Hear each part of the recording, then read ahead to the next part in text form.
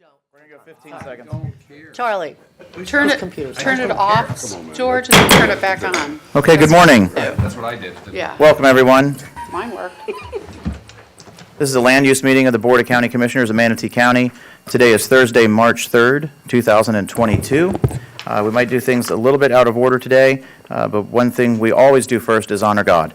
And so we're going to start with Pastor Paul McLaughlin of Bible Baptist Church of Bradenton with the invocation. So if you're able, please stand. Before I pray, you need to do something about that traffic coming down 64.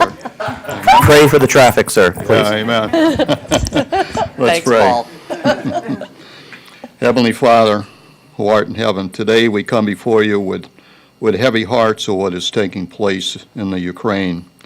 We also come before you with praise and thanksgiving.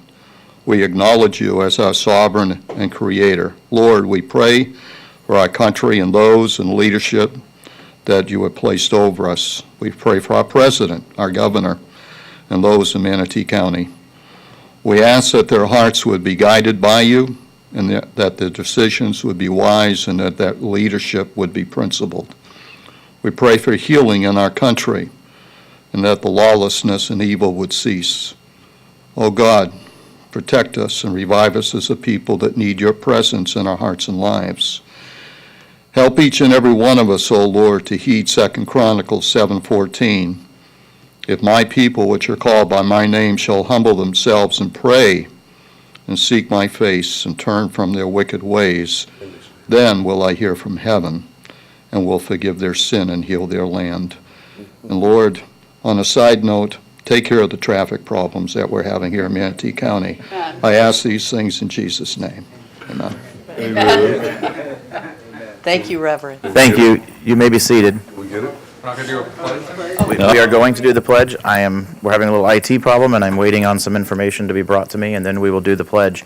In the meantime, you can have a seat, and we will turn to Mrs. Shank for any changes to the agenda. The second time. Rosina, can you help change the agenda? So I don't do that. Yes, good morning. Oh, I apologize. Rosina, for Good changes morning. to the agenda. The changes to the agenda are the following. Updates from 2/28/2022, advertised public hearing, presentations open request, C-2106, 1140 development, revised staff report maps and area to change from Commissioner Bellamy to Commissioner Sasher. Advertising public hearing, presentation schedule. Item number 3, PDR 2102 CP, State Road 64 North property, revised future land use map, adding the Manatee water overlay to the legend of the map, and ex parte communication and public comment letters. Advertised public hearing, presentation open request, LDCT 2102, Ordinance 2201, Land Development Code text amendment for occupations, home, business, revised ordinance to change language regarding Whitfield Residential Overlay District, and public comment letters. Advertised public hearing, presentation schedule. Item number 10, Plan Amendment PA 20-05, Ordinance 2229, County Initiated Comprehensive Plan 10 Amendment, Evaluation and Appraisal Report for Peril of Flood Act, and to be continued to April 21, 2022 at 1:30 p.m. or as soon therefore as same may be heard.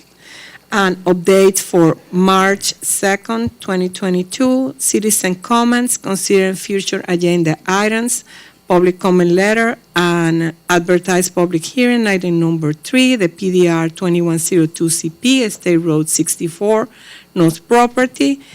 There are public comment letters attached. All the above changes are in the update memo and has been attached to the agenda management system. Thank you, Rosina. Due to a glitch, I don't have the bio for the veteran that will be leading the pledge today. I am going to ask him to step up to the podium, please. And our pledge will be led by Charlie Bishop, retired Master Sergeant of the United States Air Force.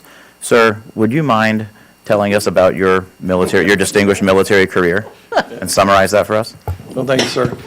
Yeah, Charles Bishop, Master Sergeant, United States Air Force. I joined the military age of 18. My first assignment was Warner Robins, Georgia, where eventually I went on to support Desert Storm, Desert Shield. I supported the Kosovo War and the 131st Expeditionary Force at an undisclosed military air base. My last military assignment was as a United States Air Force liaison to the Egyptian Air Force Base, where I supported Anchaz Air Base. I was also a member of Silver Flag. I was a cadre member for rapid runway repair, and I was proud to serve the United States Air Force in that capacity. Thank you for your service, not just to Manatee County, but to this nation, and thank you for defending freedom all around the world.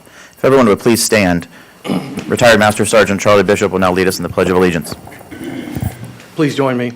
I pledge allegiance to the flag of the United States of America and to the republic for which it stands, one nation, under God, indivisible, with liberty and justice for all. Thank you. Thank you. You may all be seated. We're now going to go directly into citizens' comments for future agenda items. If there is anyone in the audience who would like to speak on future agenda items,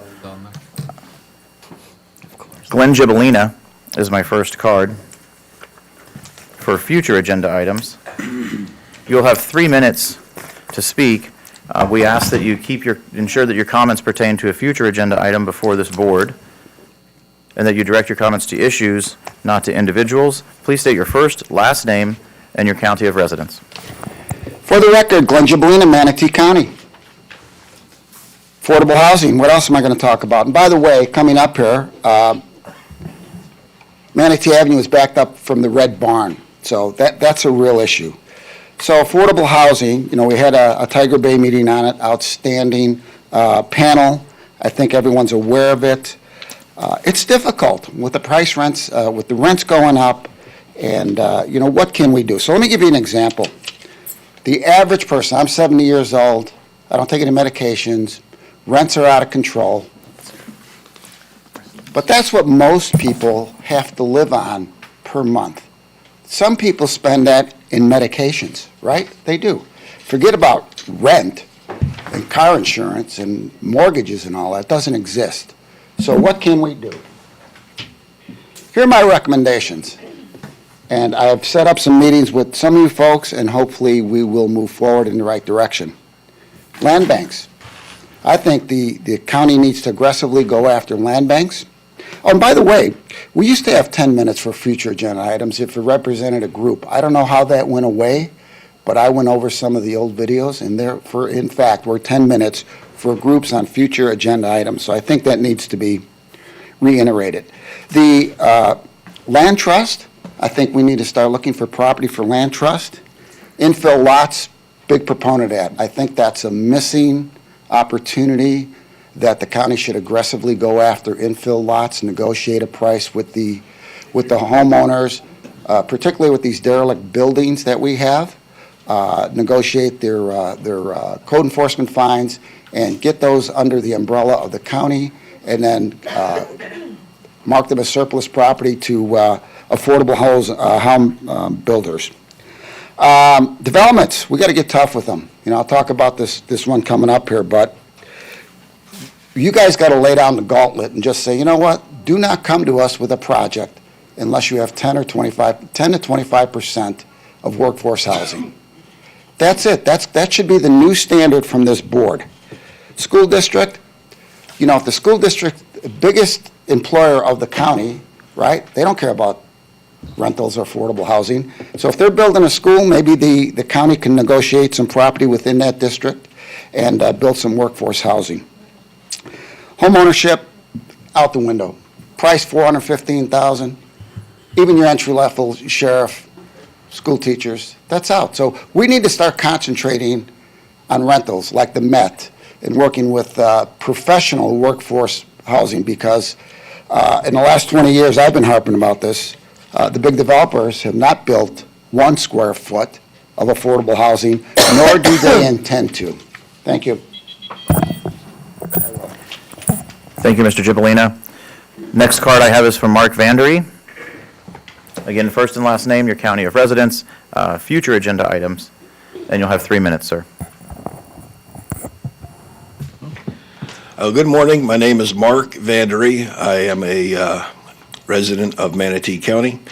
And I'd like to first thank everybody on the board and on the county staff for some of the activities from last Tuesday, where finally, after 25 years of complaining about the notification signs for rezoning and so forth, finally made a really good step in the right direction. I think one of the best parts about that sign revision is not just the QR code, it's the fact that you're not going to have any scribbly, scratch, Sharpie handwriting on there anymore that you couldn't decipher. I couldn't decipher half of them half the time, even if I got up real close and looked at them. You couldn't tell the L's from the forward slashes, the back slashes, etc. But it's a step in the right direction. I'd like to go another step, though. What I'd like to do is have you focus on something that you already have the authority to do. And that authority is given to you in the Land Development Code. It allows you to require, under the Land Development Code, Manatee County, Section 312.6, allows the board or a department director to mandate that a developer conduct a meaningful neighborhood workshop on the project. I know it's a little extra cost to the developers and the applicants, but I think it would go a long way to helping to level the playing field between we, the people who rely on our elected officials to help us out here, because we're not professional land developers, we're not lawyers, we're just regular people trying to enjoy the county. The developers, their end goal, they're about making money. I understand that. At the end of their hard work and their payday, they have a pot of gold. And the golden rule, those with the gold make the rule. Well, we rely on our county elected officials to help us out here. So I would behoove you to exercise that authority that you already have and mandate, especially on some of these really complex rezoning issues where there's large tracts of houses on sensitive lands in a sensitive environment. As we have seen the exponential growth in this county, I don't think that our infrastructure for the county has grown exponentially as well. The staffing, I think, is overwhelmed. Of course, the traffic and so forth. Affordable housing hasn't caught up to the exponential growth in the people moving here. So please consider that. Thank you. Thank you very much, sir. That's the last card that I have. Is there anyone in the audience who would like to come forward to speak on future agenda items? Okay, seeing no one, for this we can go to the phone. Is there anyone on the phone for future agenda items? There is not. All right, I'm going to close citizen comment, and I have one commissioner on the board. It's Commissioner Baugh. You have the floor. Thank you, Mr. Chairman. I just wanted to respond to the comments just made to this board about developers, home builders, having meetings with residents. That is not new to this board. That is something that if you came to more of our meetings, you would see that we're always asking that question, wanting it done. We've even, in the past, not voted for a property because they had not had communication with the residents. So I took offense a little bit to your comments because you made it sound like that is not something that we do, and this board does. So I just wanted to mention that we're not the enemy here. We do represent our constituents in many ways, and you must remember that home builders also do live here. They are constituents. However, I think overall this board is very fair to our residents in trying to make sure that it's a fair and balanced situation. Affordable housing, yes, that is something we definitely are looking at, this board is, and we're coming forward with that. We've never tried to not have affordable or workforce housing, whichever you want to call it. But, this board does always try to make sure that the home builders do have meetings with residents. Just wanted to mention that. Thank you, sir. Thank you, Mr. Chair. Thank you, Commissioner Baugh, and Commissioner Whitmore is on the board for a comment as well. Commissioner Whitmore? Yeah, just real quick, under Commissioner's comments, I did speak to Marshall Goppy yesterday, and tried to get some of his thoughts of what he thinks, you know, since he's about one of the ones that do affordable housing. So anyway, I'm going to bring that up under comments. I won't bring it up now. Okay, thank you, Commissioner Whitmore. I think we are ready to move into advertised public hearings. Go to the County Attorney, Ms. Schenk, if you would start to walk us through the agenda, please. Okay, the advertised public hearings, presentation upon request. The first one is Z2106-1140 Development LLC rezone. Quasi judicial, Laura Gonzalez is the planner. It proposes a rezone of approximately 13.6 acres, generally located north of 49th Street East and on the east side of Tampa Southern Railroad track, and commonly known as 1140 49th Street East, Palmetto, from the A1 Agricultural Suburban Zone District to the RMF 9 Residential Multifamily 9 Zoning District. And Mr. Chair, the clerk will have to swear in and discuss the quasi-judicial matters. Okay, we'll turn it over to the clerk then.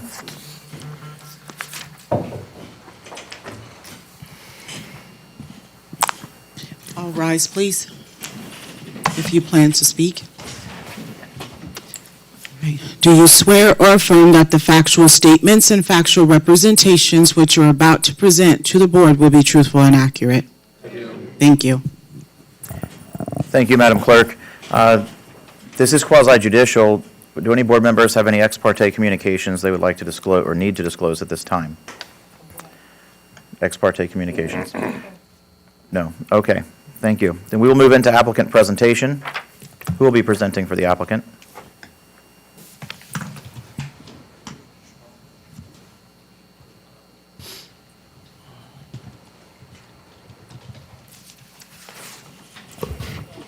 Mr. Chairman, I just want to make sure, my ex parte communication is a part of the agenda, so it is already disclosed. Okay. Okay? Thank you for clearing that up. Yeah. Applicant? All right. Good morning, Commissioners. For the record, I'm Scott Rudisil with the law firm of Blaylock Walters. I'm here on behalf of the applicant. We have a very brief presentation, which we can pull up here.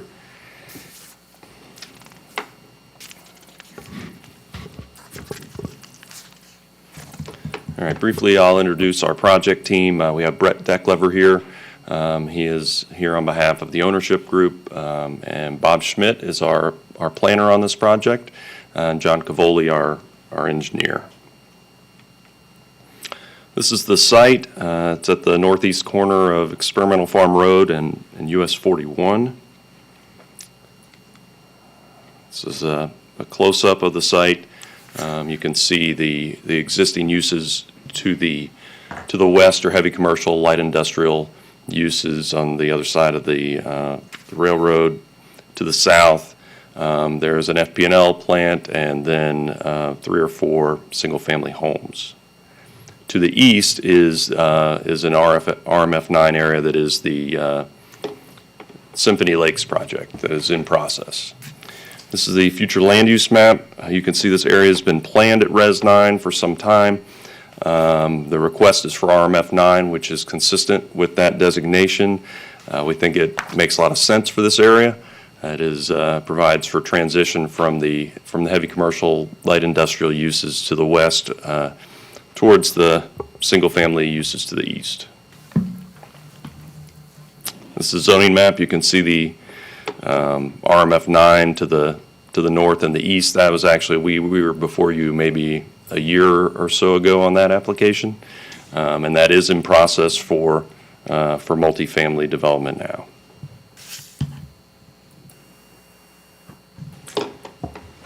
And that's, I know Bob Schmidt is here and John is here if there are any questions. That's all for the presentation. Thank you, sir. I have one commissioner on the board for commissioner questions, and that is Commissioner Whitmore. Yes, Scott, can you just confirm the notes that I took to, and I did bring this up to staff, but I wanted to confirm with the applicant. 13.6 acres from A1 to Res 9. East of that is already Res 9, correct? RMF 9, yep. Yep, and max height is 3 stories? Workforce housing? What's that? I had written on my notes, max height is 3 stories, workforce housing, Is there going to be workforce housing on this? I think it's anticipated, it's not, I mean, it's not a workforce housing application. We didn't seek expedited review or anything like that, but I think it's just anticipated based on the area that it's There it likely is, by the railroad. to fall Okay. in that workforce range. And there's 2.5 acres of wetlands, and I'm sure you probably do have a mitigation for that. Are you going to leave the wetlands there? Right, there's no request to Okay. impact the wetlands. All right, that's all, thanks. All right, thank you, Commissioner Whitmore. We'll move on to staff presentation. Rosina, do we have a presentation? Yeah, Laura Gonzalez is going to be presenting. Great, thank you. Good morning. This is Laura Gonzalez, and I have been sworn. Can you please follow that? Pull the microphone down just a little bit so we can hear you more clearly. Okay. Thank you. Oh, thank you. Okay.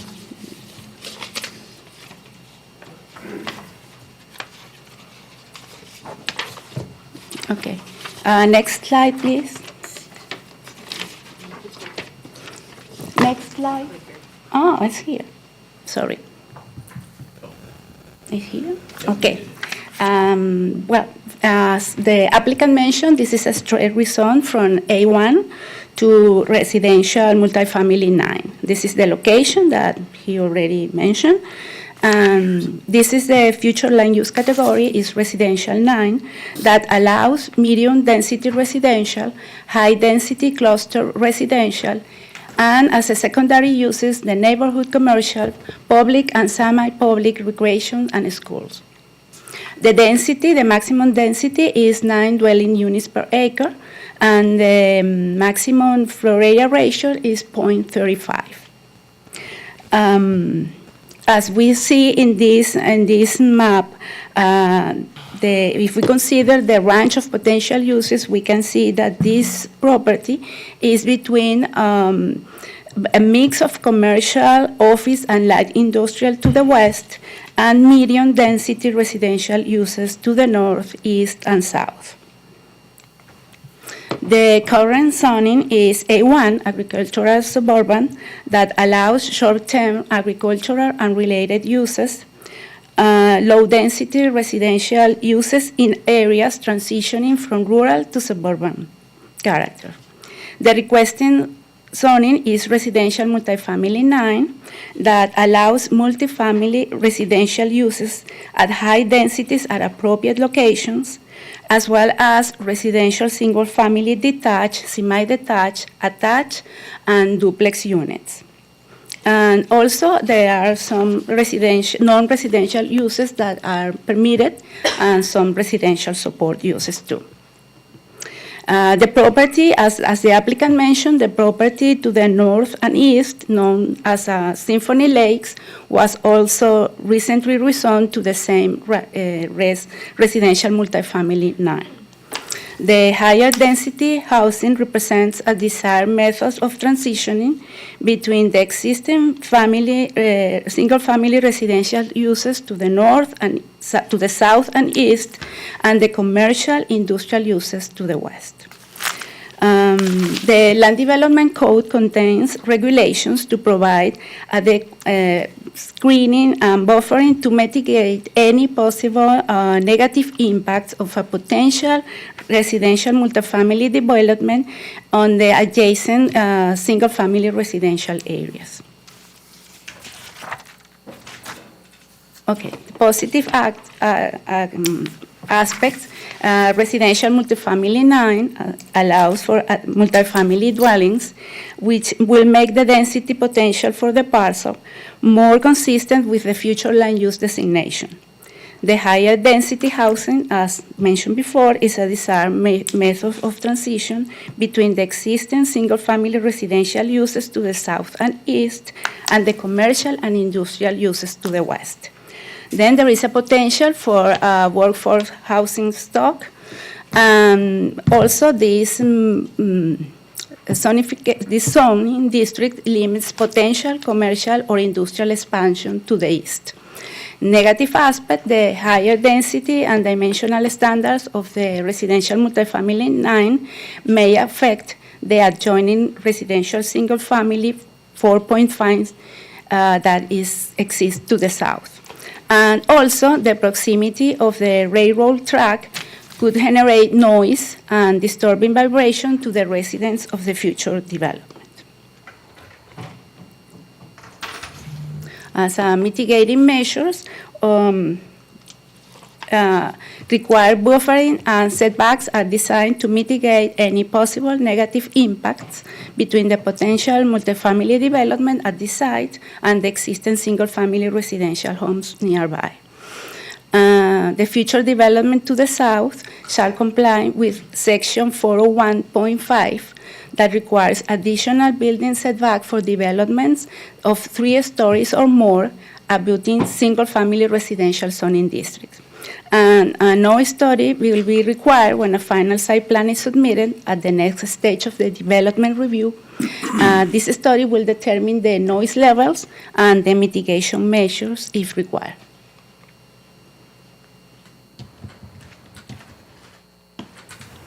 Okay. In the opinion of the staff, this application meets the intent of the comprehensive plan and the applicable regulations of the Land Development Code. Do you have any question? No one's on the board for questions, so we will move into, thank you very much. We will move into citizens' comments. I don't have any cards for this agenda item. Is there anyone from the public who would like to come forward to speak on this specific agenda item? Sir, please state your first and last name and your county of residence, and you'll have 3 minutes to speak on this agenda item.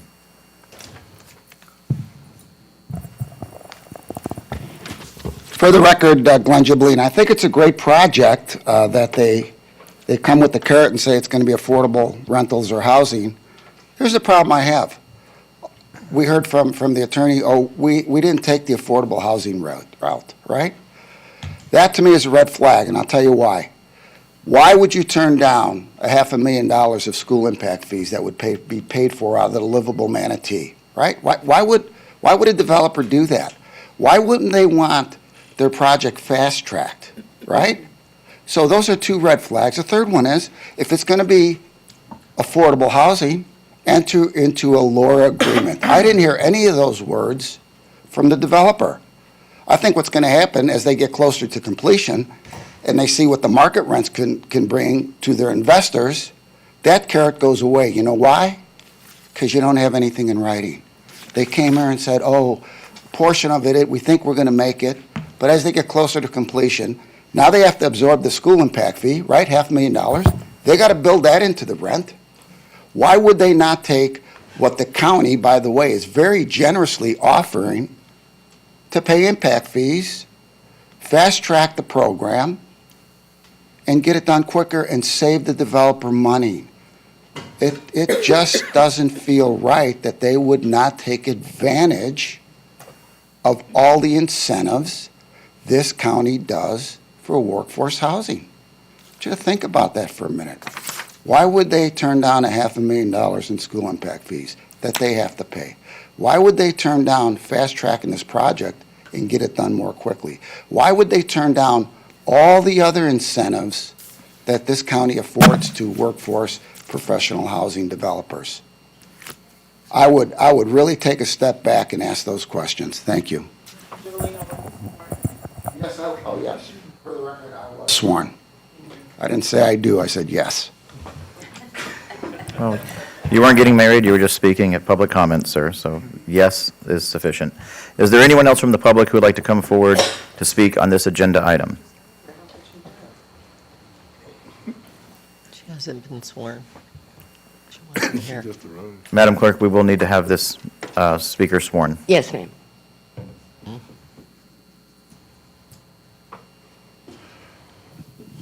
Do you swear or affirm that the factual statements and factual representations which you're about to present to the board will be truthful and accurate? Yes, ma'am. I want to reiterate what Carol Feltz by Aka City. I'd like to reiterate some of the things that Mr. Gibelline brought up, again, addressing our affordable housing issues in Manatee County. This is a project that Glenn spoke about. Why are we turning down incentives to do things for affordable housing? Well, we've turned down incentives to do things before. Ironically, this development is near the railroad tracks, and we have an issue years ago where we were offered a grant to develop those railroad tracks into a rails to trails plan, which also would have included sidewalks for our students. And we turned that down. So when we're not taking advantage of opportunities or offering innovative ways to address things, we're kind of shooting ourselves in the foot. So I would hope that as we address not just this issue, but other issues that are going to come up today, that we keep in mind two things.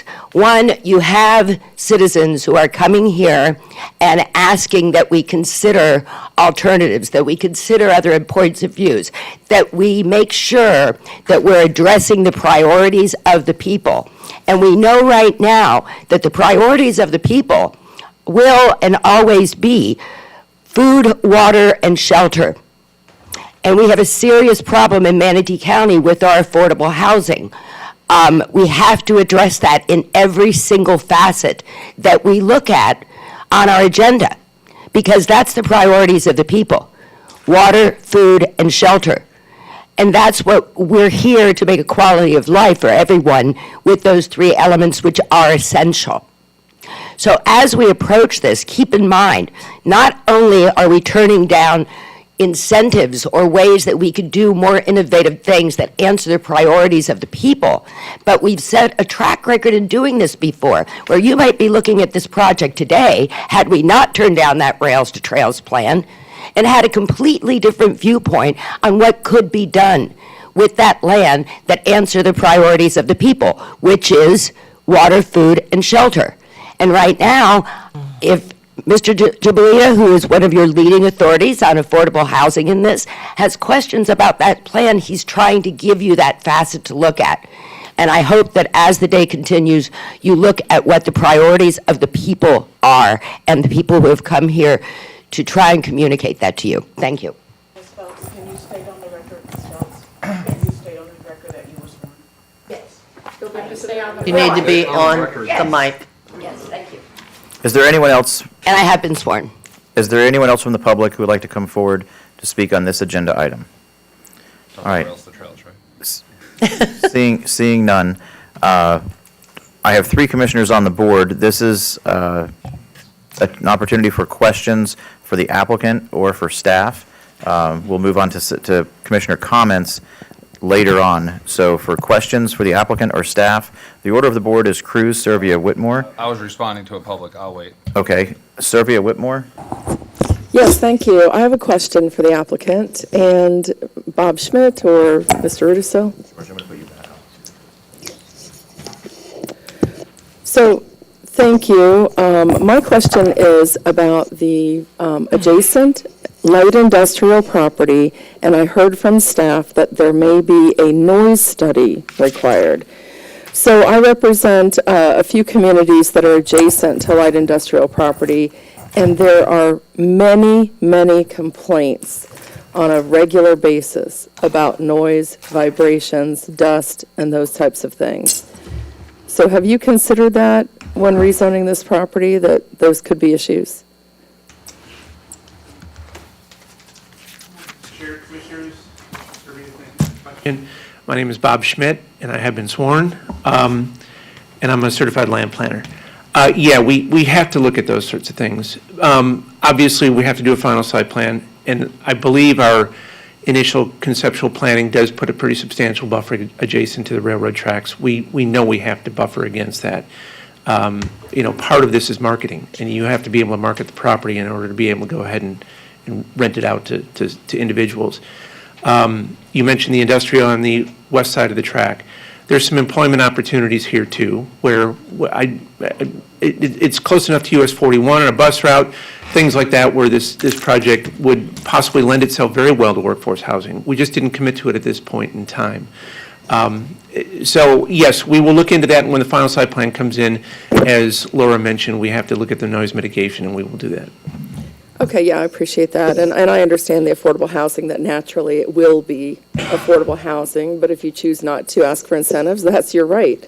We don't mandate that. So I just want to again emphasize, because it requires a lot of energy and work from our staff when we get these types of complaints, and so we're working on it internally here, But please also be very aware of that when we put residents next to light industrial properties, sometimes they're not happy. Fully understood. Thank Thank you you. for the comment. Thank you. Commissioner Whitmore? That's a good point. I wanted to ask our legal counsel a question, our staff, and I think it's a legal question, so I would ask her. Is it legally defensible for us to require a developer to do something that is really, that we want, that maybe other codes don't say they have to do? For instance, affordable housing, they say they may do it or they may not. Is it legally defensible to say you will do it? No, it's against the law. I know, but We I don't want her to have- say it for the record. We don't have inclusionary zoning in our code. It requires a number of steps to go through and creates a lot of legal issues. It's voluntary. Okay. They have to apply for incentives, then we require a land use restriction agreement to require the affordable housing units. And you, as our attorney, if we decided we're going to deny it because they don't have it, would you recommend that we do that? You know, limit to the criteria in zoning code, the compatibility issues the Commissioner Survey brought up, that's what you have to look at, the characteristics of the site. So we have to look at what's legally defensible, what's in our codes. If we want to change our codes, that's different. Correct? Or zoning? Yes, the board always has, the board has workshops coming up on affordable housing to look at codes. Okay, thank you. Thank you, Commissioner Whitmore. Seeing no one else on the board, we will go to staff closing comments. Do you have any closing comments? No, I don't have any. Thank you. If you have any Applicant, questions. closing comments? Does the applicant have any final thoughts? Nothing unless there are questions. Okay, thank you very much. We will go then to deliberation and discussion. Commissioner Cruz, you're the first commissioner on the board. Yeah, all my notes actually were already written and were kind of stated by Glenn. That's why I put myself on the board to respond, but I'll just do it in deliberation. But before I do, mandatory inclusionary zoning is illegal and prohibited by Florida statute, so we can't do anything from a change our code standpoint. It's against Florida statute to do it because it's a terrible, terrible economic policy. And it's never worked. Nope. But my comments, and I had the exact same comments. I could have just brought up the video from the other parcel with Brett and the team. I asked the same question. This is effectively going to be naturally workforce housing. Our workforce housing policy is extremely lenient. It's 120% AMI. I think AMI is like 77 grand right now. You basically can rent these things to people making $90,000 a year. This is up pretty north in Palmetto. That's what you're going to get anyway. I know the market's changing, but the market's not going to change that much. If it does, we got huge problems in our life. And to Glenn's point, and to my point, our incentives aren't working in Manatee County because right now at 13.6 acres, R9 is 122 units. They could take a density bonus and build 272 units. That's 150 free units in a market that desperately needs rental. All I do is provide 68 of them as affordable housing, which is 120% AMI, not 30% federal mandated tax credit affordable housing. It's workforce housing. And then you get 204 market rate units. It's 82 more market rate units just to provide 68 workforce units, which are effectively going to be workforce units, whether you call it that or not. And you get the impact fee credits, and you get the fast tracking. I mean, in my mind, it's inconceivable that somebody wouldn't accept this, other than, yeah, you got some documentation and things, but it'll be well worth it for the massive, this is R9 to R20. But again, people have a right to do it. We cannot require anyone to do anything. But I think this project and the last one that we discussed previously next door shows the severity of our problem in Manatee County, where we can't get people to do what they're already going to do even without giving them incentive because just based on the location. Right. We need to have a serious talk about what our incentives are, because if we can't get this project to take this incentive, there's zero chance you're getting someone on Lakewood Ranch to take this incentive or up in Parrish take this incentive, because that's where people with higher incomes are moving. If our incentives don't work here, they don't work anywhere. We might as well just get them off the books. We need to redo these things. So it's a little disappointing that this is the exact project that should be using it, but I completely understand people's mentality. You don't want to be stuck and guaranteeing anything on Allura. So, the team can do it once. It's a great project in a great location. I 100% support it as is, but I would more 100% support it for the sake of the community if they took the incentives we're trying to offer people. Thank you, Commissioner Cruz. Commissioner Serbia. Thank you. And Commissioner Cruz, I agree with a lot of what you said, but I do think our incentives work. And here's why. You don't know, I don't think that you know this piece of property intimately. I know I don't. I don't know what the soils tests show. I don't know what the marketing and the business model is for this, the return on investment and what they show they can rent these units for. And once you go above 3 stories, construction standards change and they become much more expensive.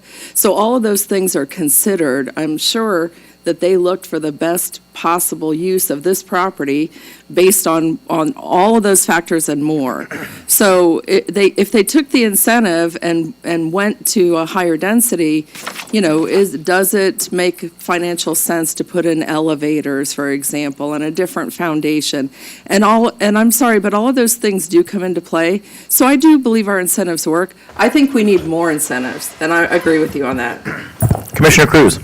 I'm just going to, I know we're not really, we're talking about a project, but I think everything you said after our incentives work prove our incentives don't work, because anything over 3 stories, anyplace else in the community also has additional cost to it. Every place is going to have the same ROI issues and so on and so forth. All I'm saying is this particular location near major infrastructure with utilities already in place, with already an R9, in an area that's already going to be naturally workforce housing rent, would, in theory, and I know there's some dynamics. I don't know I didn't read every word of the environmental report and the soils report and the boring test, but the reality is, all intents and purposes, this is a prime place and location for this incentive, and if they won't take it, barring some obscure reason for it, then no place is, because nobody can make it more affordable to build 4 stories in Lakewood Ranch than 4 stories in Palmetto. Those are a wash from a variable standpoint. Commissioner Serbia. No, thank you. Oh, you took yourself off, didn't you? Okay. I'm sorry. Okay, thank you. So seeing no other commissioners on the board, the chair will entertain motions. I don't have it in front of me, but I'll make a motion to approve if the county attorney wants to read the motion. Recommended staff. Ms. Schenk, would you like to read the motion that's needed? It would My be the computer doesn't charter work. motion for approval in the agenda materials. So moved. So we have a motion by Commissioner Cruz, and we have a second by Commissioner Bellamy. All in favor, say aye. Aye. All opposed? Madam Clerk, it passes unanimously. Ms. Schenk, please introduce the next agenda item. Okay, agenda item number 2 is advertised public hearings presentation scheduled. Rezone Z 2109 Fidelity Bank. Quasi-judicial Kevin Oatman, planner. A rezone of approximately 0.78 acres from professional medium office PRM zone district to neighbor commercial medium NCM zoning district, located half-mile east of 14th Street West on the corner of 53rd Avenue West, aka SR 70 and 5th Street West, commonly known as 415 53rd Avenue West, Bradenton. Thank you, Ms. Schenk. This is quasi-judicial. Would anyone on the board like to disclose any ex parte communications? No. Mr. Chairman, so this is is the the one? item that I had the ex parte recorded. Which is part of the record. Yes, Okay. yeah. Thank you, Commissioner Serbia. We will now move to the applicant presentation. Mr. Barnaby is here to present for the applicant. Mr. Barnaby. Good morning, Mr. Chairman and Commissioners. I'm Mark Barnaby with Blaylock Walters, and I have been sworn. I also have a master's in planning from Florida State University. With me today is Bob Patel. He is the proposed owner of the pharmacy that we're talking about today. I want to thank county staff, Kevin Oatman, in particular our planner, for keeping us advised and up to date on the request. Little background, Bob Patel is a licensed pharmacist. He operates a very successful neighborhood pharmacy in Sarasota County and was looking for a logical location for a neighborhood pharmacy in Manatee County without requiring a lot of significant changes to this property. In fact, this property does not require any changes and no exterior changes are proposed on this site. All right. This is the general area. It is at the intersection of 5th and 53rd. It's kind of hard to tell. That little yellow square there is the property that we're talking about.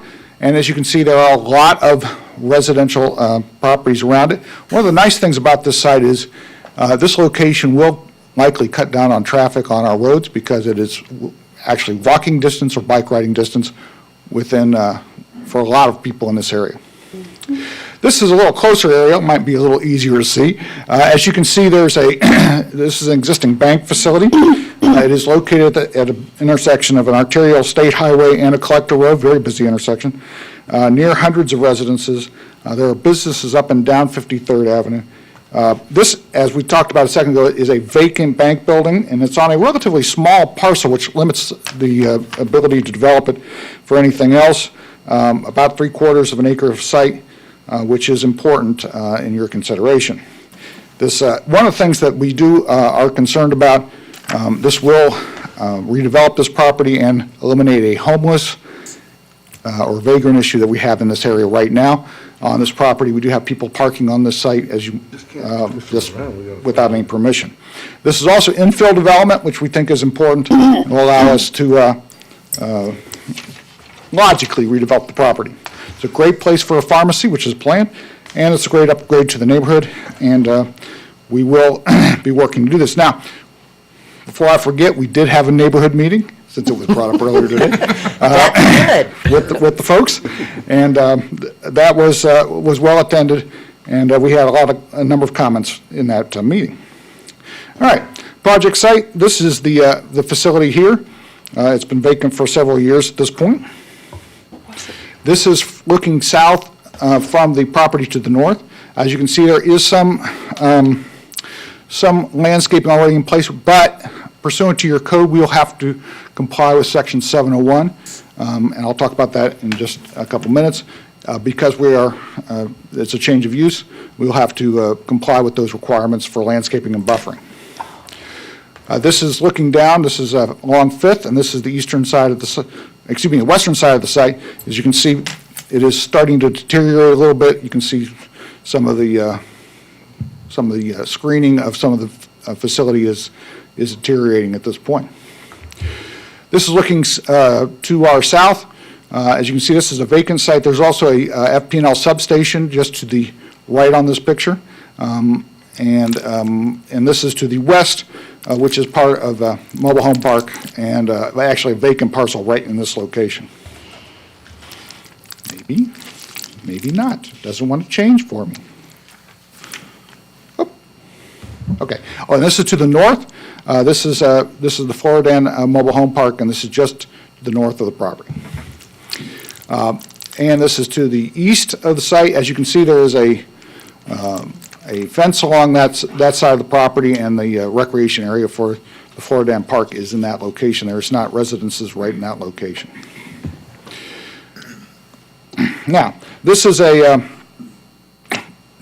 future land use map. This is Res 16. It's high density residential. This is also located at an intersection of 2 collector roads, which means it's an activity center and a commercial node.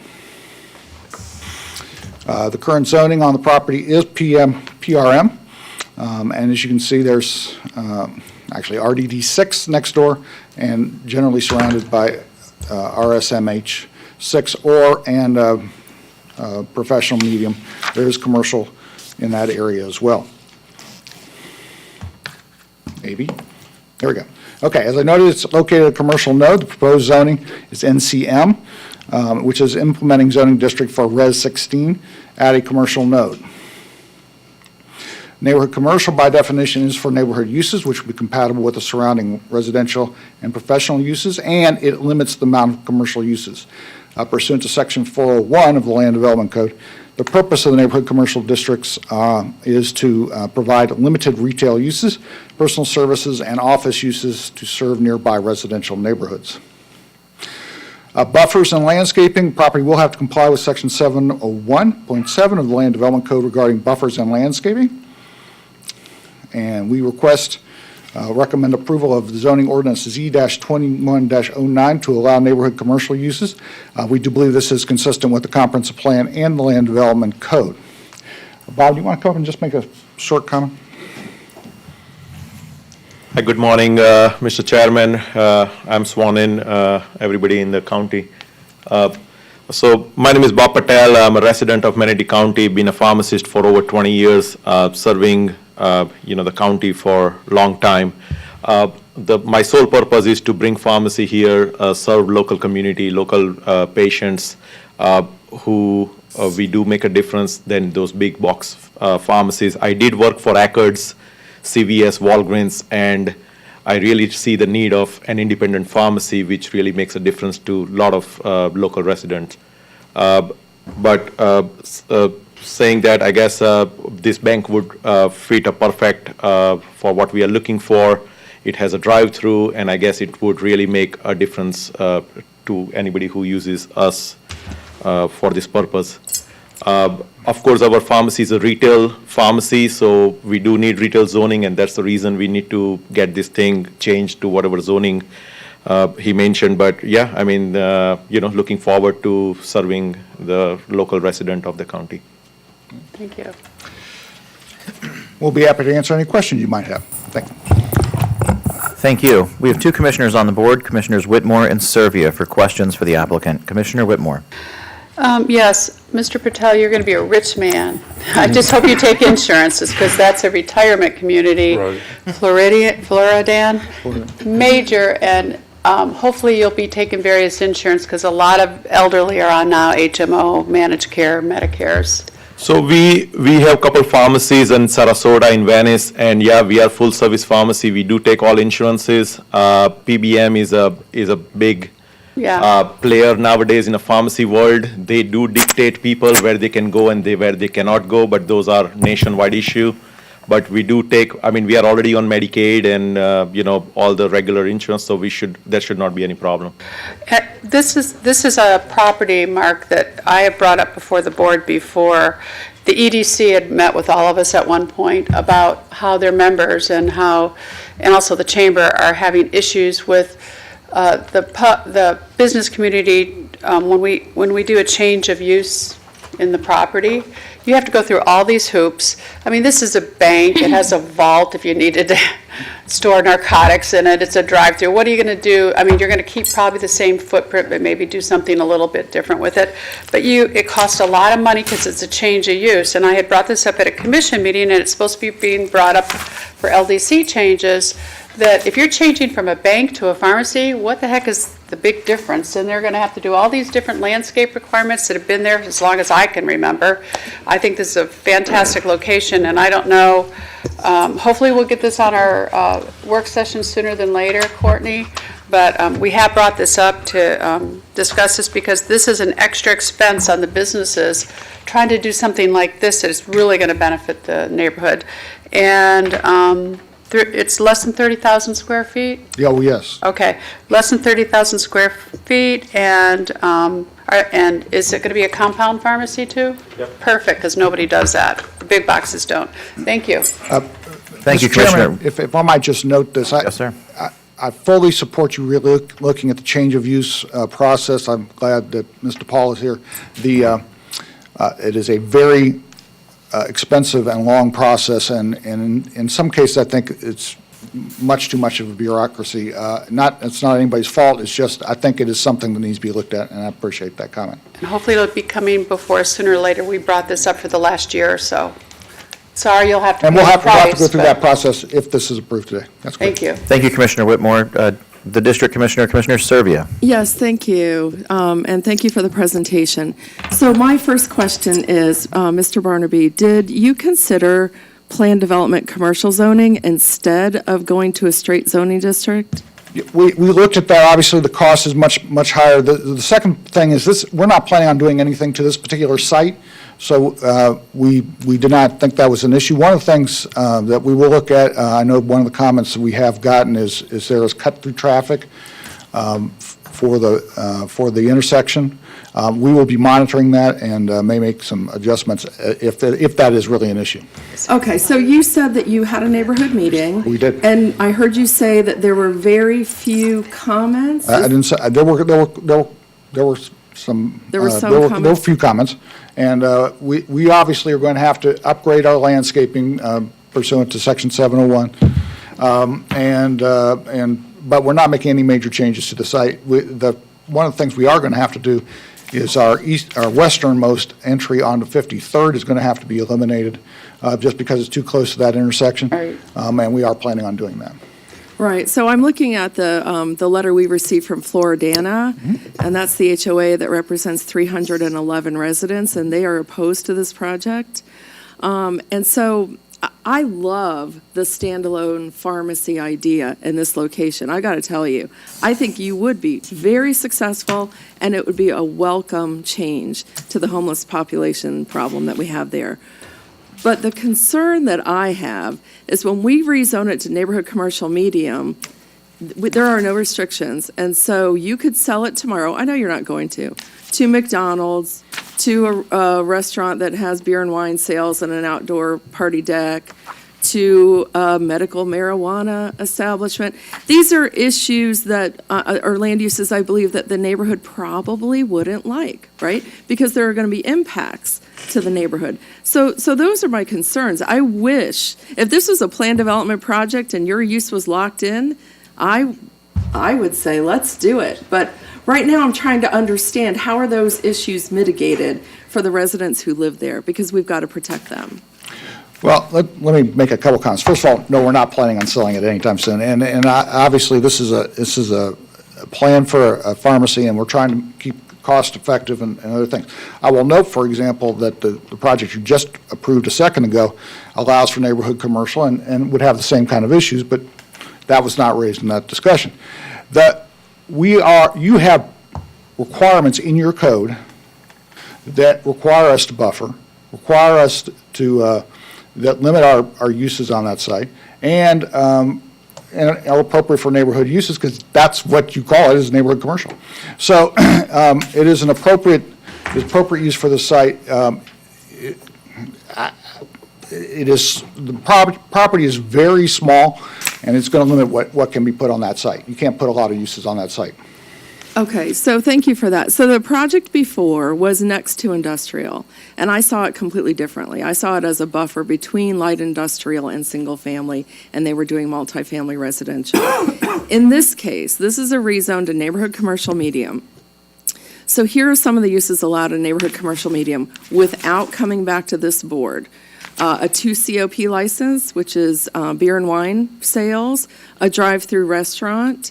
Restaurants often have outdoor seating areas these days because that's what people want to do, and medical marijuana establishments. I understand you want to do a pharmacy. I understand you have no plans today to do anything else. But our job up here is to look at the future and the possibilities, and there are no restrictions. You could leave here today and sell it tomorrow. And we see people do that. You know, there is lots of money to be made right now in land flipping. So those are my concerns. If you were here with a PDC rezone saying we are only doing a pharmacy, I would be totally in support of it. But at this moment, I have some concerns, and I want to hear from the public.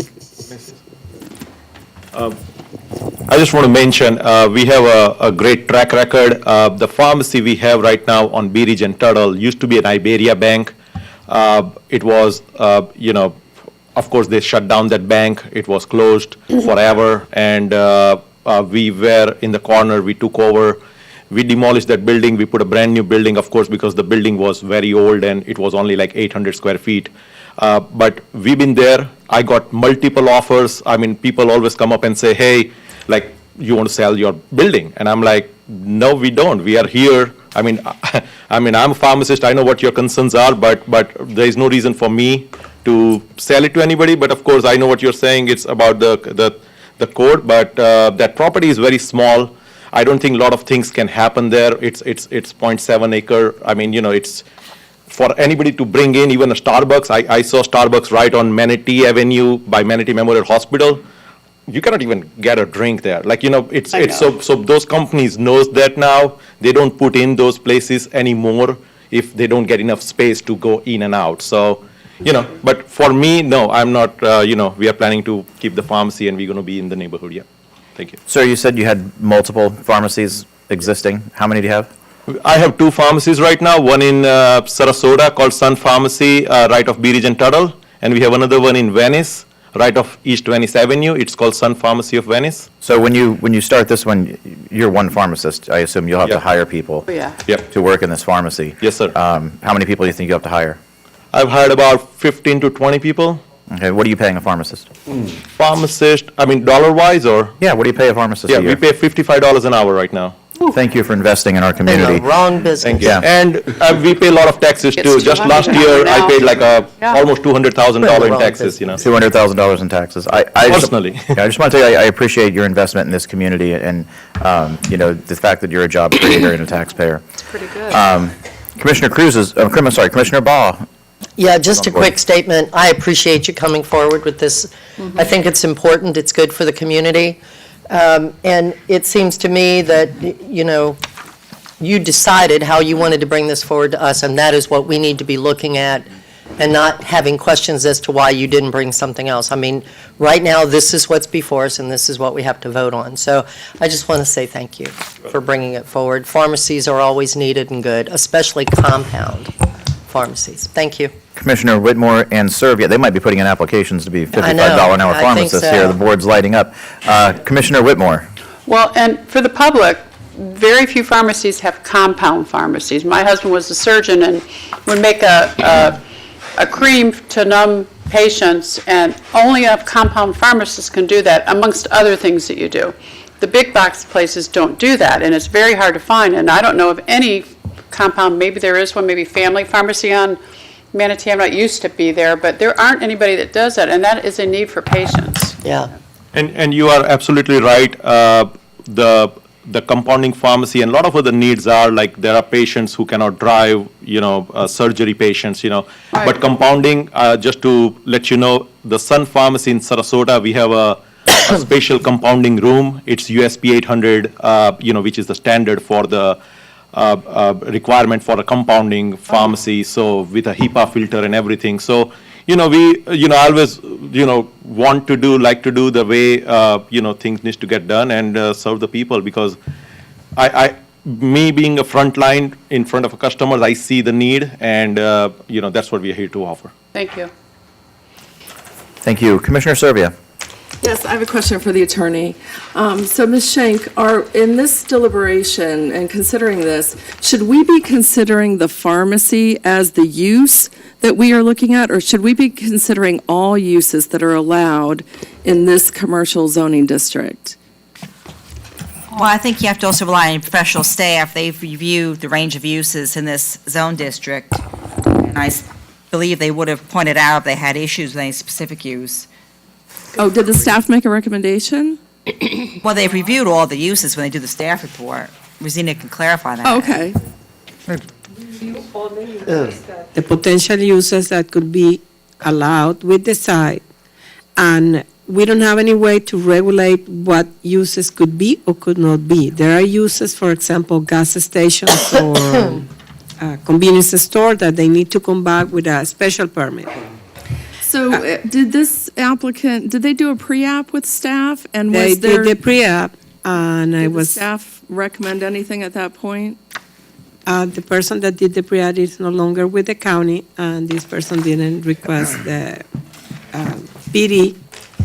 However, we evaluated at that time, and at this time again, what is the potential of the site is they cannot reach the maximum floor area ratio that they can reach, because the maximum is 1.0, and it is part of the planner presentation, because it's limited.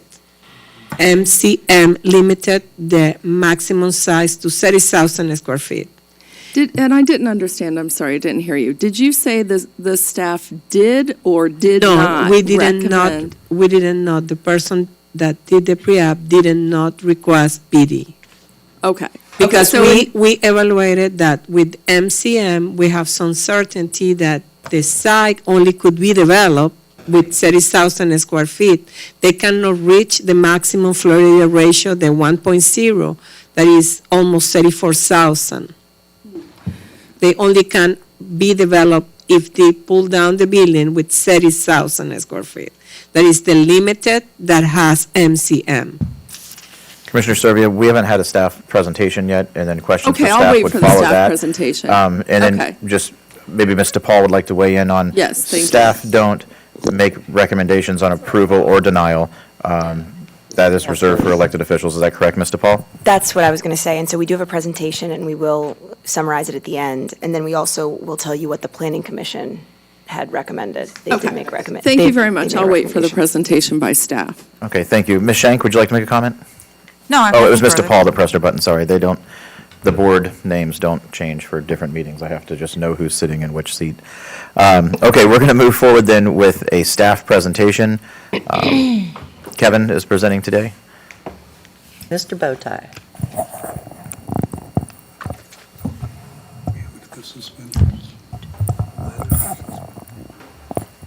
Man has fashion sense, all right? I'm telling you, he always does.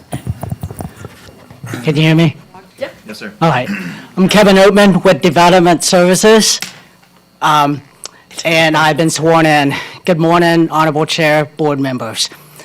Today, as Mark presented, is the Fidelity Bank Rezone Z21-09. Hold on 1 second. He pretty much covered most of the details, but I just wanted to summarize what we've got. The site location is on 53rd Avenue East of Bradenton. It's about 1.5 miles east of 41 on State Road 70, which is commonly known as 53rd Avenue East. The property is a little bit more than 3/4 of an acre. The existing zoning is professional medium office, and the requested zoning is neighborhood commercial medium. Since 1981, it has been zoned as a professional office with the Manatee County Comprehensive Plan of 1989 and the LDC of 1990. The parcel was designated as a RES 16 future land use category with the professional office medium zoning district. The difference with it now characterized as being a medium professional district. The parcel was originally developed as a financial institution with a drive-through, but at the present time, it is now a vacant structure. As Mark had pointed out, it is in the future land use of Res 16 with future land use categories surrounding it with different levels of Res 9 as well as Res 6 as well as 16. With the zoning district, it is pre-RM with residential around it residential zoning districts surrounding it with mobile home districts as well as duplexes and RSF residential zoning. Included in that as well, other various professional zoning districts around there, specifically along 53rd Avenue East, 53rd Avenue West. Some here are, these pictures are some frontage perspectives. As you can see from different areas on the front, looking to the west at the intersection, that is concerned with some of the residents in the north of it, as well as looking east down State Road 70. You can see that to the right, there are some professional offices as well. So it's consistent with what is being presented today.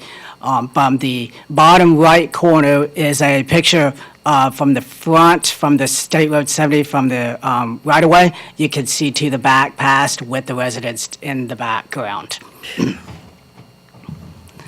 From the back side of the property, I showed some pictures highlighting some of the distances between the residential mobile home development in the back to the structure that is in question, that is presented here today, as well as some of the existing buffers and landscaping that exist for now.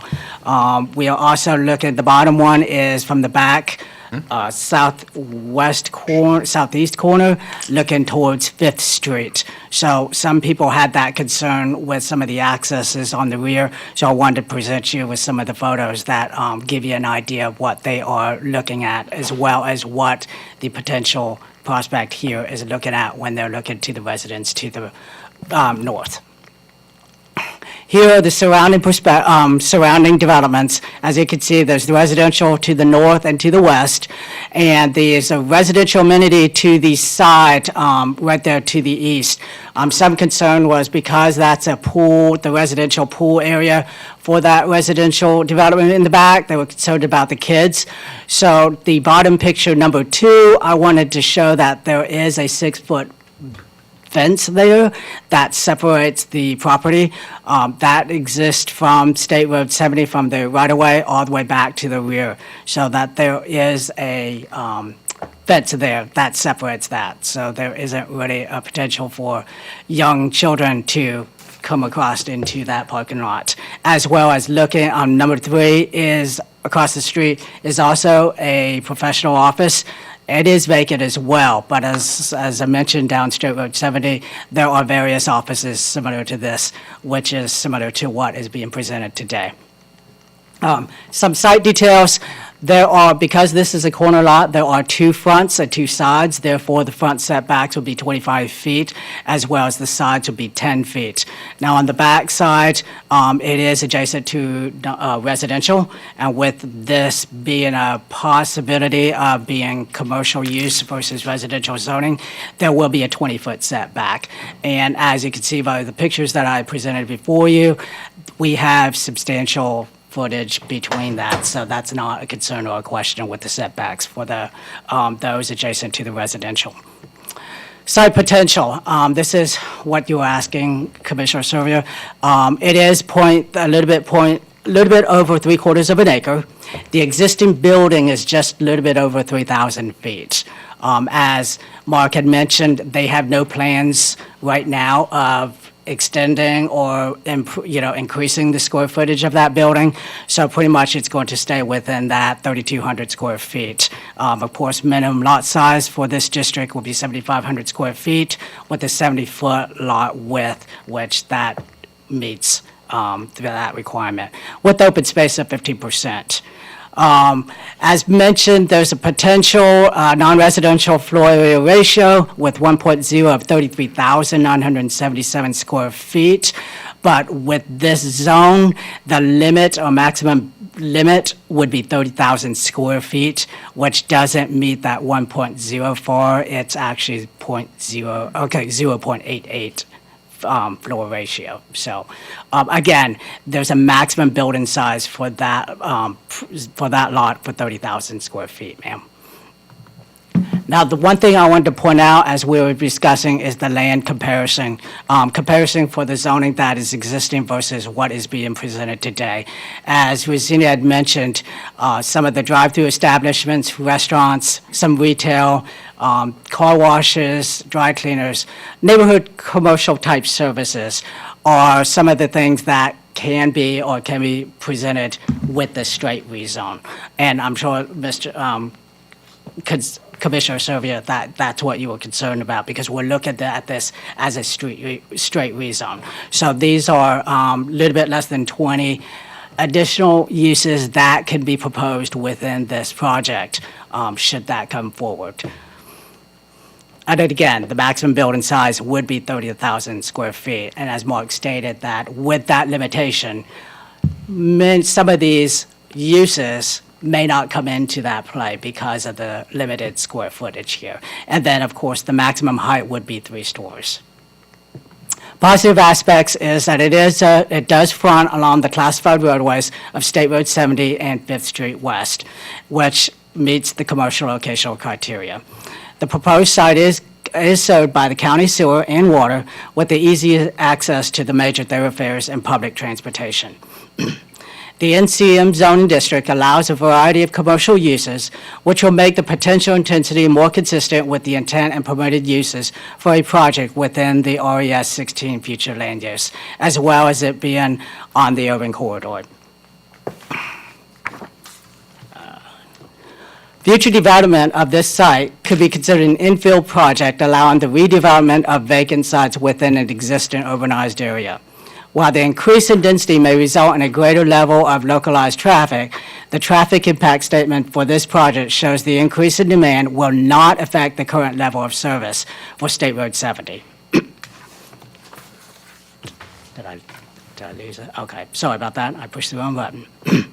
The negative aspects is this will allow a broader range of commercial uses, such as the medical and professional offices and retail and restaurants, versus the current zoning.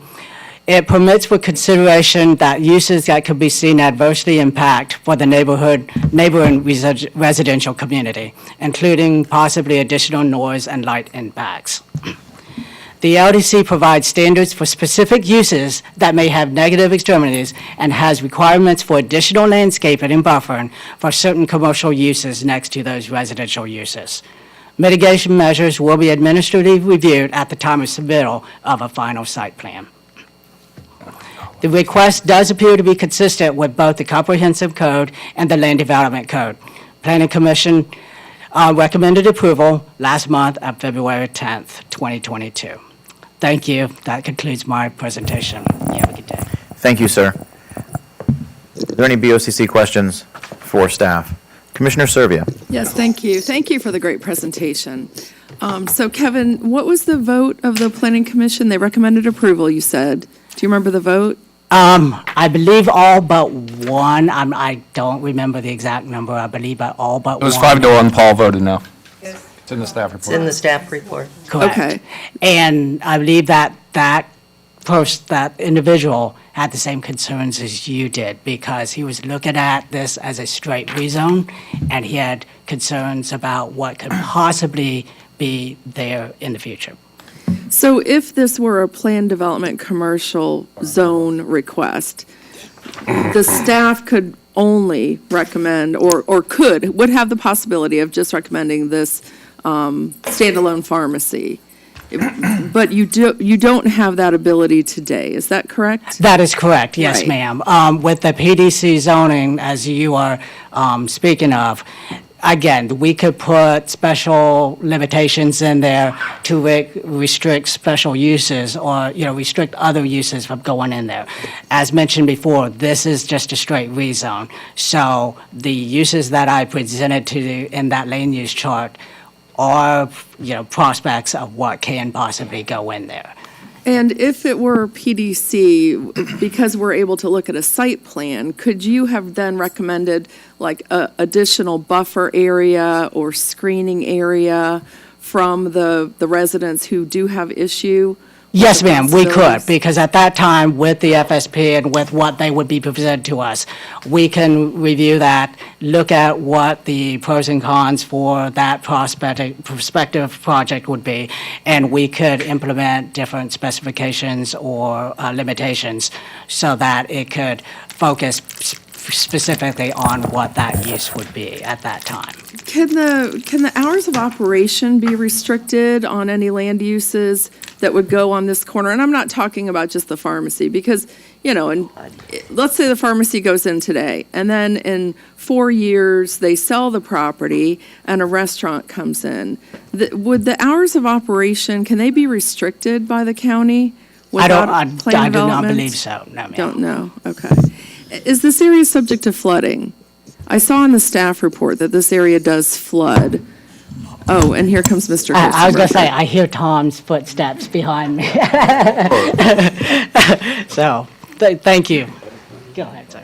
I have one more question for Kevin. Well, maybe it's for Tom. Okay. It's about access. So you have two accesses on Fifth Street. Is the staff considering asking that one be closed, the one that goes deeper into the neighborhood? Or will all of those remain open? Those are my questions. I'm sorry. Okay, so you're asking about the access on the west side. From what I understand, that was a concern because of it being so close to Fifth Street with the access for the residential community behind them. I can't, can't expertly say what is going to be done or how it is. I don't have transportation, but that was But just with a planned development project, we could have already You could, yes, negotiated ma'am, that. correct, Yeah. yes, ma'am. This is a Thank question you. for Public Works, and this is going to be analyzed upon a site plan. Okay. And also, Tom- State Road 70 is regulated by FDOT. I understand, thank you.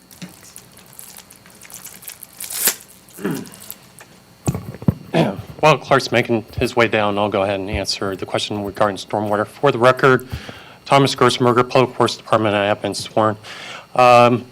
With respect to this general area, and I'll go specifically to the site itself is not located within the 100-year floodplain. However, if we're looking at in this general vicinity, yes, there historically is flooding caused by Wares Creek, the East Branch of Cedar Hammock Drain. especially as you head northward on Fifth Street, up towards Cortez Plaza, and then obviously in and around DeSoto Mall itself. So, and again, I'm trying to weigh the differences. If we had a planned development commercial project, we probably could have negotiated removal of some of that pavement to help flooding in the area. Is that true? With all the existing impervious on site, yes, that could have been looked at as part of the PD process, but certainly even with this going forward as a straight free zone, we can certainly take a look at that further with a subsequent off-street parking plan or final site plan in conjunction with this project. Thank you. You're welcome. Okay, we're going to move on to public comment. List, I have some cards here. You're not finished yet. Okay. Clark, do you have anything to add? No, or there are specific questions? Okay, thank you. Okay, thank you. I'm going to move on to public comment. Mr. Chairman, there was a question I asked. Clark was making his way down. Mr. Gerstenberger said, let me answer the Well, question. you said thank you. I assume that meant you were relinquishing the floor. Clark says he has nothing to say, so I'm moving on to public comment. I would like to repeat my question since he You didn't no longer hear have it. the floor. I'm moving on to public comment. Okay. Anthony Freeler, Larry Bertomesso, Rick Nations, and Robert, I believe, Harold. So we will start with Anthony Freeler, I believe is the name. Yes, sir. So when you come forward, we're going to be speaking on this specific agenda item. You'll have 3 minutes to speak, and please keep your comments to the issue and nothing personal. And yeah, you'll have 3 minutes. Please state your name, first and last, and your county of residence. Mr. Chair, I just wanted to clarify, so after public comment, then the board has the opportunity to ask questions to the applicant, staff, or citizens. Correct. So I could repeat my question that I originally asked that wasn't answered. To applicant, staff, or Thank you. citizens, I would Thank you. request. Correct. Sir. Anthony Freiler, Manatee County, and I have been sworn. I just have a brief statement as a customer. I'm here today to speak on behalf of Bob Patel and the staff at Sun Discount Pharmacy. I've been a customer of Sun Pharmacy for about a year. In that time, I've had numerous dealings with Bob and his staff, and I can only say that they are the most helpful, honest staff I've had the pleasure of dealing with. As a former PA business owner, I have strived to be as helpful as they are. Their staff set the bar in customer service. I have witnessed Bob work with customers to ensure that they leave their store satisfied. Most customers I've witnessed have commented how they recommend Sun Pharmacy to their family and friends. Allowing Discount Pharmacy to open in the Bradenton area will expand patient care more so than that of big box pharmacies. At this particular economic time, we should be promoting and permitting the expansion of small family-owned business for this and all areas of South Florida. Thank you. Thank you. Thank you. Larry Bertomesso? Larry? Larry, if you're Larry, then that would be you, sir. I see that. So, sir, to the podium. Yes, sir, and you'll state your first and last name, your county of residence, and you'll have 3 minutes to speak on this issue. All right. Larry Brutomesso, Sarasota County, and I've been sworn. Uh-oh. I got to stop cutting my own hair. Well, anyway, That made my day. Okay. I think it's a very beneficial thing for the community to have a small independent pharmacy like Mr. Patel has. The customers love him. The much better service than the big boxes, and he has a very efficient delivery program of drivers going around, and a lot of these people can't come to the pharmacy. They're literally bedridden, a lot of these patients, and it's a very, we need to support and encourage small businessmen like Mr. Patel, and don't let the big guys take over every single thing in the world. But anyway, so I hope you find in favor of Mr. Patel. He runs a really good business and very happy customers. A lot of compliments. I hear a lot of things. Thank you. Your hair looks good. Thank you, sir. Commissioner Bellamy and I say the same thing about our barber on a regular basis. Next is Rick Nations. Rick Nations, you have 3 minutes. Please state your first and last name, whether or not you've been sworn, and stick to this issue at hand. I'm Rick Nations. I live in Sarasota County. I was one of Bob Patel's early clients when he opened up the little store. I didn't go there by choice. I was sent there by my doctor because of the compounding issue. Once we did that, we've never changed. We've moved all of our prescriptions to Bob's Pharmacy because of what was said by the previous speaker. The customer service is very good. Bob has a heart. Don't know that he likes to show it all the time, but he has a heart. And I was having to work out of town. My wife is disabled. She ran out of the medicine. They were not offering free delivery at that time, but one of the employees drove it to my wife on his way home. Since then, he has started free delivery. It's interesting that it was some years after that, then Walgreens started free delivery. These small independent pharmacies are providing a level of service that we don't normally get with the big box stores. His place is clean. He's in an area not unlike the one that this is being proposed. I've personally would rather live with a pharmacy with very limited operating hours than the homeless problems that you apparently have there. So I hope you approve it. Thank you very much. Pastor, it's good to see you. I didn't recognize you, sir. It's good to see you. I didn't. Introduce myself as Reverend Dr. Nations, but I figured that was a little too much. Spent 30 years with the school board. I've appeared before the commissions in both counties, and then I retired to go into ministry. So thank you for recognizing that and blowing my cover. Thank you for being here, sir. Okay, thank you, sir. Roberto Herrero? Oh, wait a minute, Is- I've got to say he's been sworn. Apparently, I need to state on the record that I was sworn. I did not swear. As a minister, one must be careful about that, but I did affirm. Thank you, sir. Roberto Herrero, even though I just did, please state your first and last name, your county of residence. You'll have 3 minutes to speak on this agenda item, sir. And please state whether or not you have been sworn. Morning, my name is Roberto Herrero. I have been sworn. I've been following Bob's career for the last 6 years, following the pharmacies in Venice, the pharmacies in Total, in Sarasota, and I think it will be a really good addition, bringing it into Manatee County. It's something different to the big box pharmacies, something different. The level of service is completely different. I have witnessed it myself. The way they treat their customers, the way they deal with their patients, the way they go the extra mile to figure out how to help the customers with insurance issues. Most people, you go with a prescription to a pharmacy, and they don't say, oh, we don't take this, we don't take that. But they go the extra mile to figure out how to help the people.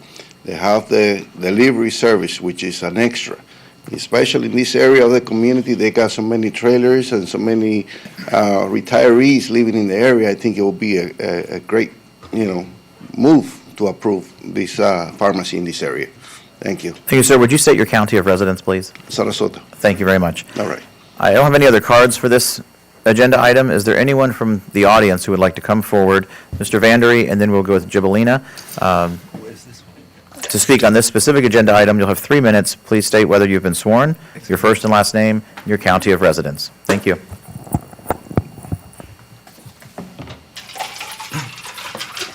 Yes, my name is Mark Vandree, and I'm a Manatee resident, county resident, and I have been sworn. And I just wanted to ask a procedural question, I guess, on this particular rezoning and others.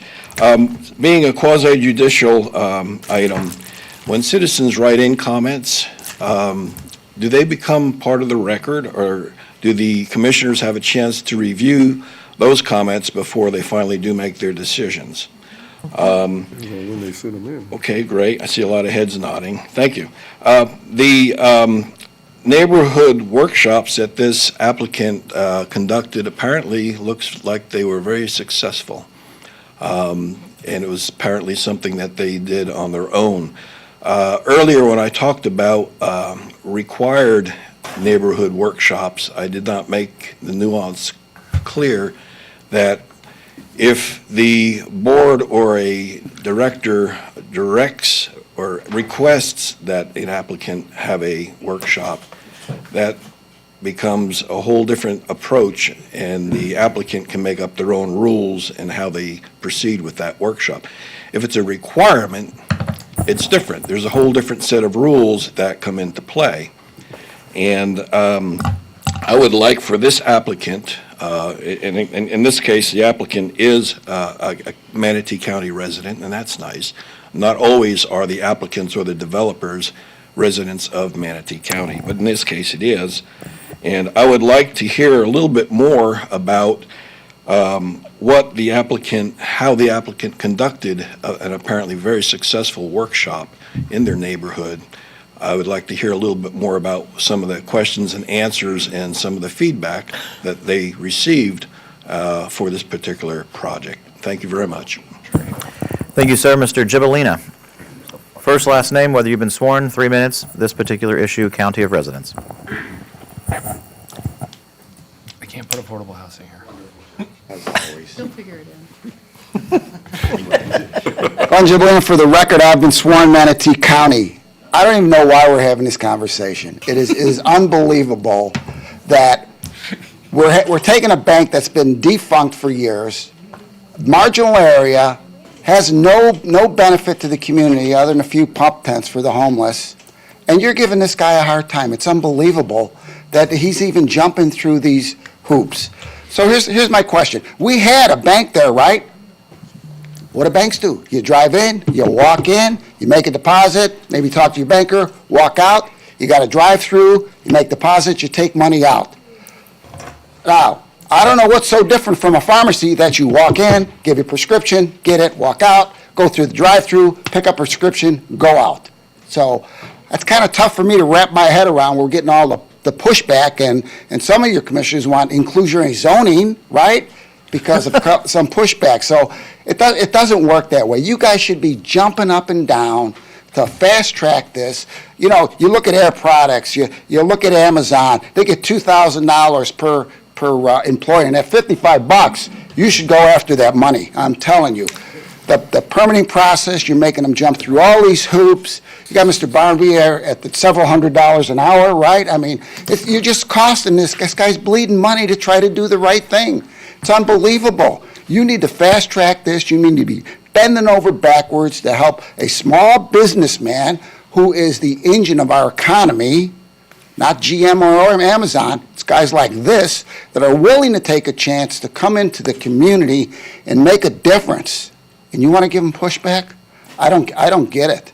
This should have been fast-tracked right off the bat. You need to make some incentives, make some adjustments on the impact fees, fast-track it, quit jumping through all these hoops when he's trying to do the right thing. It's unbelievable that we're even having this conversation. So I think you need to get the staff to push this thing through, get it done, and let them start helping people in the community. I have residents in my community. That drive prescription is one of the greatest benefits that a pharmacy can do. And on a personal level, it really makes that person, when that driver, because they're going to probably get the same driver, tell pharmacist so-and-so I said hi. There's more personal interaction with a small pharmacy. And really, you're worried about a Starbucks or a restaurant company. You're really insulting the integrity of this man. He's been in business for years, pays hundreds of thousands of dollars worth of taxes, and you're worried about what's going to happen to the property tomorrow?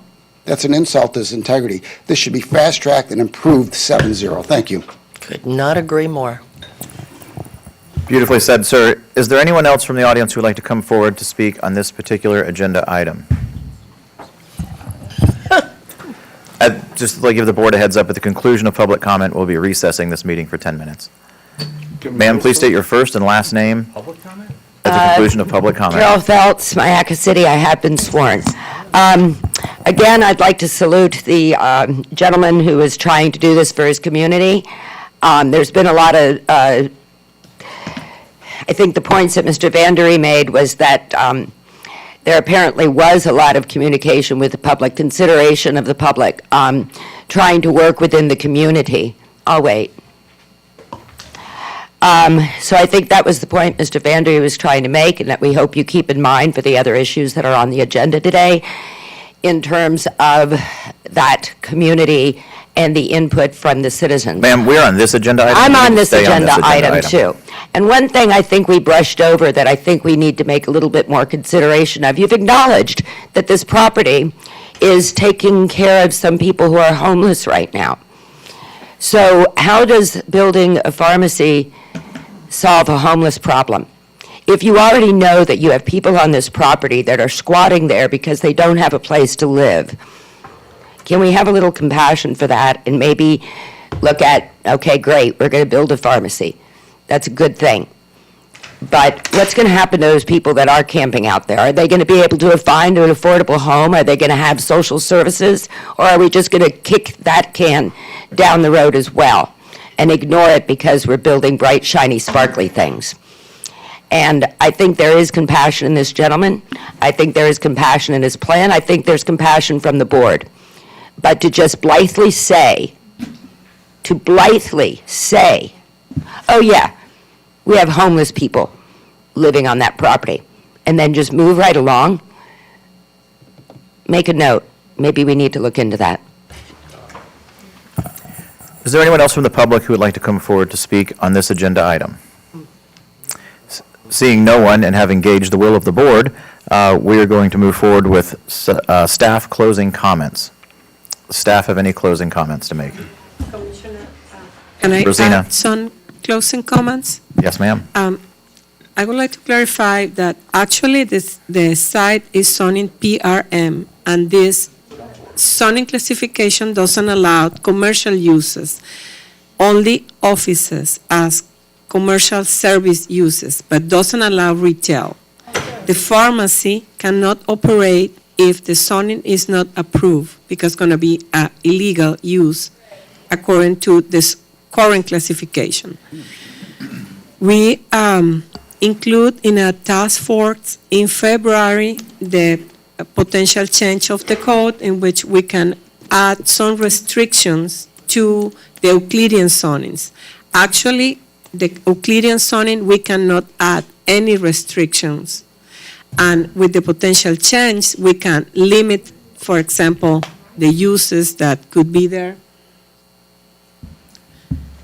Members of the audience could please keep their voices down while we conduct the meeting. Thank you. We can limit, establish, for example, an additional buffer or any additional restriction that we send that going to be needed for address compatibility.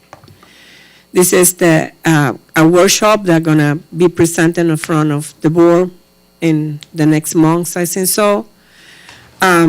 Also, I would like to point out that if in the future this site is redeveloped with other use, the site has many restrictions. It's a small site that in order to be developed with, for example, a drive-through with commercial restaurants, they need a lot of space for the drive-through. They need a lot of parking spaces. The parking ratio that could be used to attend this pharmacy is 3 times smaller than the ratio that has been used to attend a restaurant with drive-through.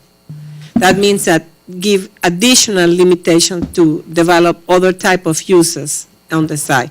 I don't say that it's impossible, could be possible, but it's like pointed that the site has some limitations given the site for some other uses that require more area, like drive-through and more parking spaces, outdoor areas for sit-down people, for restaurants, is what I would like to point out.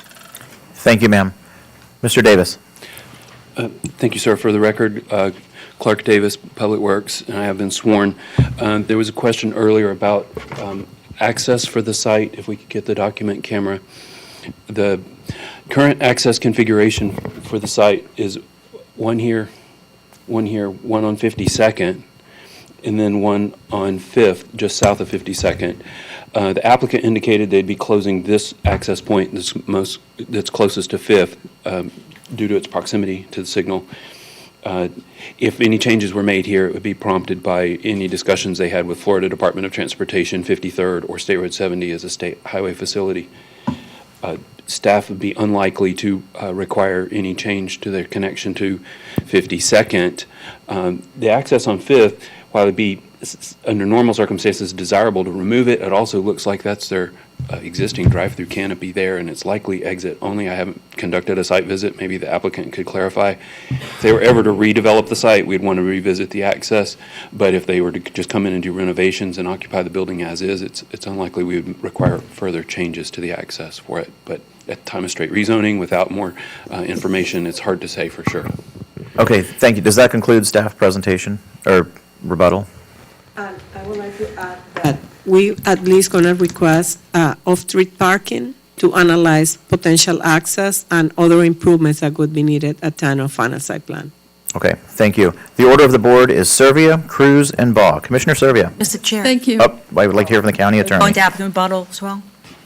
I was going to do missed that. questions for staff. Okay. And then go to applicant rebuttal. I still I want was to going miss to do applicant questions for. rebuttal. No, not Okay, deliberate. I'm going to do questions for staff, and then we'll go to applicant rebuttal. Commissioner Servia. Thank you. And so my question regarding the access that was not answered, is Fifth Street a local street where the access is currently from the site? Fifth Street from State Road 70 up to Cortez is a county designated thoroughfare. It's a collector roadway. Fifth Street is a county designated thoroughfare? Correct. Yes, okay. I just wanted to make sure of that. And Mr. Chairman, if I may, I'm going to ask that there are 3 commissioners who are cracking jokes and laughing during testimony. It's very distracting to me. I can't hear the testimony while that's going on. If you could please control that. Thank you. If I could control everything all of you say, I should get paid a whole lot more, but I will do my best. So that will conclude staff closing comments. We will then move to applicant rebuttal. Does the applicant have anything that they would like to add to this in conclusion? Very briefly, Mr. Chairman, couple of things. We did speak with representatives of Floridan. Their primary concern, which is an existing concern, is this access drive through here. That is something we are going to monitor. Obviously, we don't want traffic from State Road 70 going directly through the project. We will be monitoring that, and we'll make adjustments if that is an actual problem. I just want to. We also have talked with the Department of Transportation. This access point right now to 53rd on the west end would be. They do want that closed, and we are going to close that.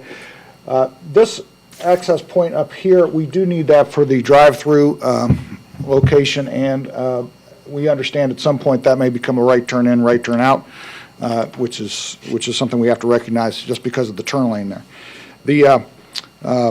This is a great location. It is within walking distance, biking distance, and with this access point, why we don't want to close it right now is it also allows people to drive to this site without getting onto either of your collectors in this area, 5th Street West or 53rd, which we think is important for access to, frankly, our customers.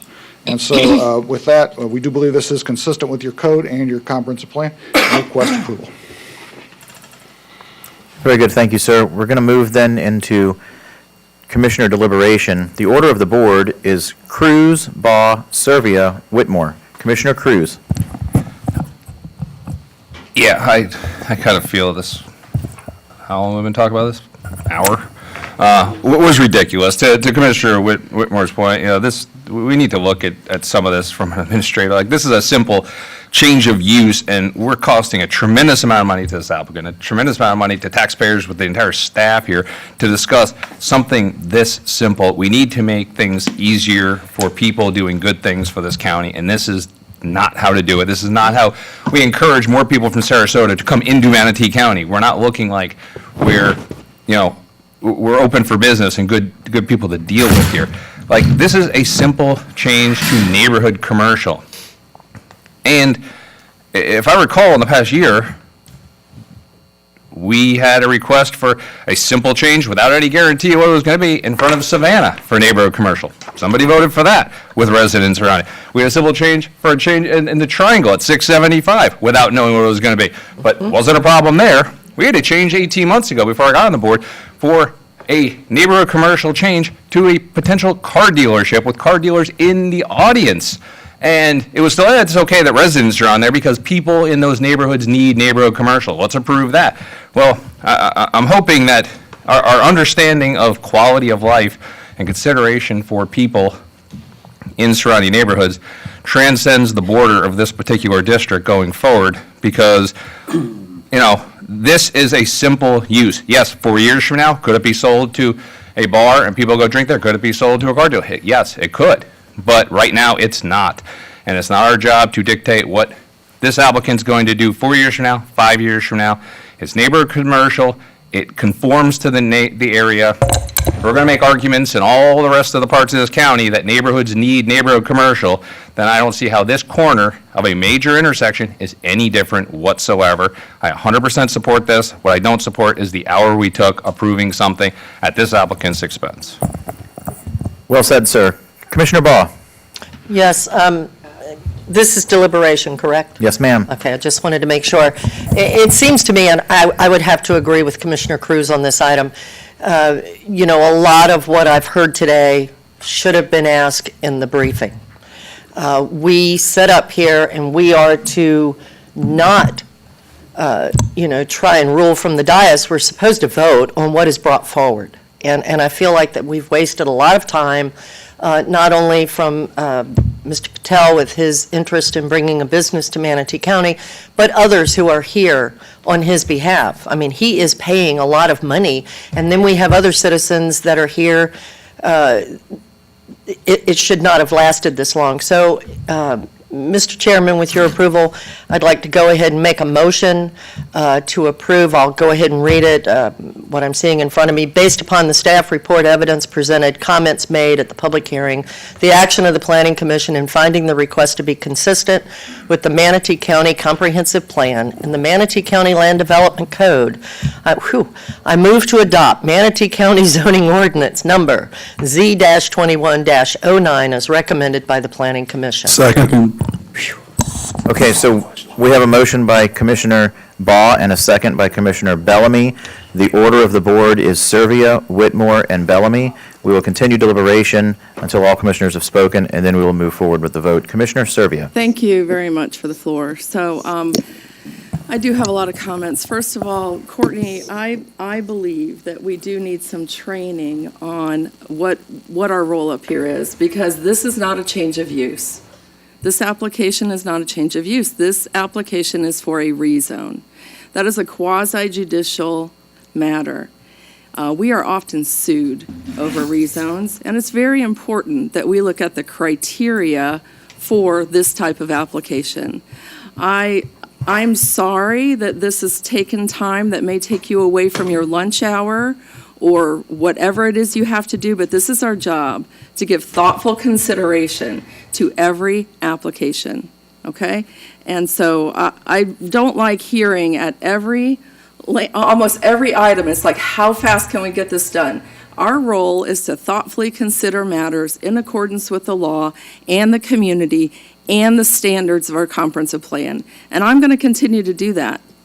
So I think that's important for everyone to remember that.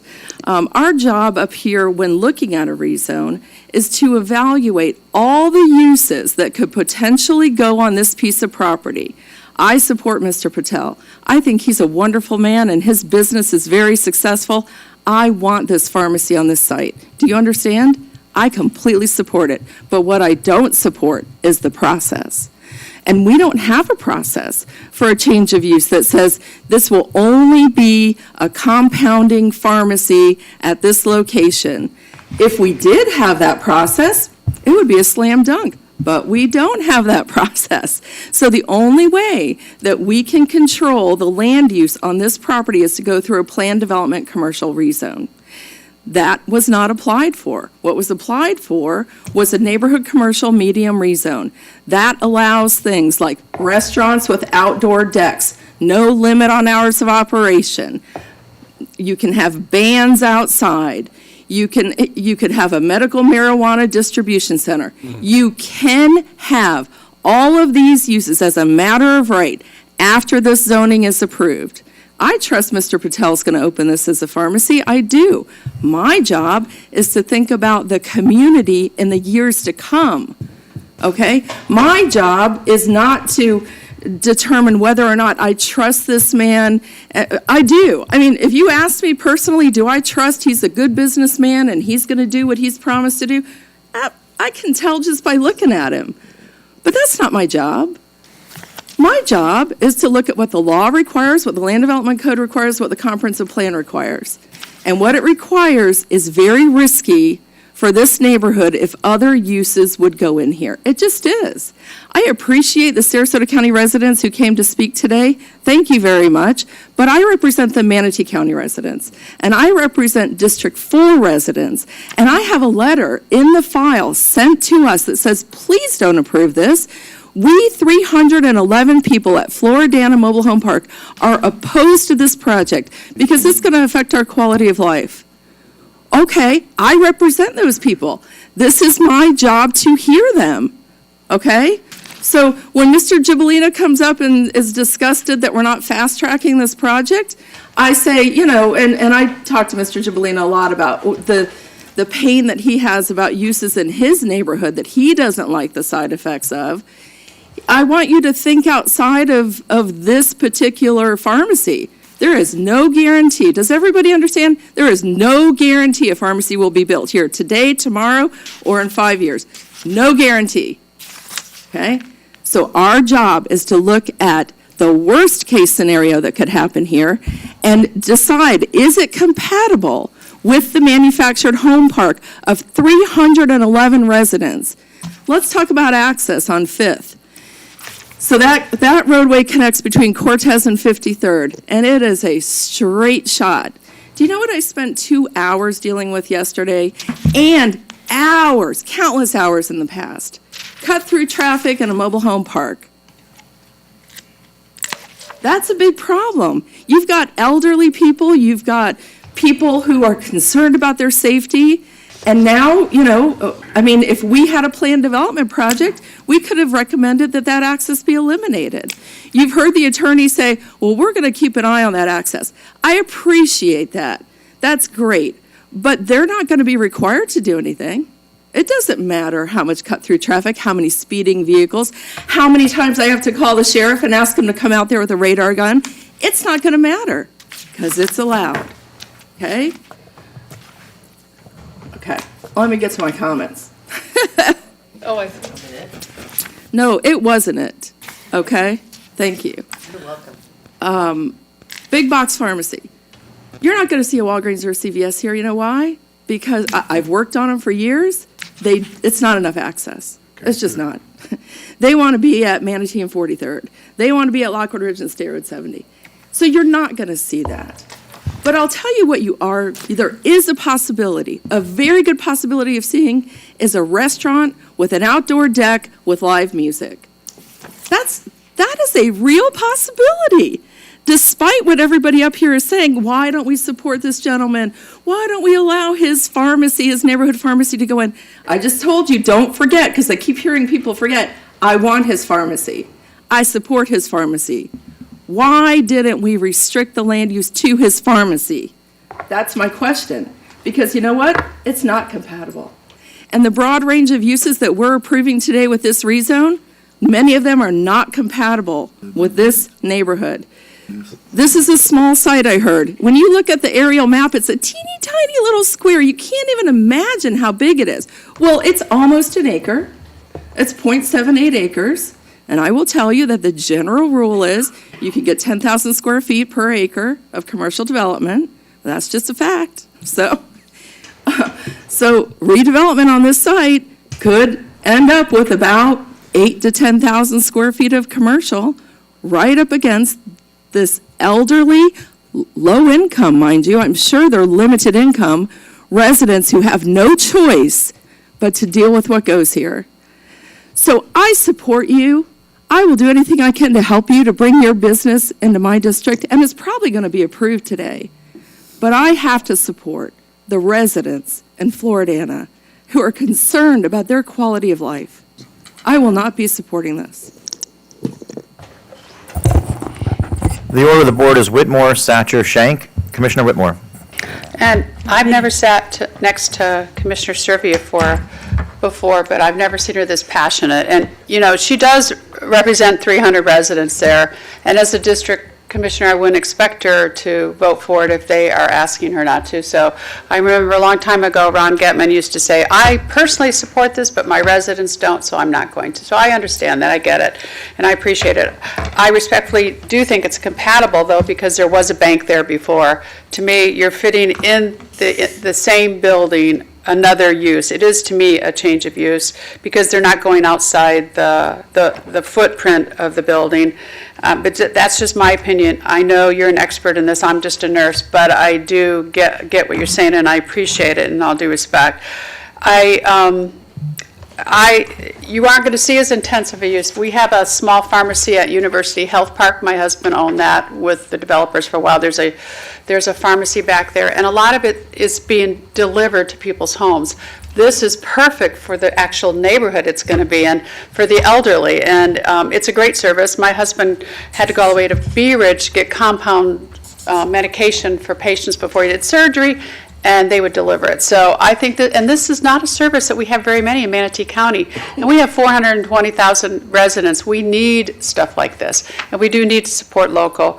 And I'm glad your residents that came today aren't from Manatee County, but you live in Manatee County, so I'm glad you at least decided to invest in it. I'm going to support the motion totally, and I think this is going to improve the quality of life in this. Yes, Commissioner Servia is 100% right. It could be a bar, it could be a restaurant. And maybe, I know it's going to be a pharmacy. I just know it. I mean, I don't have any doubt. There's not much that you kind of want to do in this busy intersection. I don't know, is there a light there? There is, that's what I thought. That's why I'm sorry, I'm one of the ones that drive through the neighborhood. It used to be the mall. That's where I would cut through almost my entire life on 5th, so I know exactly what you're talking about.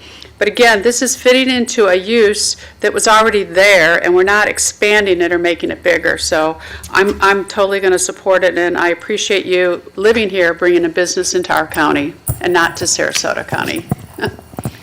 Thank you, Commissioner Whitmore. Mrs. DePaul. I just wanted to make a couple quick notes. So one of which is, and I do understand what Commissioner Servia was saying, I just wanted to reiterate the fact that this is compatible with our comp plan. So the future land use category is Res 16, has been Res 16, and it'll continue to be Res 16. And this is one of the zoning areas that is compatible with that future land use. Another thing I wanted to say was that Racina alluded to is that we are looking at restrictive Euclidean zoning, which will give the board a little bit more flexibility in determining what uses an applicant can use on that property, so that's going to help. But then I will also direct my staff to look into the drive-through pharmacies and keeping the same footprint. So, thank you. Thank you. Commissioner Satcher, you're next on the board. Thank you, Mr. Chair. I just want to thank Mr. Patel for coming and encourage you to take a look at District 1. Right now, there's 2 major pharmacies in our area, and they are so busy they can't answer the phone. They do a great job, but they're very busy. So take a look at District 1 parish area, and thank you so much for your investment in Manatee County, and good luck to you after we have this vote that I expect to go your way decisively. Commissioner Bellamy. I'm excited about the opportunity as far as bringing pharmacy to that particular community. If you look to the north of that, obviously with the mobile home, you have a lot of elderly, and obviously one day as we desire to get old, we probably need some type of medical support. Either you're going to get old or transition, one of the two. I do want to make sure that it's clear we're not ignoring or attempting, well, I'm not anyway, ignoring the fact that homeless, that's a homeless site, and I mean, not a homeless site, a homeless area, and trying to push them somewhere else. This is an opportunity for him to develop a business and for him to bring an economic driver to our community with jobs, but also with some type of pharmaceutical support. So I'm excited about that, but it seems like if you do your target marketing the right way, you're going to have your cash cow there because of your surrounding area. And that's what market research brings and gives you the understanding of this is a great area for you to set up and have an opportunity to thrive, but more importantly, your desire is to impact the community and serve people to a better quality of life in their time of need. So I'm excited about that. So obviously, I'll take and be supporting that. But I'm also in clear understanding of the passion that Commissioner Servia has as far as hearing from her district and just making sure things are noted. Making sure things are noted. I think that's very important. All of us have to hear from our district and make sure that we are clear on what their position is, the sensitive items as they come across. So my position would be supporting it, but I don't want you to think that I'm in agreement with pushing homeless to the side because I'm not. Manatee County has a homeless issue. Manatee County has a homeless issue, and we are doing what we can do in order for us to unite with the supported agencies to make sure that we are moving the needle on that homeless issue. But I did not think it was fair for an individual to say that we're just pushing them aside. That's not the way things are done from my perspective or my colleagues' perspective. So I needed to make sure we address that. Sorry. No, that's okay. Thank you, Commissioner Bellamy. All commissioners have spoken. The hour is 11:03. The chair is calling the question. It'll be a roll call vote. It'll be a roll call. You don't have the floor. It'll be a roll call vote. We will start with District 6 in the rotation. Commissioner Whitmore, District 6. We have a motion, right? We have a motion and a second. Aye. 7. Aye. 1. Aye. 2. 3 is an aye. 4. Oh, 4, sorry, nay. 5. Aye. Madam Chair, Madam Clerk, it passes 6-1. The motion passes. It is 11:04. We're in recess until 11:14.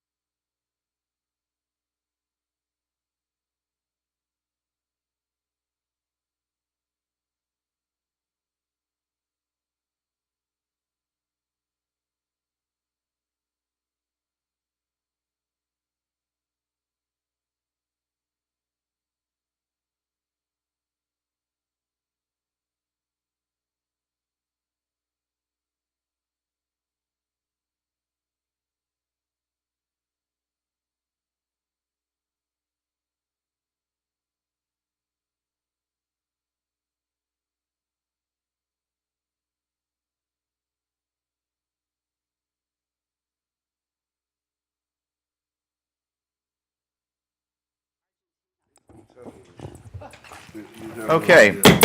All right, welcome back. We are back in session.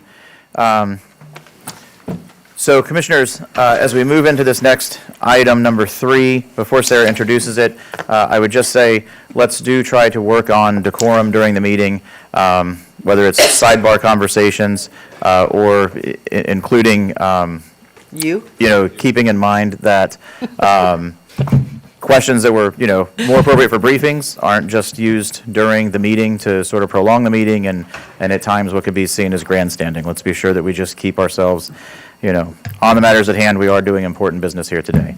Ms. Shank, please introduce the next item. Yes, Mr. Chairman, this is number 3, presentation schedule, quasi-judicial, rezone application PDR 2102ZP, SR 64 North Property, SMR Northeast LLC, and Ranchland Investors LLC, Planted Charles Andrews, a rezone of approximately 310.25 acres, generally located north of SR 64, east, south and west of Waterline Dam Road, and east of 172nd Street East, and commonly known as 18121 State Road 64 East, Bradenton, to be proposed to be rezoned from WPMST, General Agriculture, Lake Manatee Reservoir Watershed Protection, Special Treatment Overlay Districts, to the PDR, Plan About Residential, retain the applicable overlay districts, and approving a preliminary site plan for a 706 residential unit subdivision, including single-family detached, semi-detached, and attached units, and a maximum of 17,750 square feet of mega office uses. And since the next step is disclosure of ex parte communications, I just need to clarify for the record that the ex parte communication Commissioner Surrey referred to is actually in the agenda packet under this item. You said it was the next item. There were 2 of them. Well, it's in your packet for this item. Yeah. Okay. I have one ex parte. Okay, so outside of Commissioner Servia, would anyone else like to disclose ex parte communication? Me. Commissioner Whitmore. It's regarding all this issue, but I did talk to Betsy Benek and asked her about the FDAB line, whatever, and she said it was Scribner's error. She was there in '89 when all this happened, but, so I did that, and I guess all this is kind of related. I just want to make that public. Okay, thank you, Commissioner. And my other comment was that, since we're quasi-judicial, I just wanted to note that Commissioner Whitmore has to leave the dais at 3 o'clock, so hopefully we'll be finishing number 3 prior to that, for full board. Really? As has been seen, I can only do so much from this seat. So we'll move on to applicant presentation. Who is here to present for the applicant? Hello, Mr. Chairman. I'm Pat Neal. I've been sworn by the TV. I'm a resident of Manatee County at 1003 59th Street Northwest. I'd like to accomplish 4 things in 4 minutes. 3 minutes. A brief introduction of Grand Palm, a discussion of the process and the cost, a discussion of our neighborhood meeting, which was held and had 94 questions and answers, and then an introduction of my team. So that's my stuff. This is Grand Palm. Palm Grove. That's right. This is Palm Grove. It looks like a grand It's even a prettier name, don't you think? My wife flew to Palm Springs, California, and we'll have the most expensive clubhouse in history. Charlene Neal's the design director at Neal for 44 years. It will be a gorgeous Lakewood Ranch community starting in about the $300,000 level, Commissioner Cruz. It won't exactly meet affordable housing, but the homes will be attainable. It will probably go to the 8s or 9s. It will be a successor to our Indigo community at Lakewood Ranch that's been very successful. I told you last time of my first big application in Manatee County in 1975, Wildwood Springs. We've had 105 applications at Manatee, I counted, and about 1 out of every 11 or 12 Manatee County citizens lives in a Neal home. I have a rule which says that when I see a customer at Publix, I don't go hide behind the cornflakes. And what that means is, if 1 out of 12 people in the Publix lives in a home that I built, I want to be able to stand tall, talk about customer service, which is about 94%, and the quality of our product. Medallion and Neal are the only local developers left we will, as always, do a great job at this community. Getting to see you today costs us about $170,000 in about 11 and a half months, but we love seeing you. Because of the previous discussion, I just wanted to say that number. In my second application, Carol, I think I went to see Dan McClure, who always gave me a tough time, but pretty much voted for stuff. Bud Fortune, you remember him.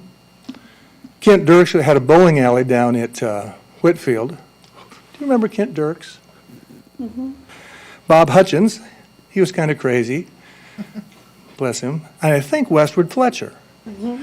It took about 60 days to get there. We could talk to him all we wanted before, after, and during the hearing. There was no record. The county attorney was pretty forgiving about anything we said. Nothing was under oath. It was very loosey-goosey and very sloppy. I might say this is a very professional team with a very professional staff, and we love working with your staff and with your team. We love the rules under Snyder. It's just expensive. If you have a $20 million piece of property and it takes 11 months and the price of equity is 18%, I guess that's $3.6 million divided by 800. That sounds like a lot. Did I do that right? I guess that's about $5,000 a house, just waiting to see our friends on the board. So we will be talking with your team about moving things along a little bit. In response to Mr. Vandery, we had a hearing, I believe it was September 14th, 2021. It was under the COVID rules. It was virtual. It was reasonably well attended. We had 94 questions and answers, and they were good ones. There were a few F-bombs, but not from our team. I'm going to put in the record. Sorry, that's in the public record, I guess. I'm going to put that in the public record. And for Mr. Vandery, I think you have published procedures in your rules for neighborhood meetings. We've followed the procedures. As you know, Katie is very careful at following the procedures, and we did so, and we think we had a very complete neighborhood meeting, and I'll put the records and our questions and answers in the record. I'll close by introducing our very professional team. We always bring our team so that you can see them and see the level of neo-professionalism, and all but one, I believe, live in Manatee County, and surprisingly, we have a few people now who drive from Tampa to come work for us in Braden. We think that's a bad thing for them, a good thing for us. Ivory Matthews, our new Vice President for Public Policy. You know Ivory. Jason Frost, our Senior Vice President for Finance. Jason here, really? He's working hard buying land. Katie LeBar, you know. Frank Domingo, you know. Rob Engel, the best and most expensive engineer I've ever had. Ed Vogler, since 1983 for Neil, and Joel Christian, our environmental consultant. Next page, it says I've won every award made to members of the legislature. We now specialize in placemaking and place-led development. We've built about 18,000 homes in Bradenton. We are our region's largest locally owned private development company. Customer satisfaction rate is 94% here, 89% in Fort Myers, and we can build most anything for the market. Commissioner Cruz, when we had the Great Recession, we sold homes for $106,900. Now, to get affordable housing, what we really need is a big recession. I think that's what I want exactly. Lumber's gone from $996 a thousand to about $2,000 a thousand board feet. When spring opens up in Pennsylvania, it'll go to about $3,000 a board foot. Prices will be very high in this state because this is a very desirable place. I'll close by saying we sold 39 homes to people from California last year, which has never happened before. And we sold them from Chicago, our #1 city. They're leaving Chicago for a reason, and New York and Cleveland and the big cities. And they're coming to Manatee County because you and the people of this community and the previous people on whose shoulders you stand have built and created a beautiful place and a beautiful environment. and good planning and good business and good jobs, and we had this nice climate, and they want to be here in Manatee. So I respect your choices and difficulty in reconciling all these different objectives. We're glad we're here in Manatee County. Either Ed Vogler or Katie Lamar will follow me. Thanks, Mr. Chair. Good morning, Mr. Chairman, members of the board. Ed Vogler, I've been sworn Manatee County resident. Very proud to be working on this project and for Neal Communities, and it makes me feel good to hear that story. A couple of pieces of framework, because I know there were some questions and I'd like to get this out earlier rather than waiting for rebuttal. We have this property under contract from Schrader Manatee Ranch. The ranch did a land swap with the school board about 3 years ago, and the school board used to own about half of this property, and they now own a comparable parcel down by the Premier Sporting Complex. And there's another parcel next door that is sometimes referred to as the bus barn parcel, and Neal Communities has that property under contract now from the school board, recently approved at their meeting. This matter has nothing to do with the FDAB line. This is a standalone approval. We had the debate on that last time, and it shouldn't be clouded into this land use consideration. We're consistent with the comprehensive plan future land use category. We've presented a plan that has been analyzed and reviewed. We have an approved traffic study. We have been working with SMR and FDOT on 2 roundabouts to complete intersection improvements. This is committed. This property is in the watershed overlay, but it is a similar watershed overlay as the Braden River watershed overlay, which is the drinking water source for the city of Bradenton. Thousands of homes built there. This is an engineering question. You can ask our engineers about it, but there's extra protection for discharges and treatment, and your staff knows all about that as well. We have read every one of the public comments that have been submitted. And if we sound a little defensive about things, it's frustrating because we follow the rules. And let me say this. We're given X amount of time. Mr. Neal has taken a lot of it. Yes. But, you know, there are direct and specific answers to every one of the questions that were presented in the public comment. Very direct and specific answers. And most of all, if not all of those answers, are found in the staff report, where there have been hours of deliberation and communication and understanding of how you solve those problems. I would like to answer every one of them. If you gave me the time, I'd answer every one of those. But the public comments have been answered in the staff report and in the engineering requirements that are imposed when you seek a permit to develop land and turn dirt. Thank you.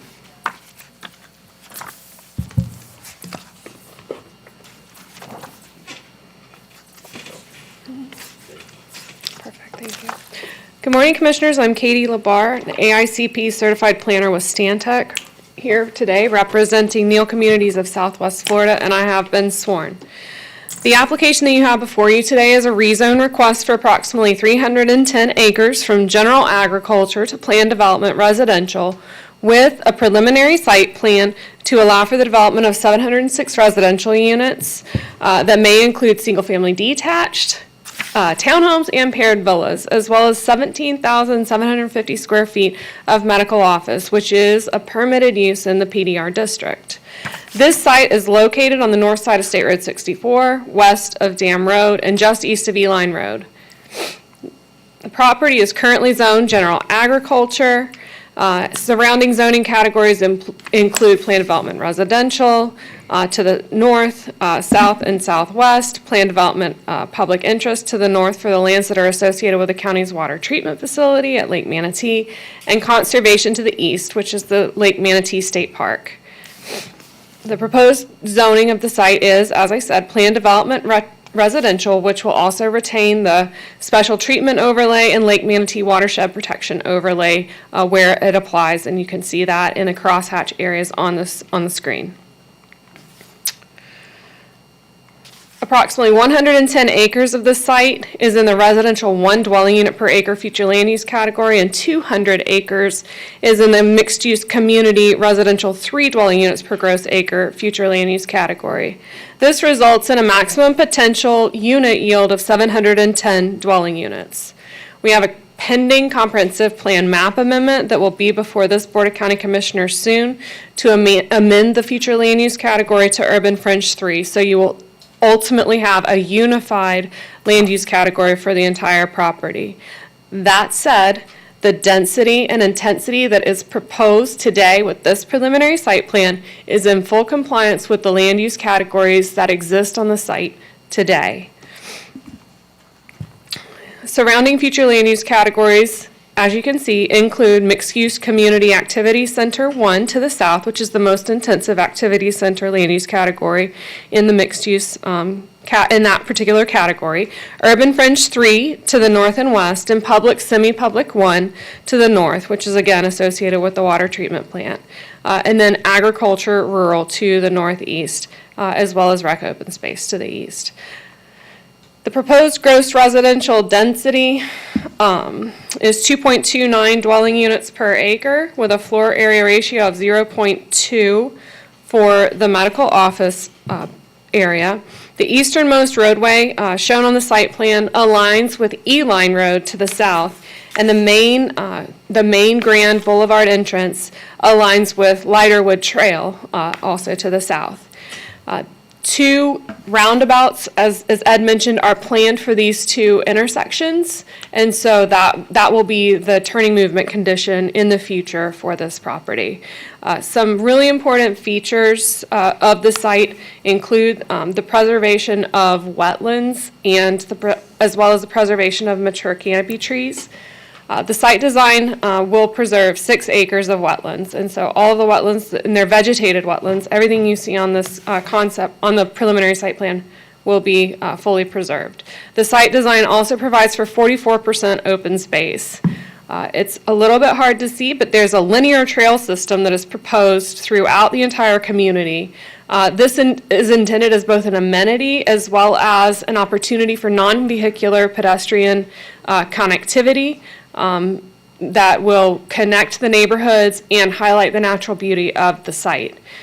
The community will have one central located amenity center that will serve as a primary gathering space as well as a focal point for the residents. Landscape buffers for the project include a minimum 20-foot roadway buffer along State Road 64, which includes a berm and a wall along that frontage. There's a 15-foot perimeter buffer to the east adjacent to the state park lands, and a 15-foot greenbelt buffer with a 35-foot ag buffer setback to the north. I am very close to wrapping it up. If I could have the consideration of just a few additional minutes, I'd be most grateful. I will give you 1 additional minute. 1 additional minute. So all of the buffers that are provided all buffers are provided in accordance with the requirements of the Land Development Code. We propose development in 4 phases. Internal subdivision streets will be private or owned and maintained by a community development district. We will connect to public utilities, and we had, as Pat said, we had a neighborhood meeting on September 28th that was well attended. 13 attendees virtually, and several questions with very thoughtful answers were provided to the residents who requested them as well as to your staff. We believe that the application you have before you is in full compliance with the requirements of the Land Development Code and the Comprehensive Plan, and it's my professional opinion, and so today we ask for your vote of approval. Thank you very much. I'm happy to answer any questions that you may have. Thank you, ma'am. There are no commissioners on the board for questions, so we will move into staff presentation.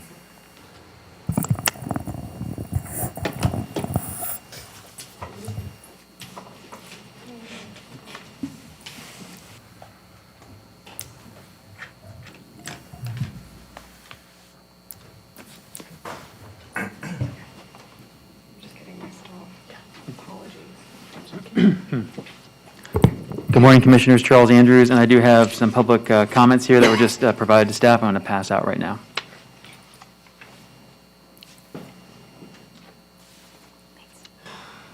We can pass it if I want us to. I already got this. I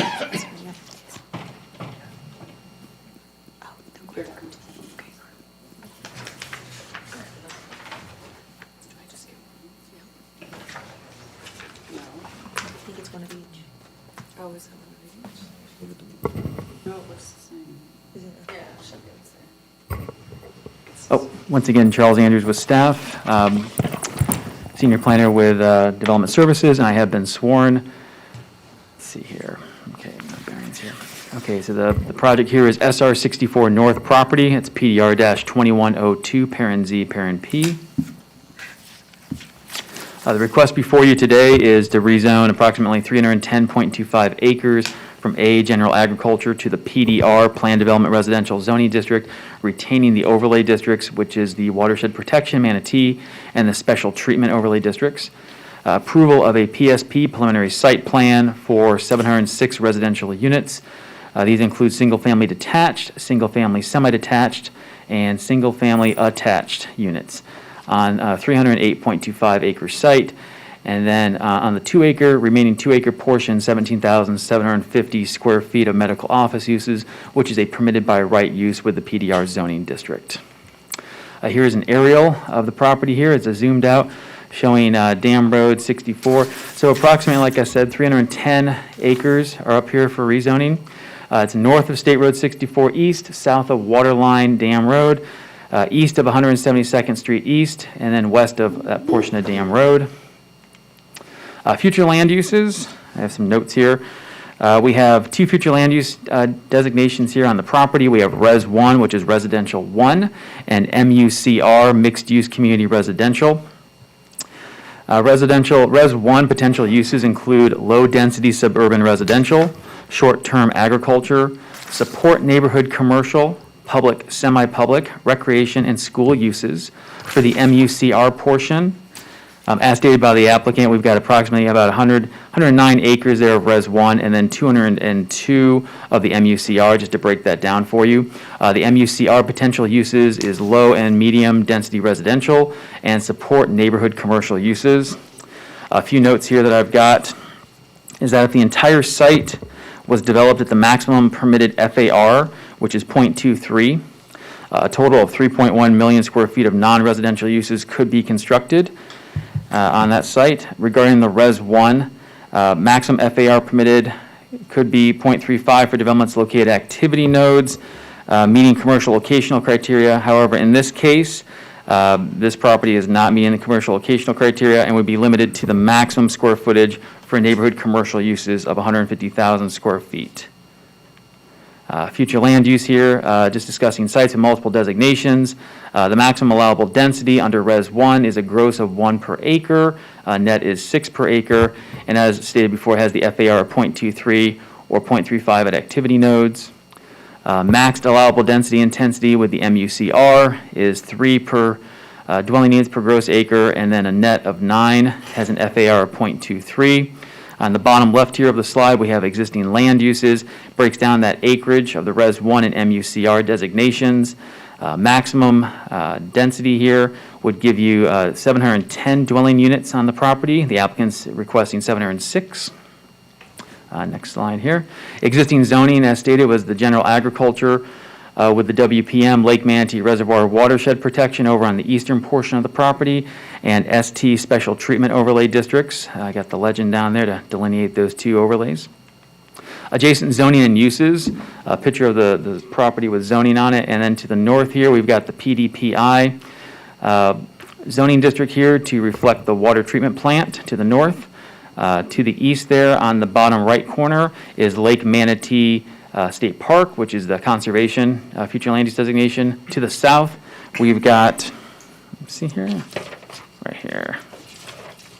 There we go. To the south, we have agriculture and vacant land, and that was approved for Lakewood Ranch Northeast 700 project.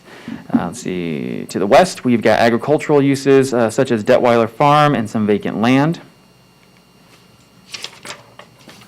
The history of the site: in 1989, we had a comp plan. Future land use designation was Ag Rural, PSP 1 and UF 3.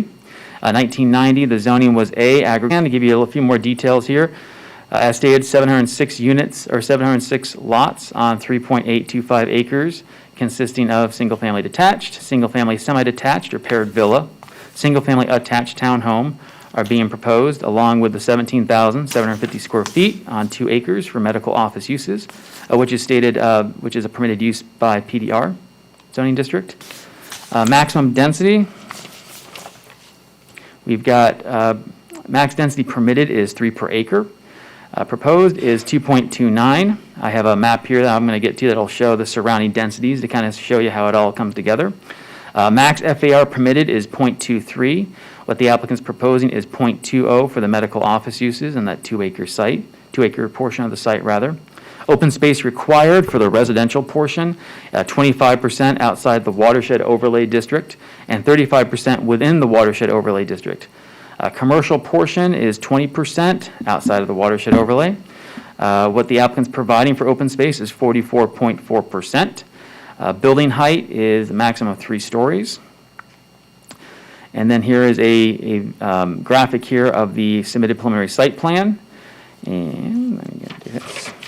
So as shown on the site plan here, 706 residential lot subdivision and arranged on a curvilinear roadway network system with a maximum 17,750 square feet of medical office. Medical office is shown in yellow there, commissioners, on the bottom left corner of the graphic. A series of lakes for stormwater related purposes are located throughout the site, which are shown in blue. Proposed amenity center, which is centrally located, is located in the center of the subdivision, shown in orange. A series of linear trails here connecting the amenity center to the rest of the subdivision are shown in green. This project will have 4 phases assigned to it. Future land use current designations. Density proposed is based on the current future land use designations of that property or of the site with Res 1 and MUCR. Per Land Development Code Section 400.6I, plan development projects with multiple future land use designations are permitted, provided the site does not exceed the maximum allowable density for the entire site. Applicant is proposing, as stated, a density of 2.29 gross and 2.36 net, which meets this section of the code. Any increase in density beyond the maximum potential based on today's future land use categories would require a map amendment to the comprehensive plan and approval by the board. Surrounding development, there's a map here showing the site in relation to that surrounding development. As you can see, we've got 2.5 to the north here. We've got to the south, we've got 2.14, and we've got 2.6, et cetera. So that 2.29 kind of hits right in there as a decent transition between the existing development. Public facilities, schools, we have Witt Elementary, Hale Middle, Parish Community High. Transit, nearest transit stop is provided approximately 6.9 miles west of the site, located at the northwest corner of I-75 and State Road 64 East. Parks, we have multiple parks and preserves within a 5-mile radius, such as Lake Manatee State Park to the east, Rye Preserve to the north, etc. Breaking down here on the lot details here, this is the single-family detached. As you can see, that front yard setback there, we've got 23 feet, and I'll get to that there in a second under specific approvals. We've got single-family semi-detached paired villa for the lot detail, and single-family attached townhome. There we go. Specific approvals, there is one for this request under LDC Section 402.7 D7. This is to reduce the required front yard setback from 25 to 23 feet for single-family detached units with front-loaded garages. Positive aspects of the request: the site has frontage along State Road 64 East, functionally classified rural principal arterial roadway. Growth occurring from west to east is consistent with the availability of services. Surrounding area is transitioning from agricultural and suburban agricultural uses to residential developments as well as mixed-use development, such as residential, office, commercial uses. Bless you. The project meets the intent of the Res 1 and MUCR, future land use classifications, by proposing a low-moderate residential development. Next slide. Some additional positive aspects. As stated in a previous slide, the design provides 44.4% open space, meeting minimum requirements for a planned development residential project within the WPM overlay district. Two full means of access are provided on the State Road 64. Recreational acreage, such as linear trails and an amenity center have been proposed and shall provide at a minimum swimming pools or splash pad, and restroom facilities. Other recreational amenities may include, but shall not be limited to, ball fields, courts, dog parks, clubhouses, play equipment, gazebos, open yards, or walking, biking, hiking trails. Forgive the typo there. Positive aspects: proposed PDR zoning district allows the BOCC to stipulate development to ensure compatibility. Some negative aspects of the project: the project is adjacent to the A General Agricultural Zoning District, which allows agricultural uses that may be potentially incompatible with single-family residential uses. Next up, residences adjacent to thoroughfares such as State Road 64 East may experience potentially negative impacts related to light, glare, noise, and pollution.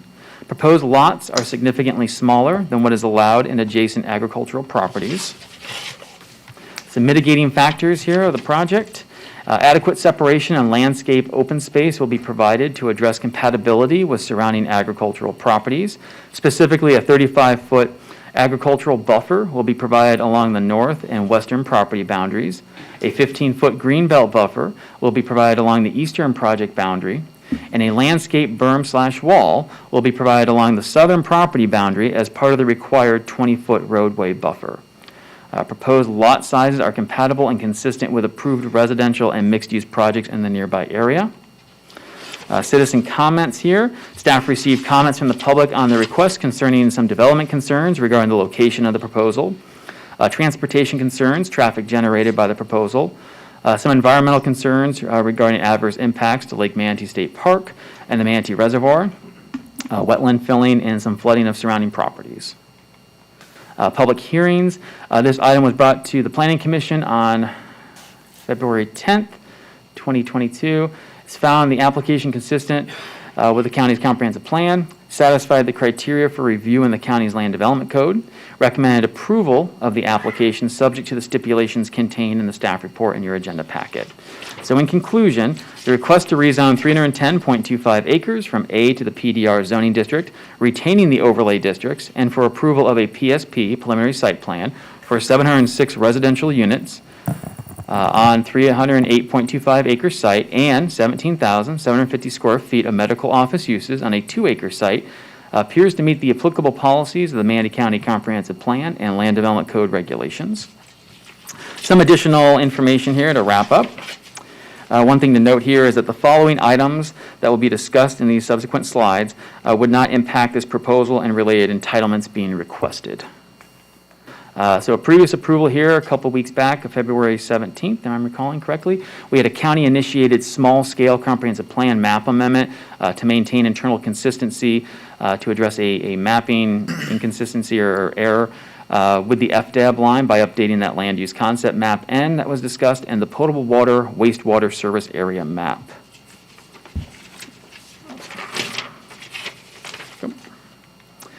This item here was heard by the Planning Commission January 13th, 2022, was recommended for adoption of the plan amendment to the Board of County Commissioners, and this is heard by the Board of County Commissioners on February 17th, passed and approved the plan amendment. This is currently in the appeal process with a 31-day window with an effective date of March 19th, 2022. Some concurrent reviews here. There's a privately initiated large-scale comprehensive plan amendment, map amendment, from Res 1 and MUCR, as the applicant had alluded to there regarding bringing all of this together under one uniform designation, which would be U of 3, Urban Fringe 3, which is 3 per acre. Some upcoming public hearings here regarding this requested comprehensive plan amendment. This would be going to the board on, Planning Commission rather, on April 14th, 2022. Board of County Commission for transmittal, because it'd be a large-scale amendment, on May 19th, 2022, and then Board of County Commission for adoption, tentatively for August 4th, 2022. Another item here, let's see, this is the privately initiated comprehensive plan map and text amendment.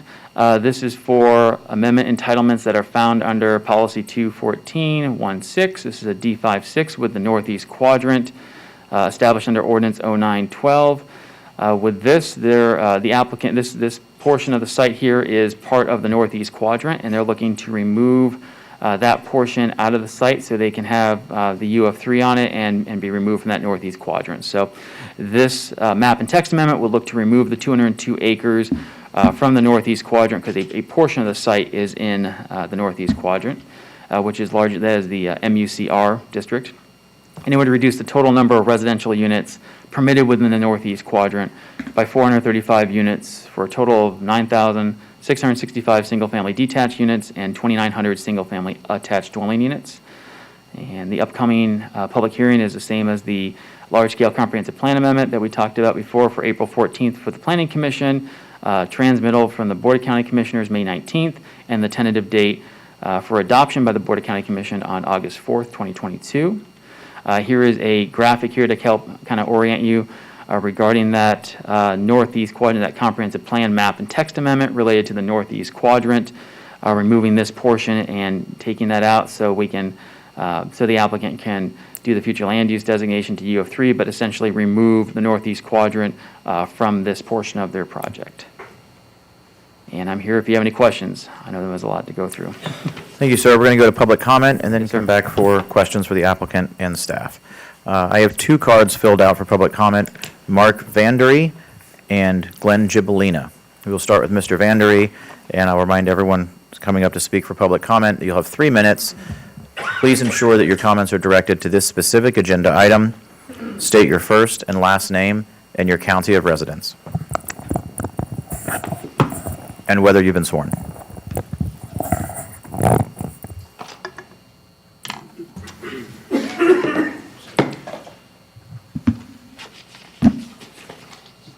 Yes, my name is Mark Vandery. I reside in Manatee County, and I have been sworn. I'm speaking for 10 minutes on behalf of the Borderline Road Preservation Group. And... Do I have that? Pardon me? Shank, do I have a piece of paper for that? Did you submit in documentation for that? I did, yes. Don't know that I have that. I gave it to Let me Ms. Roy this morning. Look through here. They're big pieces of paper. I have you for future agenda items.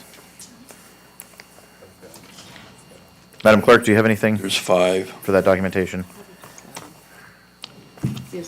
What's the will of the board? Let them go. You have 10 minutes, sir. Okay, You have 10 minutes. thank you. And if you Yes. could kindly give us another copy of that, or try to find it if you can afterwards. Bobby around somewhere? Well, it's quasi-judicial, so I, Yeah. Afterwards for the clerk. okay. Oh, okay. Go ahead with your 10 minutes. All right.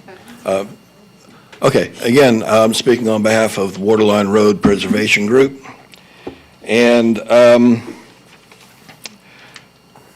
we are opposed to this rezoning. We ask the board to do one of 3 things: either deny it because of the timing is wrong, we don't believe it's compatible with the surrounding area, we don't believe it provides proper transition density for the surrounding area. If not, deny it and postpone until we can have a better neighborhood workshop.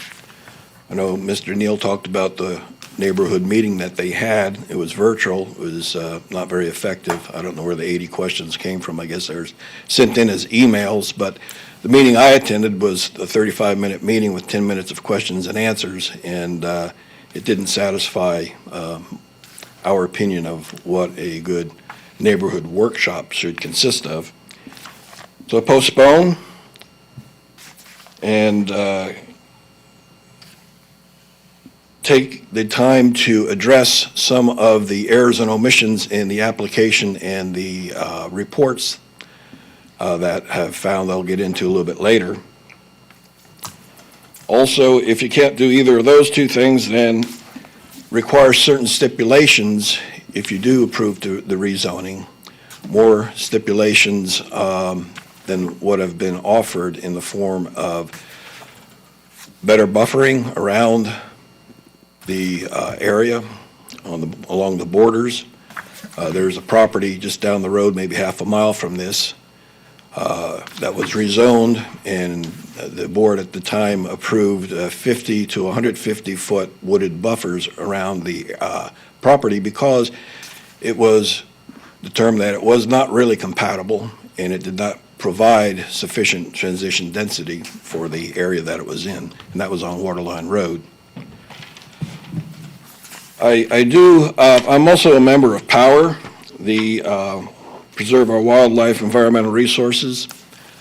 They did submit a letter to the board in public comments. I don't know if everyone has had a chance to review that or not, but I would like to read it into the record. I'll take a minute just to do that, so bear with me. On behalf of Preserve Our Wildlife, Environment, and Resources, POWER is requesting a rejection of the zoning of all the acreage and challenge the county commissioners to consider a different path. This path would include setting aside acreage to further distance the developer's proposed buffers, which are woefully inadequate, although most assuredly approved by the planners and staff, to request specific conservation of the waterways. That is, maintain the current agricultural WPM/ST zone for additional acreage. Glenn Compton, chair of Minnesota 88, wrote in an article on February 27th, 2022, consequences of rapid residential growth, aptly stated the question, can growth, the environment, and economic development be balanced? Will depend on two things, defining balance and setting priorities. If the priority is to view land as a commodity to be built on, to be mined, or to be harvested, then a balance with nature will never be achieved. Mr. Satcher, please listen to me. Notably, comments by Dr. Hopes, whose sentiments read, in part, cost of development is the protection and preservation of our incredible environment. The county's budget and true investment in parks, environmental lands, preserves, coastlines, and waterway is greater than any time in our history. That said, it's time to show through action that the leadership in Manatee County does care and will affect change that is at the very least meeting the citizens halfway by pulling back on the rezone as requested above. This sends a message to the developers that without adequate consideration for green spaces, buffers, conservation area, etc., that the beauty of Manatee County will simply be bulldozed, raised, raked, and reduced to stretches of buildings and roadways that are built simply because the land is owned. What say you, county commissioners? Show us that you hear us. Tell us the process by which the FDAB vote can be appealed. There is a little help with process that we, the people, should be able to initiate.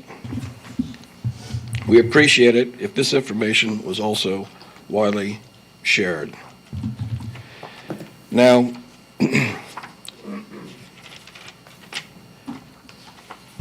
for the Waterline Road Preservation Group, I want to show you overhead here.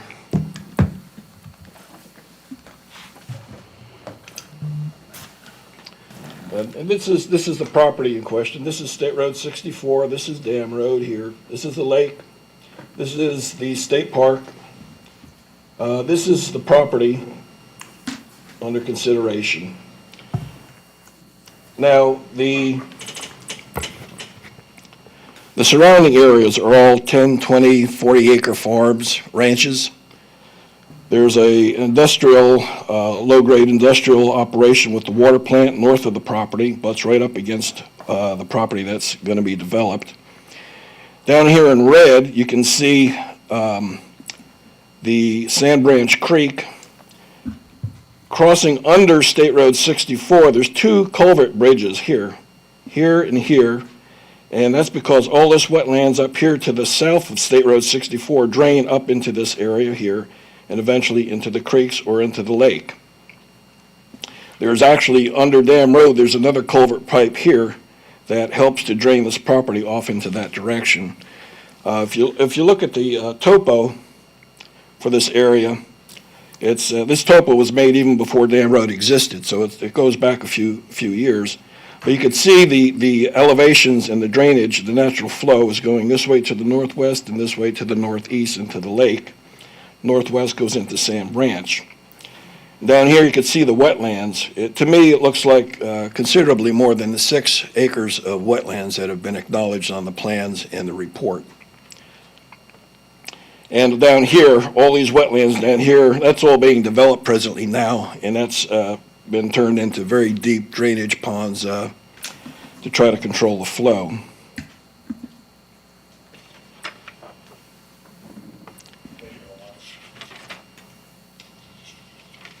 The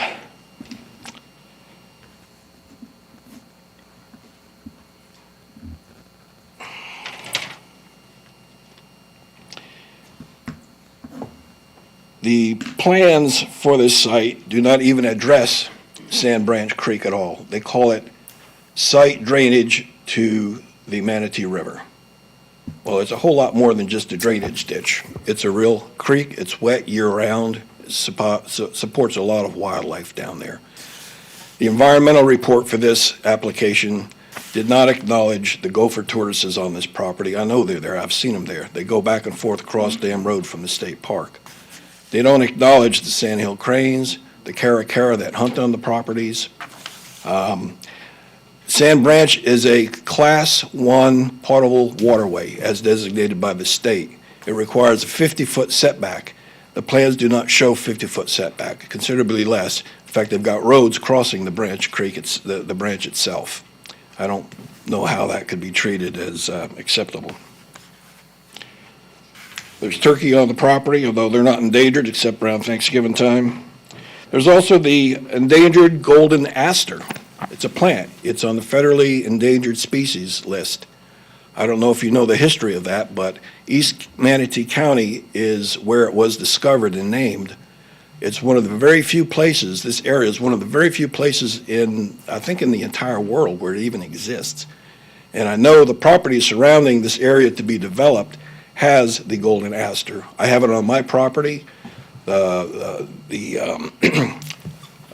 state park has it on their property. I'm pretty sure it's on this property. I can't say for certain. I haven't identified it personally.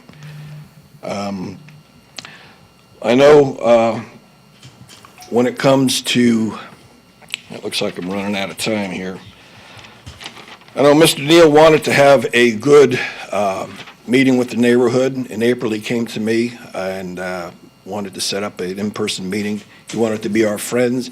He wanted to be our best friends and reach common ground. That never happened. The meeting that occurred was virtual. It was a mess.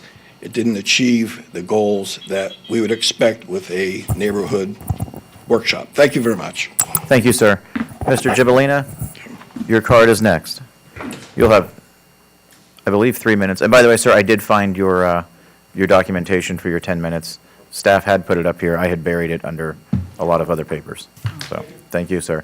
Mr. Gibolina, first and last name, state whether you've been sworn, county of residence. You'll have 3 minutes. Stay on topic, please, sir.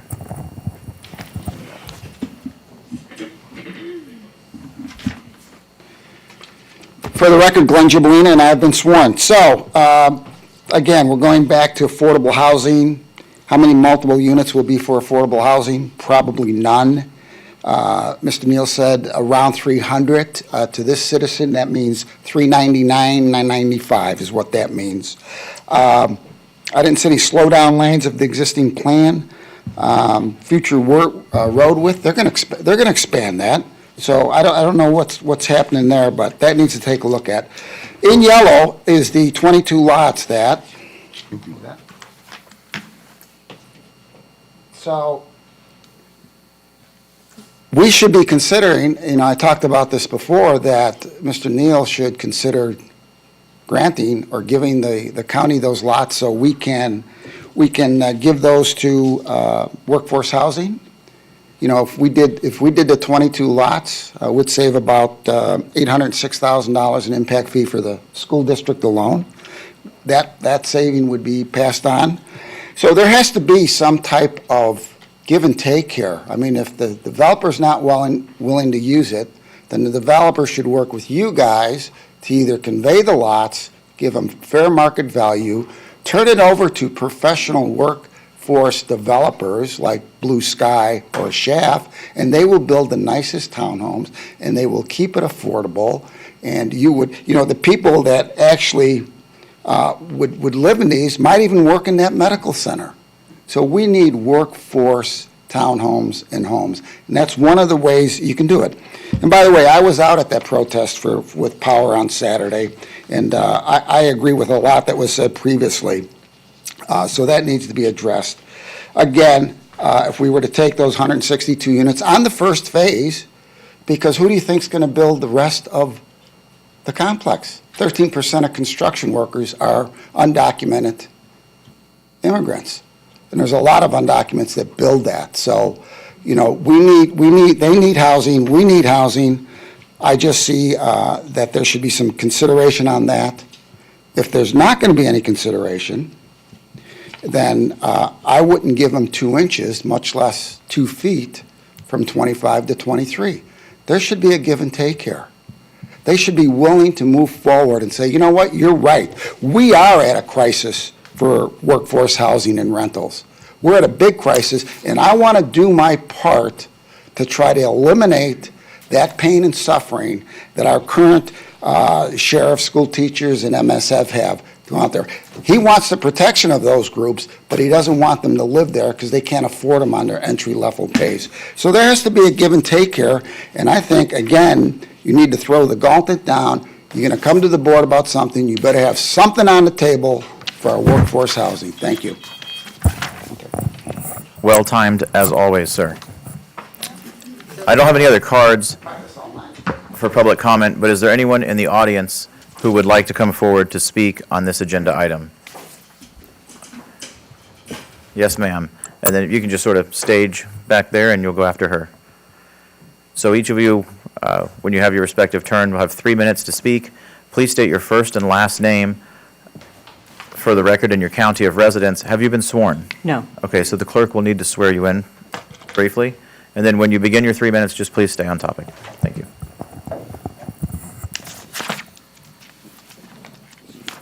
And anyone who has not been sworn who wishes to speak on this item, please stand and raise your right hand. Do you swear or affirm that the factual statements and factual representations which you're about You need to stand up, ma'am. to present to the board will be truthful and accurate? Thank you. First and last name, county of residence, and you do have to state that you've been sworn. I'm sorry. Okay. My name is Linda Nash. I live in Myakka City, which is in Manatee County, and I have been sworn. I am opposed to this plan. This development is cramming homes into our rural areas.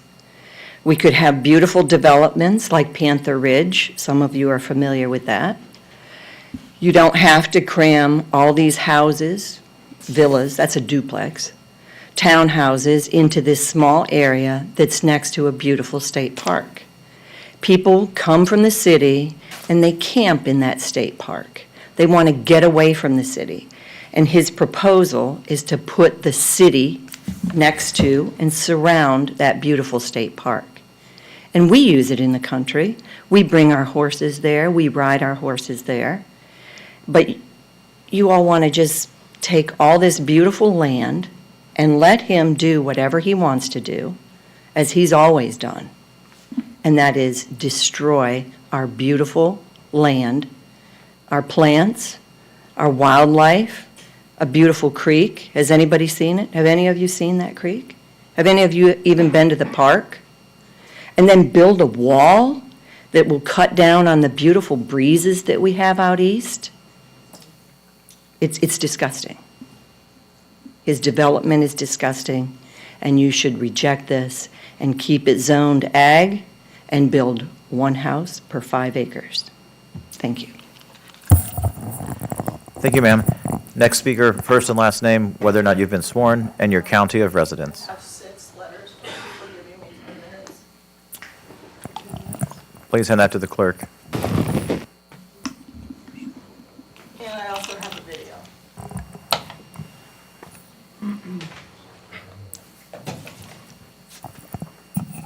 So, Mr. Chair, the video can only be non-speaking. We can have new testimony in the video. Okay. You have to explain what the video is. Oh, the video, they can play. It can be, can it be muted, basically? They told me they would play it. Right, but there can't be, so what she's saying is there can't be any testimony in the video, so it just can't have any sound. It can't have any sound. Oh, you can't actually play the words? Correct. Testimony has to be under oath by live witnesses. If you want to show scenery or pictures, that's one thing. Okay, well, we'll play it and I'll talk while it plays, I guess. How's that? On volume down. Sure. As long as we mute it, that's fine. Okay, I didn't realize, because you played it in the past. It's quasi-judicial, so some of the items we do are legislative and others are quasi-judicial, and I'm it's learning. considered testimony. Thank So, you. yeah. Okay, first The of all. lawyers always get in the way. I'm Elizabeth Arnold. I live in Mayaca, and I'm sorry I wasn't here for this original swearing in, but I ran into some pretty soul-crushing traffic on 64 coming in. I think it took me 15 minutes to get through the light at 41 and 64.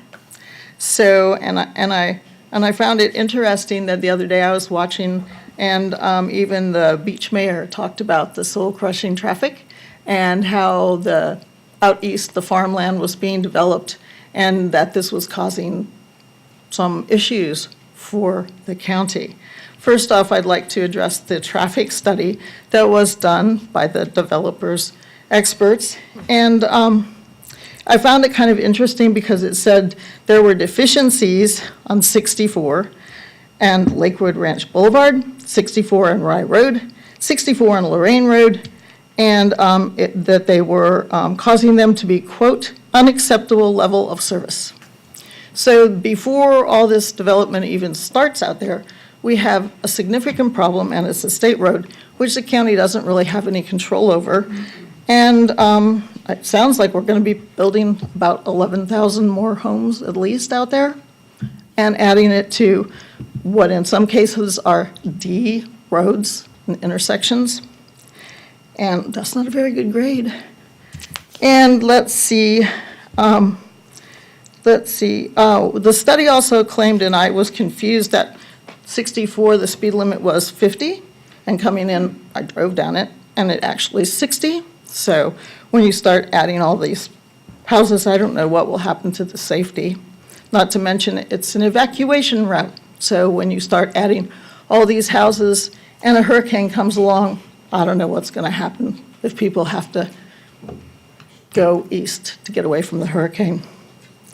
So the land use plan says you're not supposed to adversely impact facilities and services, and you're not supposed to set a precedent for introduction of inappropriate use. I think that's what's happening here. Where's my? Here, she started it. Oh, okay. My video's coming. Okay. And so I also wanted to state that to put such a dense subdivision next to a state park, which apparently they're planning on having 3-story buildings in, is awful. But then to ask for setback exceptions to the front yards where the county actually requires a 25-foot setback, and they're going to drop it to 20 to 23 feet, depending on, I guess, which kind of house or townhouse is going to go there, is in essence, in my opinion, a total slap in the face. And only having a 15-foot buffer between the subdivision and the state park is a travesty. The people along Waterline Road were told they could never use reclaimed water because it would endanger the potable water that we use. And this new subdivision is going to have reclaimed water. After all these years of being told, oh, that would be too dangerous, they're going to have reclaimed water. And I was reading more, and I saw where it said the stream on the property, they referred to it as an agricultural ditch. And it's a real stream, and it's beautiful. And so I said to myself, I wonder who paid for this environmental assessment, because it's shaded, to say the least. The minimum lot widths of as low as 23 feet, backing up to large farms and a state park, and only 15 foot to the rear lot line is pretty awesome. So then I moved on to the environmental study, and I read where it said, states no protective species were observed nesting or denning with the on-site habitats. And it says, given the habitats present and result in the recent listed species review, significant utilization by listed species is not anticipated, but if the listed species are found during construction, appropriate measures will be taken with the state and federal regulatory agencies. So, I don't know. Okay, if I put something down here, can you see it? Okay, so, thank you. So this is a picture. This same developer developed a subdivision off of Golf Course Road called Canoe Creek. These piles are grand oaks that were ripped down, and they're at least 2 stories high, and there must have been 50 to 70 of them. And back then, it was noted by neighbors who watched that one of the trees did have an eagle's nest in it. It was destroyed. The parent eagles were seen circling above the nest for hours. And so I don't know that I believe that the proper federal state agencies will be contacted. I don't believe that the animals will be safe based on history, but you never know. Also, I wanted to point out that the park is actually separated from the subject property by a barbed wire fence. And at least the residents that live along this property have seen tons of gopher tortoises, fox squirrels, eagles, wood storks, and they're all protected. And they've even seen, apparently, what they believe is an almost extinct 2 wolves that live in the area. So the park, well, the environmental experts say, hey, there's nothing really going on there. There's nothing to see. It's interesting, indeed, to say that the park, which is only separated by a barbed wire fence, is advertising, we've got eagles, and we got gopher tortoises, and we got so many gopher tortoises that we have signs up saying, drive carefully because we don't want you to hit the gopher tortoises. And this is separated by a barbed wire fence. And I guess the only thing that I can say is either the environmental expert wanted to keep getting jobs, or he went out there and looked after the part of that property was set fire to, and the fires were left unattended, and it required the fire department to rent out 7 units to deal with the fires that were set on that property. And we can provide video, and we also can provide pictures, which I believe are date stamped and have metadata that can prove that the pictures of these animals were really done there. And so, to sum it up, I guess I like to say that the commissioners say that the county is either growing or dying. The truth is, we are dying from the growth. Thank you very much. I appreciate the time. I'm going to keep that right. Thank you, ma'am. Is there anyone else who would like to come forward for public comment? First and last name, county of residence, whether or not you have been sworn, and please stay on subject during your 3 minutes.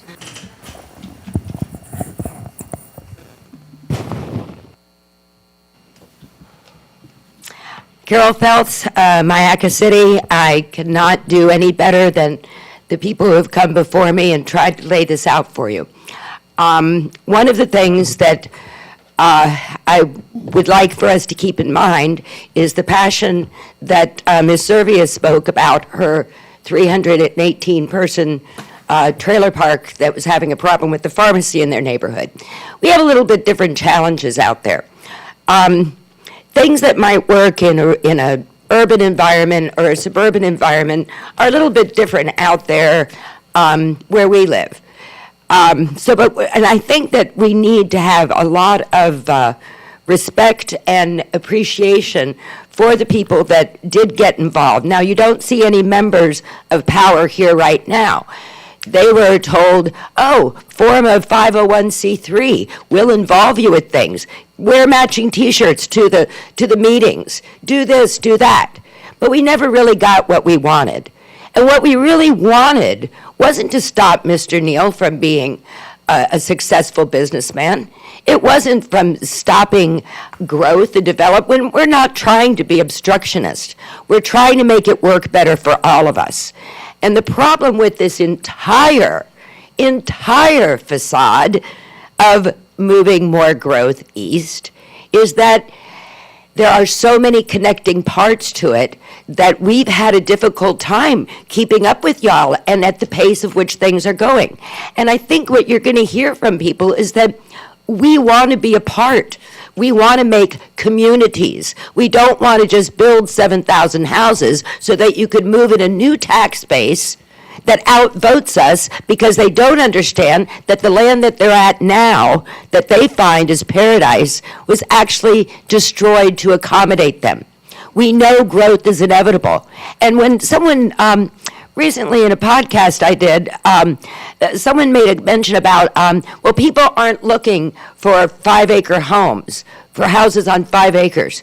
And I will beg to differ with you. People most certainly are, for many reasons. And a lot of that has to do with our world economy and stability.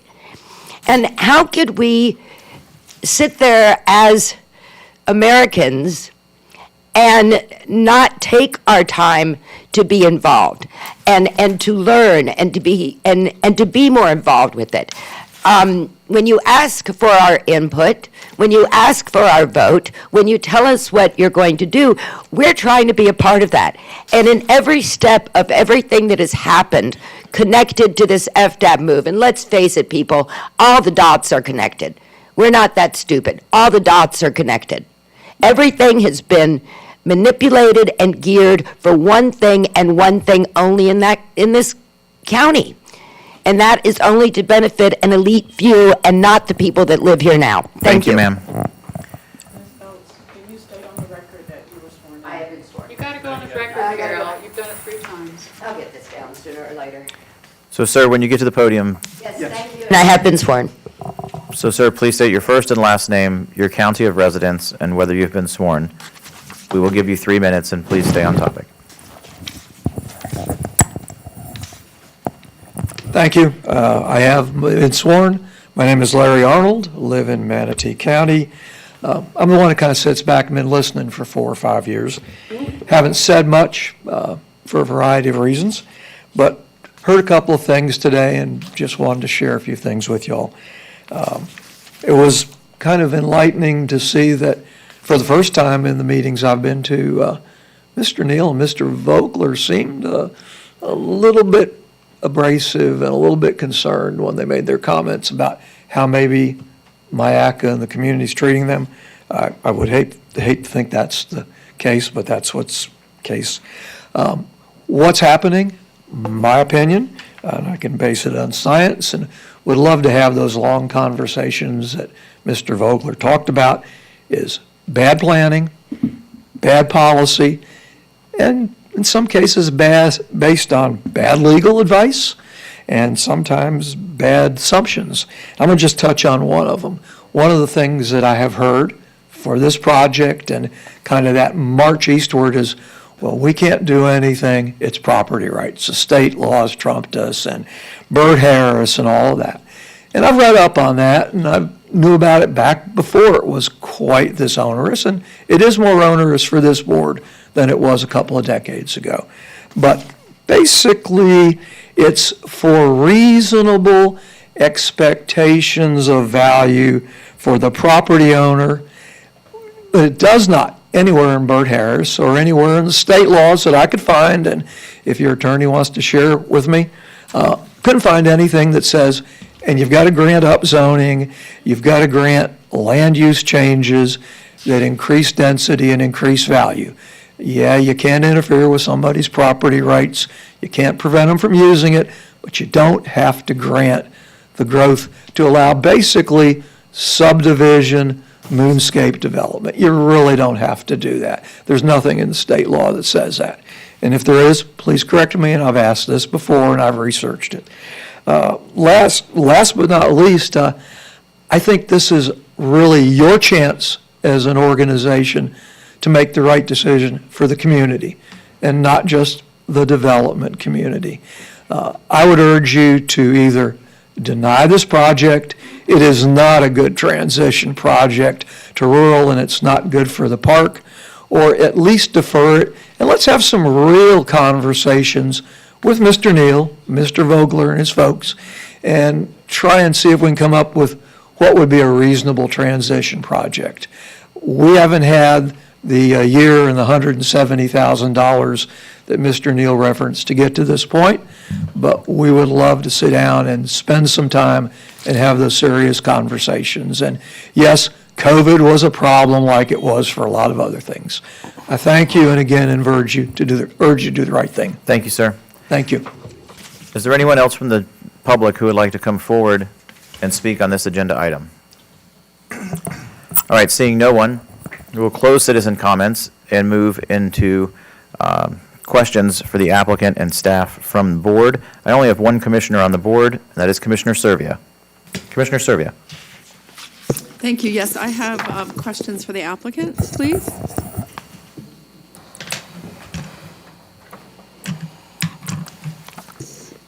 Thank you, Mr. Neal. Okay. Did your team meet with FDOT, do a pre-app, or any preliminary work up front? I think we did. Okay. Yes. Yes. Okay. And they're pleased on a preliminary basis with the access that you're showing and the right-of-way that they may or may not need and all of those details? Yes, ma'am. Okay. And sidewalks? Were sidewalks discussed? All of those. Ultimately, there's going to be roundabouts. Those have sidewalks and control traffic and create a safe transit way. Yes. Okay. When I look at the overall plan, and I have to say it is a bit difficult to look at because of the scale of it on this monitor, so if you could help me, where Eline Road is being extended, is that completely within the property boundary of your project? And your engineer is shaking his head, yes? Yes, it's in a piece of the, we've created a legal description that allows that road to be extended north of 64 and cause an entrance into our project. It was Okay. part of our discussions on the acquisition so that we would be able to control our own access point there. Okay. And it looks like where it goes to the north, that it may even be, in the future, may provide access to a vacant parcel up there. And Katie's shaking her head yes, and so is the engineer. Okay. It's one of the parcels I mentioned that we had contracted for, and so Okay. we've been forward thinking about a lot of these things. Yes, ma'am. Yes, I know that you guys are. I'd like to hear about the ecological report, please, from Mr. Christensen. We heard some comments about flora and fauna and an eagle's nest even, and if you could please address those.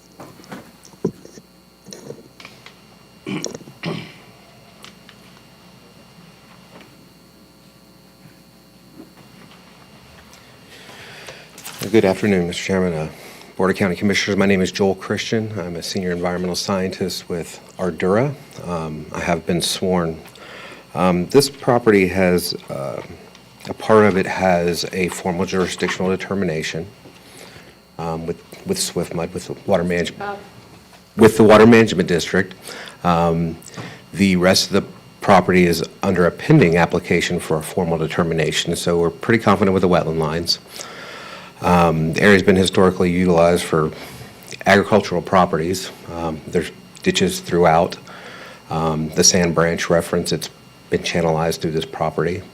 It is considered surface water under the pending application to SwiftMud, in which they've field verified and are in agreement with. Therefore, wetland rules typically don't apply.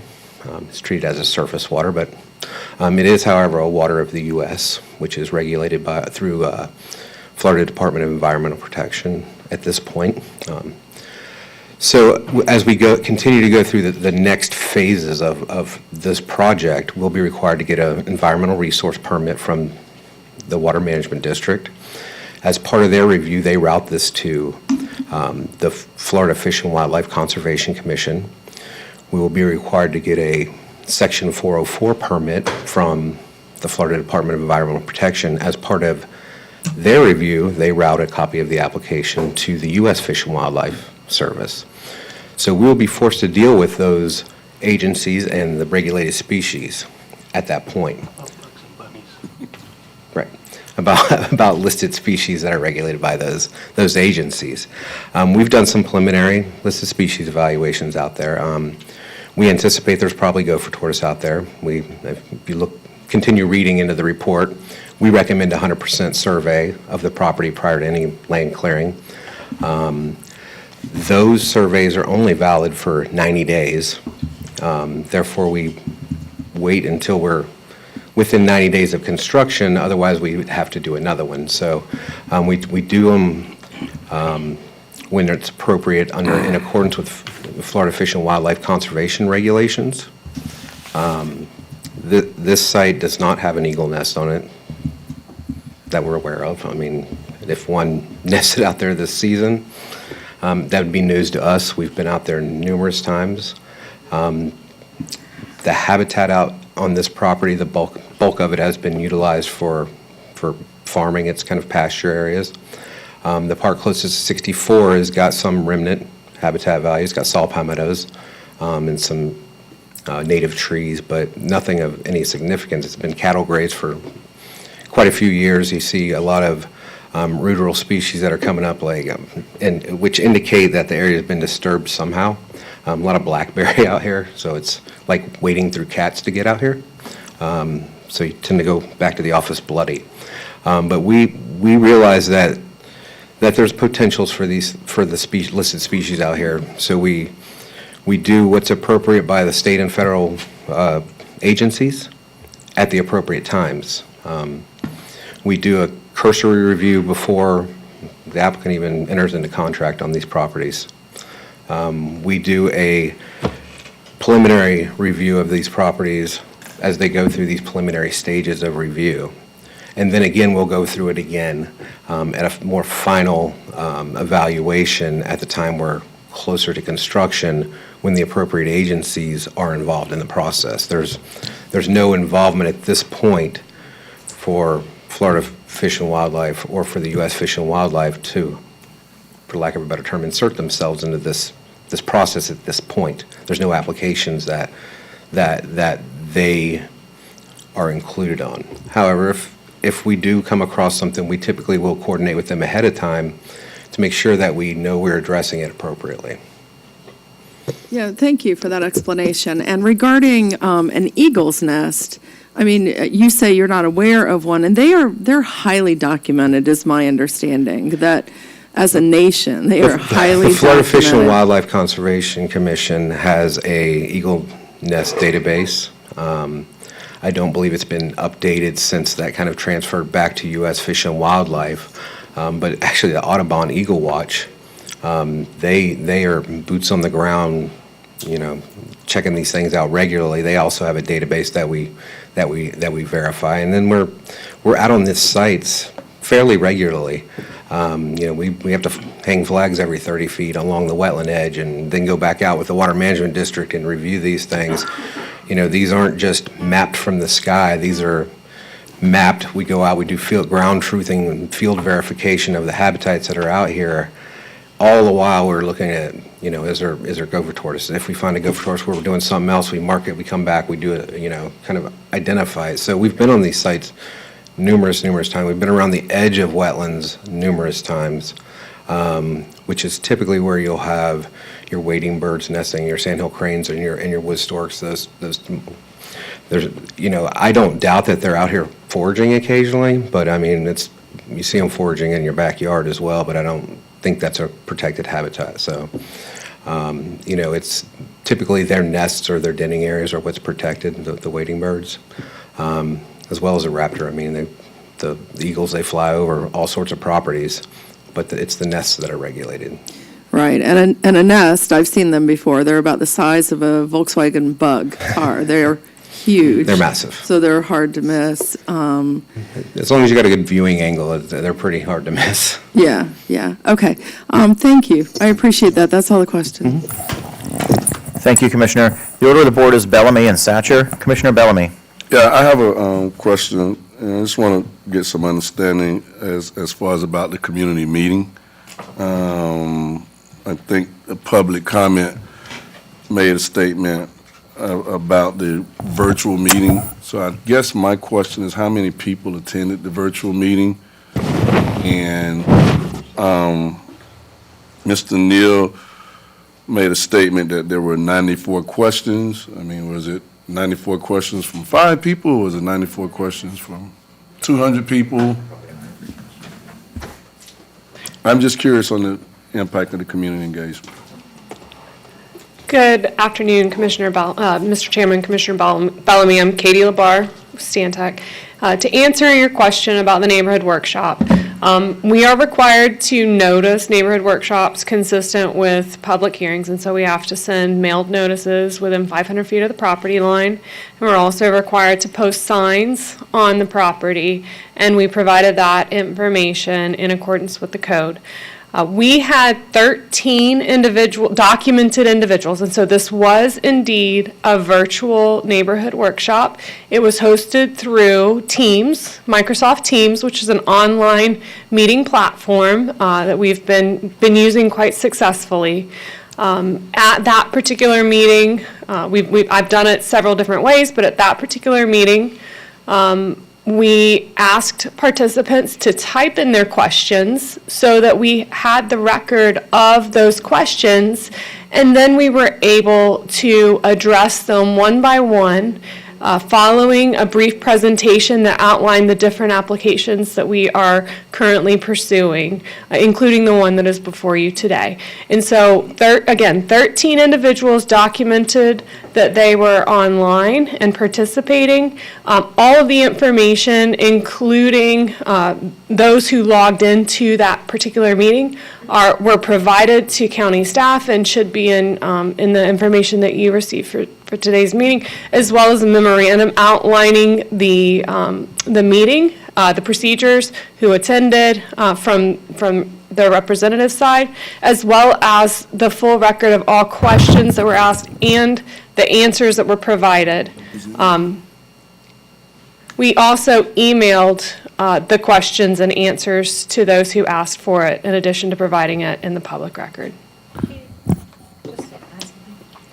Hi, Ivory Matthews. I do think it's important to state that after we kind of went through this process, I was in communication with Mark Vandery and his group.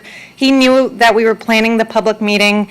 You know, we've emailed back and forth several times prior to the meeting that his group would be able to participate in this event. And so it's discouraging that we only got 13 participants, but they definitely knew about this meeting.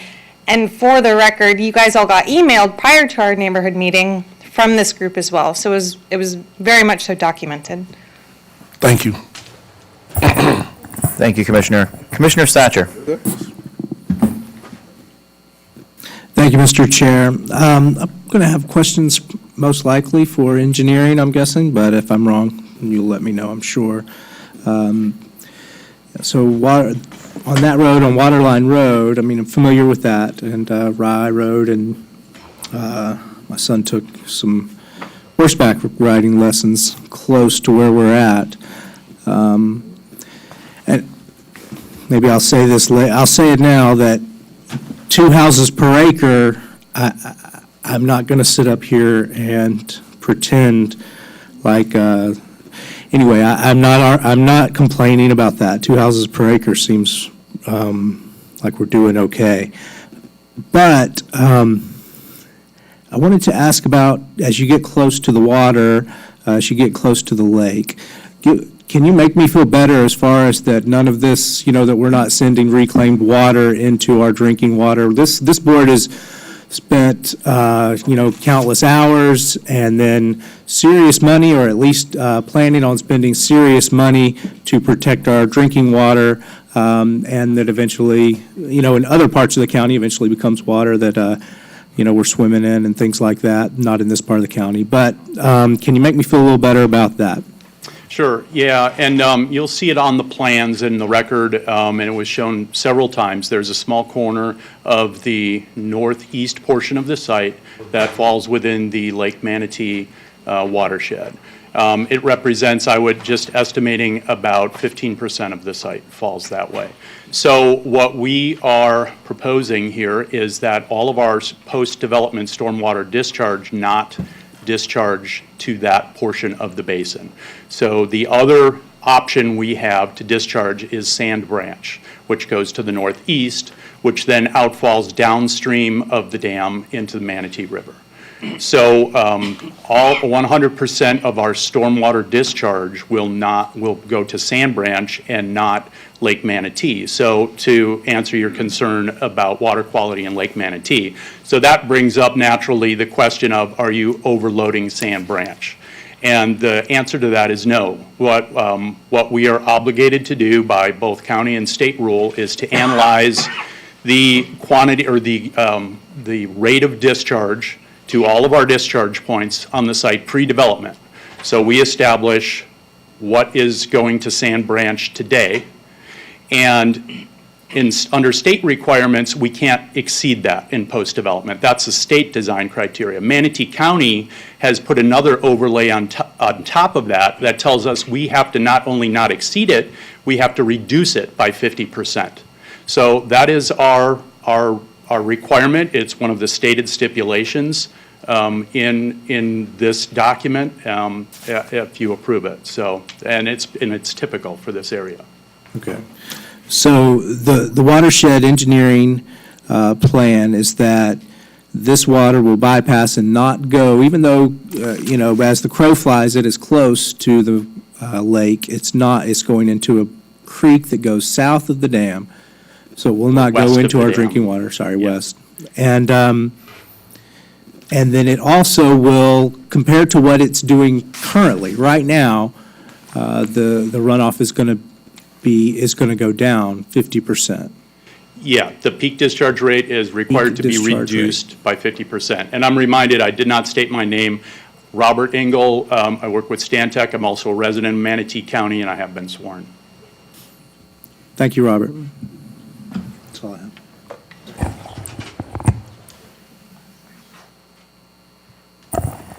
Thank you, Commissioner Satcher. Commissioner Whitmore, you're next on the board. I just wanted to thank Elizabeth Arnold and Linda Nash for coming up. I've known Linda for many years, and for being respectful and, these kind of things get tough. I would like to eventually, if I can, meet with both of you individually, or I guess I can meet with you together, but whatever, I would like to, and I don't have your contact info. I tried to look it up. I know yours. I know the surgery center's phone number still.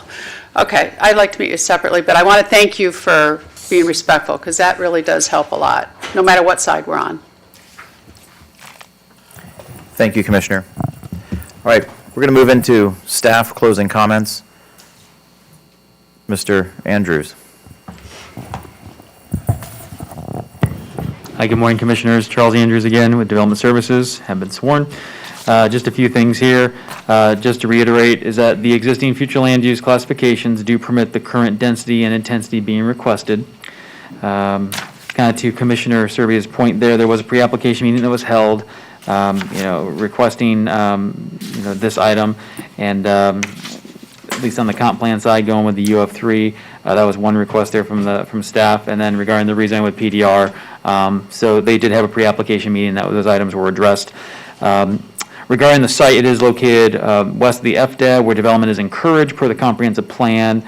The applicant is meeting the buffer requirements of the Land Development Code, the 15-foot green belt perimeter buffers found in the PDR designation per 402.7 of the Land Development Code, and the 35-foot agricultural buffer found under section 401, I believe 401.3 of the code. We do have folks here from Stormwater, Natural Resources, Transportation, if you had any further questions. Just going through here. Site's also, it's not located within the coastal planning area or the coastal high hazard area, so just wanted to have that on the record. So that's it from staff. Thank you, sir. Applicant rebuttal.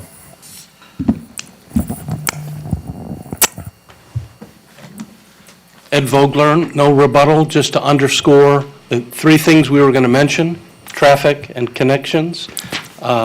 environmental matters, and drainage. And those were the major questions by the board, and we're satisfied with the record. Thank you. Thank you, sir. Ms. Shank? Oh, yes, Mr. Chairman, I think there might be a scrimmage correction. The stipulations on stormwater, and staff can help me, C1 and 2 and 3 refer to the Mill Creek watershed. I think it's supposed to be the Manatee River Lake Manatee watershed. So, I'm asking Tom because he does the stipulations. If this is a scribbler's correction or if I'm reading it incorrectly.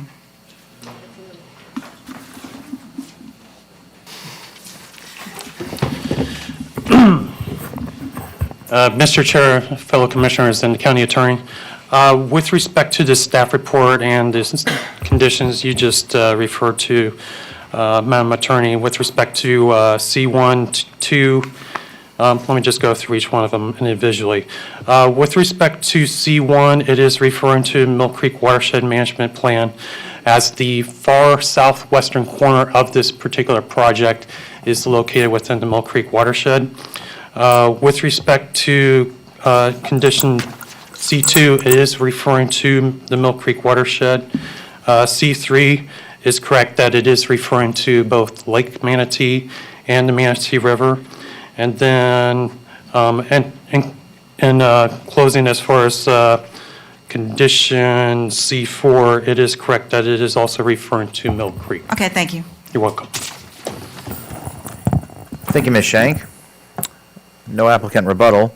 We'll move into deliberations and decisions. Just one commissioner on the board, Commissioner Servia. Yes, thank you. So I really appreciate the very complex nature of this project, and both sides did an excellent job in presenting to us. Really answered a lot of my questions up front, so I just want to say that out of the gate.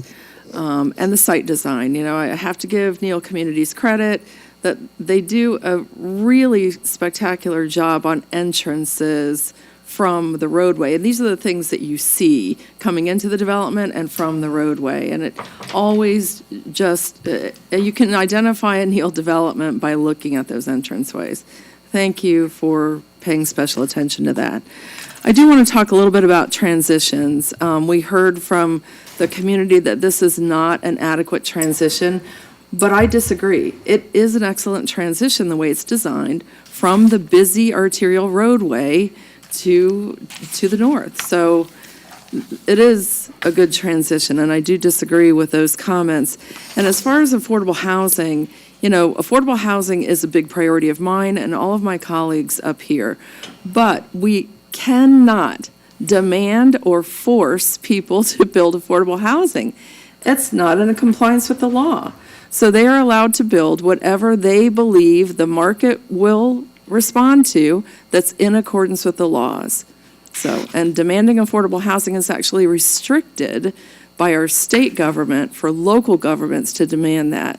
So please understand, Glenn, I appreciate your enthusiasm at every single, you know, application that you're up here demanding affordable housing, but it's just not legal for us to do that. Can't do that. And please remember, state of Florida has very strong private property rights. So I heard people come up here and say, but we love this area, it's next to a park, we want it to stay open. The only way you can control that land is if you buy it. And when people own it, they have every right to develop it in accordance with the laws and the rules and the procedures. It really is as simple as that. So I hear you. I'm a native Floridian. I've been here my whole life, and the state has changed, is changing, and will be very different 10 years from now. And that's okay. But we can't keep it the way it is. So I hear you. I hear your concerns from the citizens, but please understand, we are bound by the laws. Thank you. Thank you, Commissioner. Commissioner Cruz, you're on the board. All right. Somewhat unrelated, but it was brought up and I was pointed out. Yeah, affordable housing is tough to build right now because of costs and so forth. But you know, it's not impossible to build. It's required to build. And Neal Communities build single-family homes on the outskirts of town where affordable housing doesn't necessarily go. So if you're a hammer, everything looks like a nail. I understand why you can't build affordable housing. Doesn't mean we don't need affordable housing. The people who are going to build these homes need affordable housing. The people who are going to teach the hundreds, if not thousands, of kids who move in these homes are going to need affordable housing. So, there are ways to build it. We do need to, but that's an aside based on an earlier comment. But to go with what we're talking about what's allowable. Here's the frustration I think some of the new people on this board see, and I think anyone who's ever been on this board sees, is sometimes it feels like we're forced to go on to a chain of title of ownership of previously poor planning. And this property, for instance, last month we were tasked with moving an FDAB line that none of us agreed to move in the first place. Somebody else agreed to move it, and due to an error, we're now all in the chain of title of effectively agreeing to move that FDAB line. Now, we're here because there's a future land use map that says somebody can do this, even though it's ag. Somebody at one point in time said, in the future, you can do this. But the reality of everything out east, which is frustrating because I hate the concept of UF3 because it's inclusive of virtually everything on the planet, inclusive of helipads, is somebody started that future land use map way out west and put a lot of consideration into every parcel until they got to 75, and then it was lunch break. Right. And then they said, just paint everything else orange and call it UF3, as far as the eye can see, which opens everything east of 75 to virtually unlimited utilization. And so people come to us and say, well, it's ag today, but you told us in 1989 that I can eventually build 3 units. It's frustrating, and then we're the ones stuck having to say things like, this is what's allowable. Well, there's still reasonableness to this. And where we're coming in, and we saw it with a couple of other projects, and we're seeing it here. Last month, it's move this line. It's the first step. Now, we're here saying, well, adhere to the future land use map that you didn't draw in the first place and get us to this next stage of 710.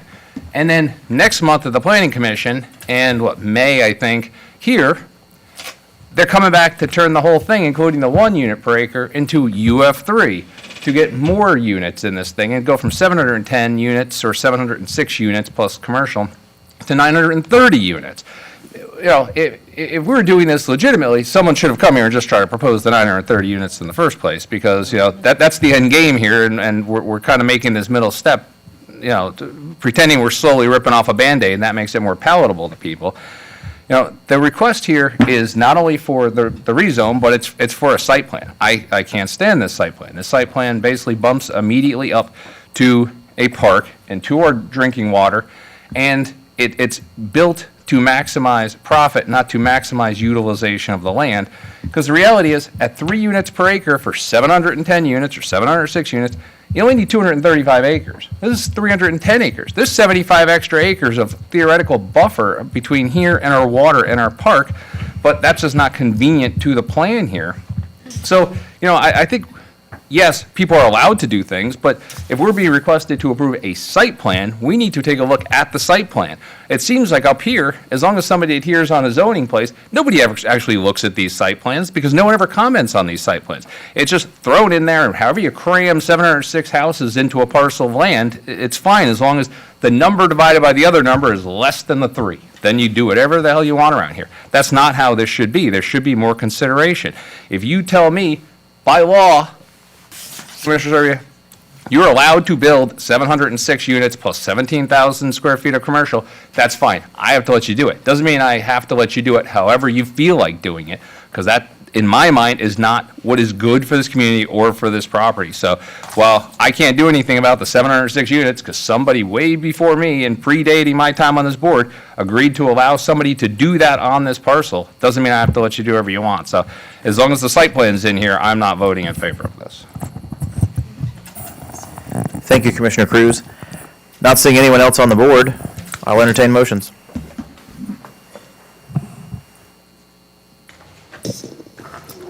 I move approval of the recommended motion for approval. We have a motion to approve by Commissioner Serbia, and we have a second by Commissioner Bellamy. I will be conducting a roll call vote for this. We will start with District 7, as that's next in the rotation. So if you're in favor, say yes. If you're opposed, say no. No. 7 is no. 1. Yes. 2, Yes, I second it. I know. 3 is a yes, 4, Yes.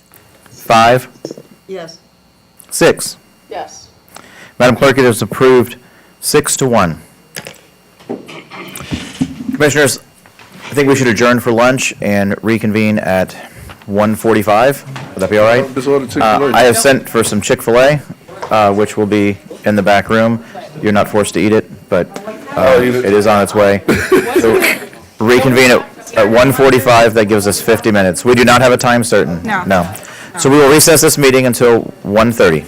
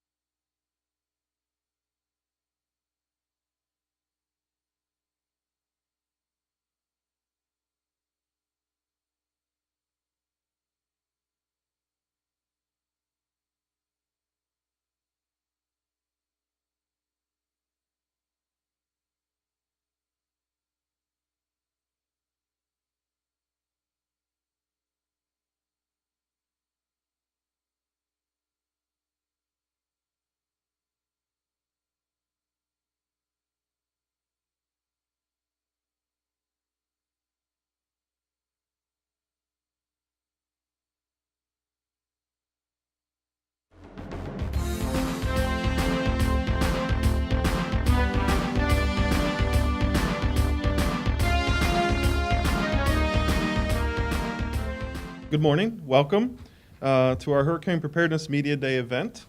I'm Jake Sauer, Director of Public Safety for Manatee County Government, and I want to thank each of you for attending this morning. The news media is a critical partner to help reach our Manatee County residents, and with the county information throughout the year, especially during hurricane season, you guys are one of our most important partners. We rely on you, each of you, reporters, photographers, and video production crews to relay updates to our residents, and the need for timely and accurate coverage is never more important than it is in an emergency. Over the years, Manatee County government has forged strong working relationships with many of you, and we appreciate your willingness to help us with broadcasting our messages during emergencies to help inform our Manatee County residents. Behind me is Chief Steve Litchauer, and he's going to provide you with an overview of this year's hurricane season, along with the messages most important to our residents so they can remain Manatee ready and safe during a hurricane. And with that, I'll turn it over to Chief Litchauer for a 20-minute presentation, and we'll take some time to answer your questions afterwards. Thank you, Director. As he said, I'm Steve Litchauer, Chief Emergency Management, and what we want to do today is just pass out important information that citizens know how to prepare, what to look for, and most of all, as he stated, to be alert and watch the media as the season goes on. What we're going to cover today is a couple important things. Know your home, and each of these topics we'll touch on individually. So know your home, know your level, evacuation zones, and then we'll give some ideas and some pointers on securing your home, sandbag and shelter locations, the when to call 911, when not to call, and when to use our newer 311 system, and then bring out and bring attention to our new Alert Manatee and Manatee Ready notification systems. So as we know, last year was a little bit busy. We were predicted at 16 storms and 8 hurricanes, and of course it turned into 30 storms and 13 hurricanes. So quite a busy last year, but we try to tell people whatever those predictions are, do not just focus on we're going to have X amount of storms. As we have said and will continue to say, it only takes one. We look back in 2018 with Hurricane Michael, Panhandle probably hadn't seen a storm like that in 100 years. And then you saw what happened. So we want to remind citizens, don't become complacent, that it does only take one storm. This year's prediction is going to be a little above normal, not like last year, but a little above normal. So somewhere, they're predicting, if we looked at the chart, somewhere about 15 or 16 storms with probably 8 or 9 named hurricanes. So again, a little bit busier, but I'll go back to my previous statement. It just takes one, so be prepared. So in Manatee County, we've had some great building codes, and this is a chart. And what I will do is refer back to this chart a little bit later, but this is knowing your home.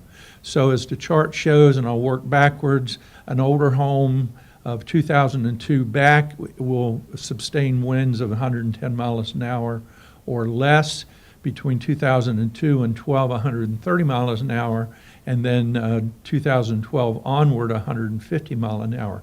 Because what this is important to know is if we had a like Tropical Storm Irma that came through with winds under 70 some miles an hour, or even a Category 1 or 2, most of our homes now, because we've had the building increase over the last few years, will withstand those winds, and that's important to know their homes. So in a little bit, I'll show you how we can educate the citizens if they don't know what year their home was built.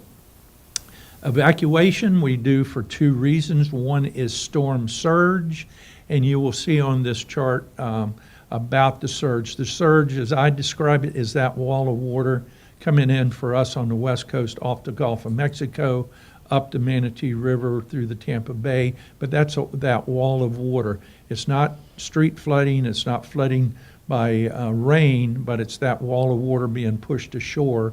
And when hurricane, or again, tropical storm Irma was coming our way in 2017, at first we were predicting surges up to 15 feet. Now it didn't happen, but we have to prepare for that because it takes hours and hours to evacuate people. It's not 1 or 2, It could be tens of thousands, or it could be actually an evacuation. We're talking a little bit, everyone from South Florida on. The other reason we evacuate, of course, is folks in mobile homes, in manufacturer homes, because those are not built for high winds.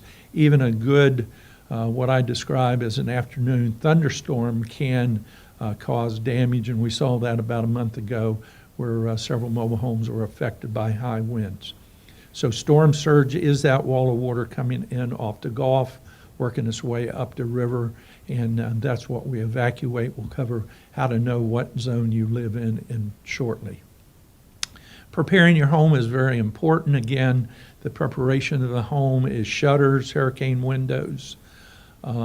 As such, the newer homes, most of them have a higher grade window. Most of them come with shutters. If you live in an older home, we recommend even plywood, something to defer debris flying. Big thing we want to remind people, a lot of people will leave for the summer, leave on vacation, and in this diagram shows outdoor furnitures, bicycles, planters, and things like that. If you're going to be gone a while or a storm's coming, pick those items up out of your yard, because those could become a projectile not only in your windows but in your neighbor's windows. Obviously, you want to make sure you have a full tank of gas, secure your doors and windows. Try to keep your trees trimmed and keep a notice. Again, as we saw during Tropical Storm Irma, what we saw was because it had rained so much, the ground was saturated, the wind came through and toppled over many, many 100-year-old trees, and those trees then would fall on houses, block roads. So it has a lot to do with saturation of the ground too, but if a tree is near your home, you could see damage. So we recommend keeping those trees trimmed as much as you can.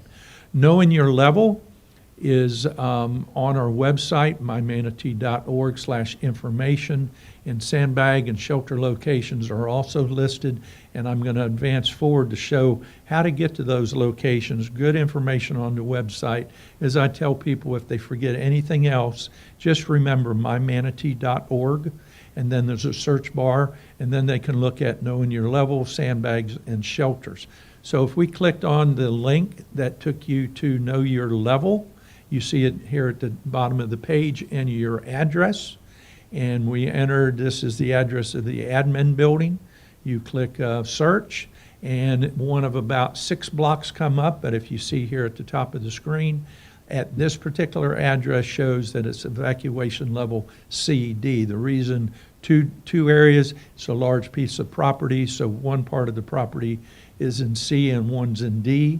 If someone had this, I would recommend going with the lower level, because you may be high and dry, but the roads may be underwater or whatever. So that is a way that people can enter the address at any time and see the level of evacuation. They can do that also, and I'll touch on it with our hurricane guides. They can see a map for that.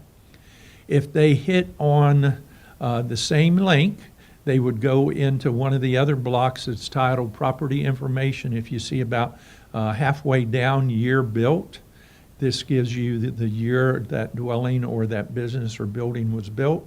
Refer back to knowing your level slide. But that's not to say that someone with an older home has not replaced a roof. And when I speak about replacing roof, it's not just putting new shingles on. They could have then strapped it down and truly brought it up to current code. So just because it's an older home doesn't mean that it's not rated high, but it's more than just putting new shingles on. The other sandbag and shelter locations is on this link. If they would have hit on mymanatee.org, and the other link, or just inquire shelters. We'll first hit on sandbags. The black bags, I kiddingly say they look like pineapples, but they're sandbags. Obviously, those locations are closed. If those locations would be open, they would be red. But what I want to say too is the various cities, City of Palmetto, City of Braden, and all the island cities, many times set up additional locations for their residents. So again, this map is great. It's interactive. We can add the locations, or if time needs, they can call 311. The pictures of the little red schoolhouses, again, in red they're closed, in green they're open.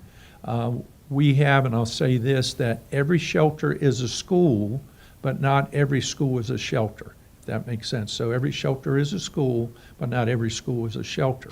Also, what I'll remind folks is we do not open all of them at one time.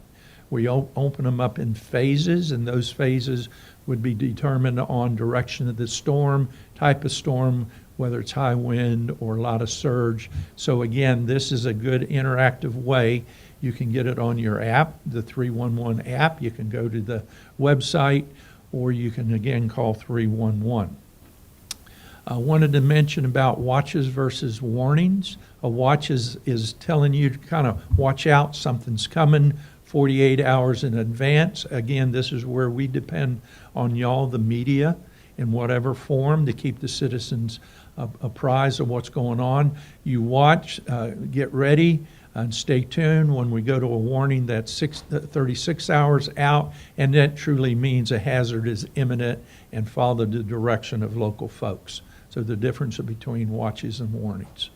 When you do have to evacuate, we recommend evacuate tens of miles, not hundreds of miles. Find someone that's out east, up in Parrish, rather than driving to Georgia or to the East Coast. Find a family or friend, a hotel out of the area, and if you do have to leave in plenty of time, because again, we saw when Irma was coming through that going to Atlanta, an 8-hour trip was taking people 18 hours.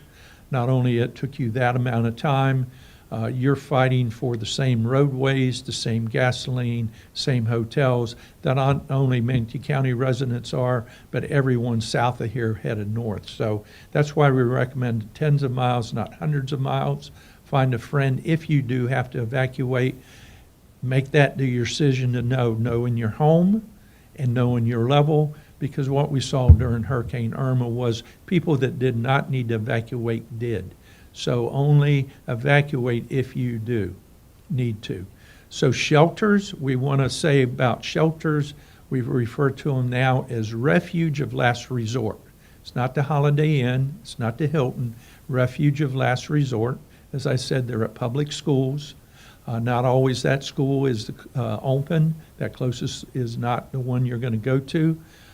We say it's a lifeboat, more like a single-person kayak than a cruise ship.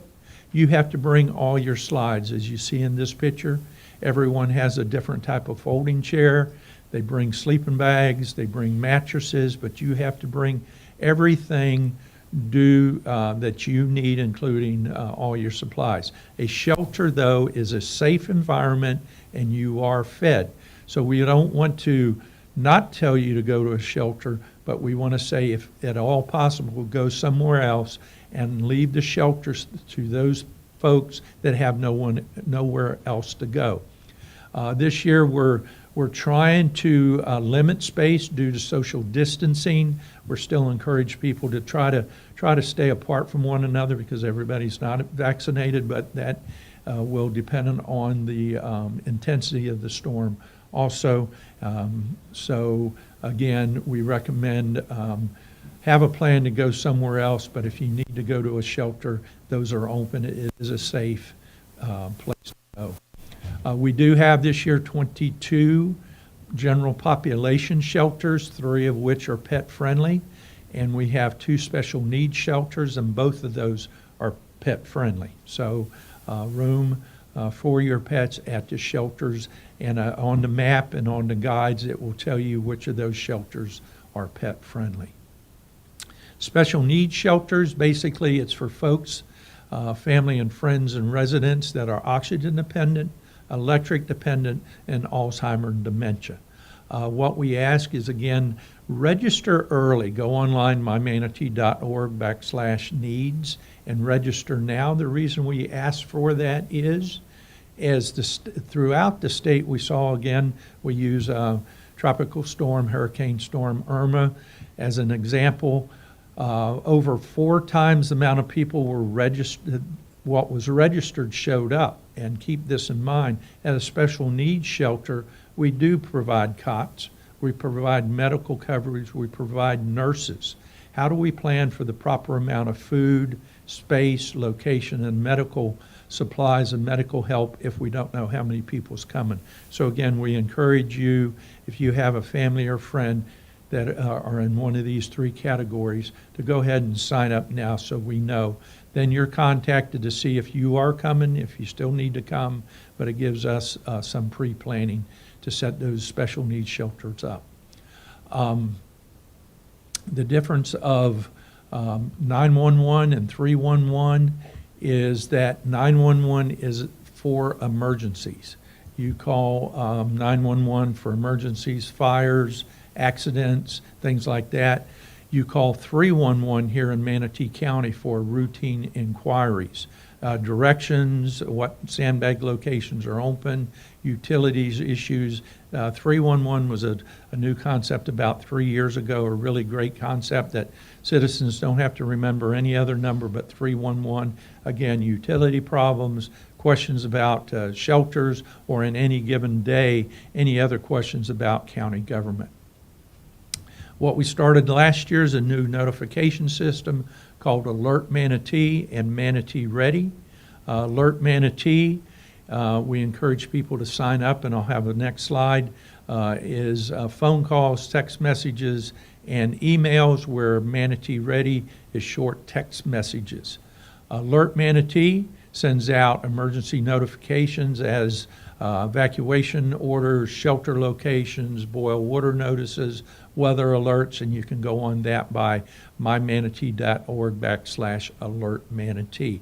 So if you would help us get that message out, the more people that get straight messages from us, the more prepared those folks are. Manatee Ready, the director and the county leadership used this quite a bit during COVID's onset. Text Manatee Ready, all one word, Manatee Ready, all one word, to 88777, and those are short text messages to the folks. So encourage them to sign up for that. So at this point, I'm going to turn it back over to the director to go over some pointers on hurricane preparedness and hurricane kits. Director? Thank you very much. I'm going to bring up Lieutenant Glenn Kroll. He's from our Emergency Communications Center. He will be showing off all of our supplies here for those interested in what those are. I'm sure we all know what they are. But so first up is a sleeping bag. As Steve mentioned, you have to bring whatever you're going to sleep on. If you do choose to come to a shelter, you will need a sleeping bag with you if you come to that. Also, I'm going to talk a little bit after what happens after a hurricane and why a disaster kit is very important. Disinfectant wipes, obviously we all know why we need those, especially if you're in a shelter or after a hurricane and you're in your home. Disinfectant wipes will become very important as you might not have water. Masks, obviously, you're going to be in close quarters after a hurricane or during sheltering during a hurricane. Camera, or your cell phone has a camera. Obviously, a toothbrush. Any medicine that you may need. Pharmacies will not be open during a hurricane, and most of the times they will not have power after hurricane. So make sure that your medications that you take daily is available and you're stocked up on that. Plastic trash bags so that you can keep your waste with you. Anything that you, after you use it, you can put that away. Zip ties, and that's used for a lot of different things. After a hurricane, there's damage to the areas that you are in, and you can use that to secure things. Obviously, a first aid kit. Plenty of water. Make sure that you have potable drinking water. That, like I said, after a hurricane, and as we prepare for a hurricane, especially if you live in the barrier islands, your water will be shut off as we evacuate the islands, and we do that to protect the water system. Glasses, if you wear glasses. Sunglasses after a storm, obviously. Sunscreen, you're going to be out in the open. You might not be able to return to your home. And sometimes it's after a hurricane, a direct hit, it's hard to find shelter immediately. So you could be out into the sun for quite a while. Safety whistles in case you need to track anybody down or get anybody's attention. Flashlight as power is expected to be out. Obviously toilet paper, matches. Can opener, as Steve mentioned, we always ask those that are preparing for a hurricane If you're without power and you're without water, you will need a can opener to get to whatever ready-made food that you have to get you through until services can get back up. A weather radio, always a good thing, always something that you should have, no matter what, if it's hurricane season or throughout the year. For inclement weather, we're getting into Florida's inclement weather time of the year right now, tornadoes, tropical storms. That weather radio will save your life in the middle of the night as you're sleeping and you don't expect a tornado to pop up. That will alert you to that. Gloves, for obvious reasons. Bug spray. I can't stress bug spray enough. Plastic tarp for sheltering or to keep the weather or anything else out. And then a thumb drive. In the thumb drive, you're going to put all your important information, anything that is important to you, self-identifying things as well on your thumb drive and your data. So that is a storm kit there. Doesn't take up much room, but we always encourage those that have not to make a storm kit now. I cannot stress that we always do a preparation before a hurricane comes. If we were to get a direct landfall of a hurricane, you should expect that services that everyone is generally well used to using, such as cell phones, power, water, life's everyday things will not be available. It takes a while for all of that to come back online. That's a part of our recovery process, and we work very hard to get that back online, but it will take a while, especially things that you take for granted every day. So with that, here's some ways to stay connected. I think you guys all know how to stay connected with us. We work very closely with you guys. Facebook, Twitter, and Instagram for Manatee Gov. And then public safety, we also push out important notices, and that's at MCG Public Safety on Twitter. So with that, I can take some questions, and then we'll go to the EOC, do a brief overview of the EOC, and then our sandbag fillers are out there. Does anybody have any questions? So we are still seeing COVID-related restrictions in shelters. I know last year that was the big message you wanted us to push out, that there was not going to be enough space in shelters. We didn't have as much space in shelters as the amount of people who sheltered during Hurricane Irma. Are we looking at the same problem? Well, we're always, COVID is not gone. However, the numbers are getting better and better as we move through the weeks and the months. So we try and reserve space safe enough, but it just depends on demand for a shelter. We're certainly not going to turn anybody away during an evacuation, and that's why we're encouraging those to make a plan now to go with neighbors, friends, and family outside of the evacuation zone. Shelter should always be your last resort. A lot of times on mobile homes, their mobile home is in a zone that's not being evacuated, so they feel that they don't have to evacuate. Right. I mean, that seems to be a problem. What should they do? Yeah, so when we make the call to start evacuating because we're under watches and warnings for a hurricane, if you live in a mobile home or manufactured home, you are part of the first evacuation to move to a different area. Mobile homes and manufactured homes are not designed for strong hurricanes, and they will not survive direct landfall of a hurricane. We've seen it plenty times. And regardless of what zone it's in? Regardless, Yeah, absolutely. It means you gotta go. Yes. Any others? Just some housekeeping tips. Our Animal Services Division within Public Safety has been working with our commissioners to bring pop-up animal vaccine clinics to the community. We've had our first one with Commissioner Van Ostenbridge out in West Bradenton at GT Bray Park. We're scheduling another one this month over in Trailer Estates, and we'll be doing those throughout the county.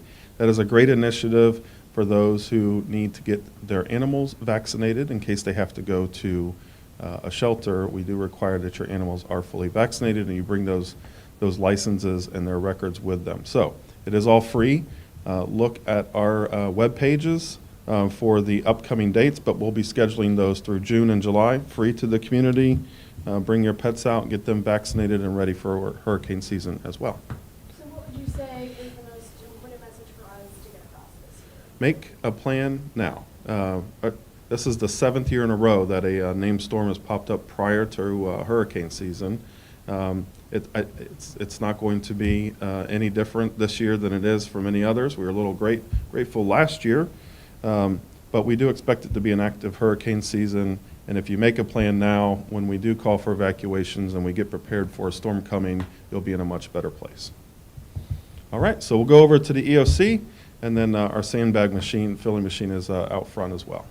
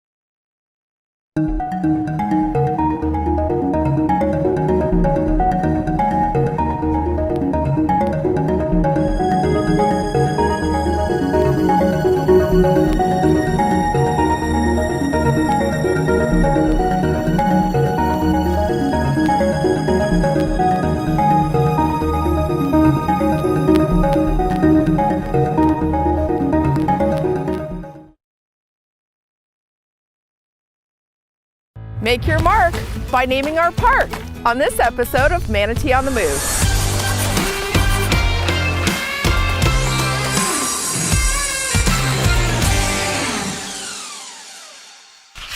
Hello, I'm Commissioner Misty Servia, and I'm proud to represent District 4 in Manatee County. I'm standing on the future site of Manatee County's newest park. The only problem is, it doesn't have a name. That's why we need your help. Now, before we start throwing out names like Parky McParkface or Parkside of the Moon, I think it's important that you know what features and amenities this park will bring to our area. First, location. This new park will be located north of Canaan Elementary, just north of Talavast Road on the west side of Prospect Road. The first thing you'll notice as you pull into the ADA accessible parking lot is the effective use of space for Manatee County's first designated dog park in District 4. This dog park will have separate fenced-in areas for both your large and small four-legged friends, offering a safe space for off-leash exercise and socialization while you build a dog-friendly network with your neighbors. Shade structures will give you a break from the Florida sun, and doggy water fountains will keep your pup well hydrated. And your dog won't be the only one blowing off some steam. Work on your put-away shot on one of 2 new pickleball courts that will feature slip-resistant surfaces. Pickleball is one of the fastest growing, easy to learn, and low impact sports in the nation, and we're excited to offer these new facilities to you. After pickleball, cool down by taking a self-guided trip on our new fitness trail. This trail is over half a mile long, and it will be an excellent way to build stamina and add variation to your workout or offer a scenic and leisurely stroll. Preserving natural wetlands was an important part of the scope of this project, as was the addition of public restrooms and the creation of an open amenity lawn area for a variety of activities. Now that we're all familiar with what this park will bring to District 4, it's time for the fun part. Manatee County will be accepting suggestions for the name of our new park. If you have a name in mind, please make your suggestion at mymanatee.org/namethatpark. The top suggestions will be selected by District 4's own Citizens Coalition on Growth, and then I will bring them to an upcoming Board of County Commissioners meeting to be voted on. The winner will be presented with a proclamation officially naming the new park and have their name written into the pages of Manatee County history. The newest park in Manatee County could have your name all over it. Visit mymanatee.org/namethatpark for rules and to make your submission today. We have already impacted the North River community by adding sidewalks and safety lights to the underserved areas. We're in the process of transforming Washington Park into a community stomping ground. And now, we're reaching new heights at Lincoln Park. Let's dive into the deep end on this episode of Manatee on the Move.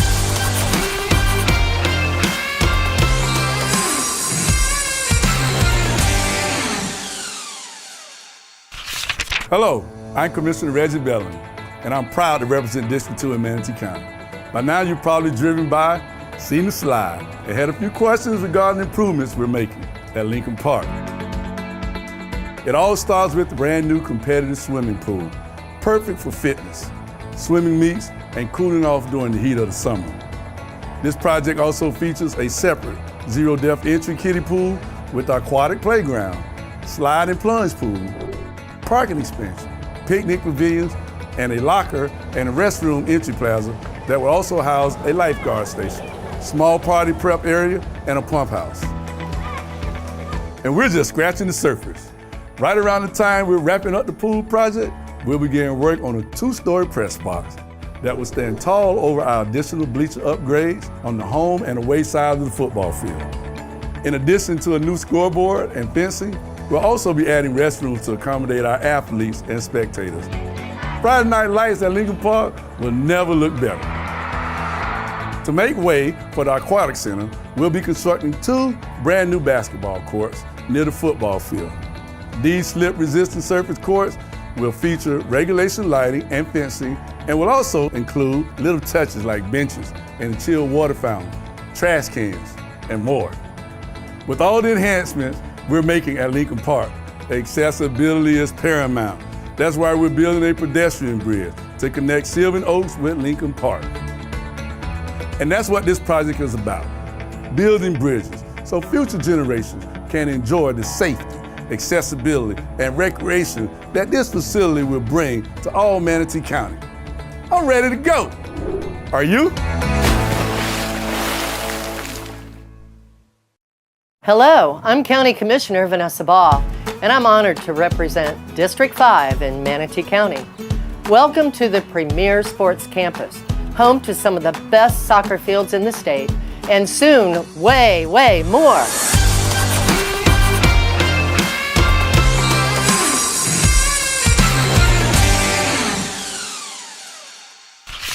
Because of easy access to I-75, the mall at UTC, our charming Main Street, and thriving neighborhood communities, Lakewood Ranch has quickly become the most populated area of Manatee County, and soon we'll be offering even more to our citizens through new developments taking place at Premier Sports Campus and the land just to the north. On the Premier Sports Campus side, we're in the design stage of a new air-conditioned, multi-purpose, permanent framed soccer tent offering shade for meetings, registration, dining, ceremonies, and gatherings during busy soccer tournament weekends. This project also includes climate-controlled restrooms, new stadium lights, locker rooms for the stadium, parking lot improvements, and a stadium scoreboard. Moving north, our East County General Development Plan calls for a new racket complex scheduled for completion in the spring of 2023. This project features 24 pickleball courts, a small administration office, restrooms, water fountains, lighting, and shade. The new 50,000 square foot East County Library complex is set to break ground at the end of January, offering modernized access to a world of knowledge for our citizens, visitors, and families. Complete with a rooftop terrace, the East County Library will provide a picturesque view of the Premier Park campus as well as a serene pond. A 25-yard, 10-lane competitive swimming pool will be the heart of our new aquatic center. Swim a few laps, take a fitness class, or catch some shade or sun while the kids take swimming lessons. And we're not stopping there. Future proposed projects on this site could include additional ponds, an amphitheater, gymnasium, a baseball and softball complex, dog park, a playground, BMX track, basketball and volleyball courts, clay tennis courts, a Manatee County Sheriff's District office and fleet facility, additional green space, and a skate park.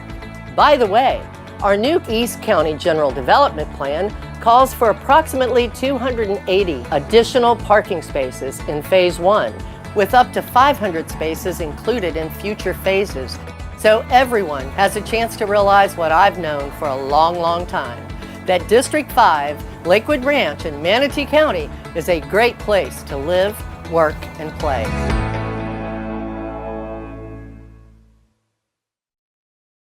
Hi, I'm Manatee County Commissioner Kevin Van Ostenbridge, and I represent District 3, which is located in West Bradenton.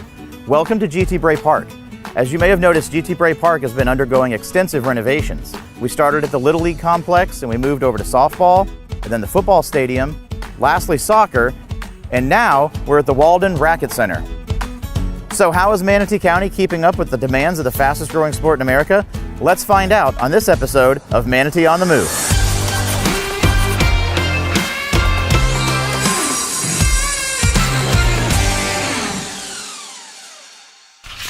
Racket centers aren't what they used to be. They aren't just tennis anymore. Pickleball is one of the fastest growing sports in America, and here in Manatee County is no exception. That's why we're adding 8 additional pickleball courts to GT Bray Park for a total of 20. Covered playing areas will also be added, allowing for play in inclement weather. When not in use, these covered areas can be utilized for additional activities, such as summer camp. And let's not forget about our tennis lovers. Manatee County is upgrading the clay tennis courts at GT Bray Park with a new underground sprinkler system.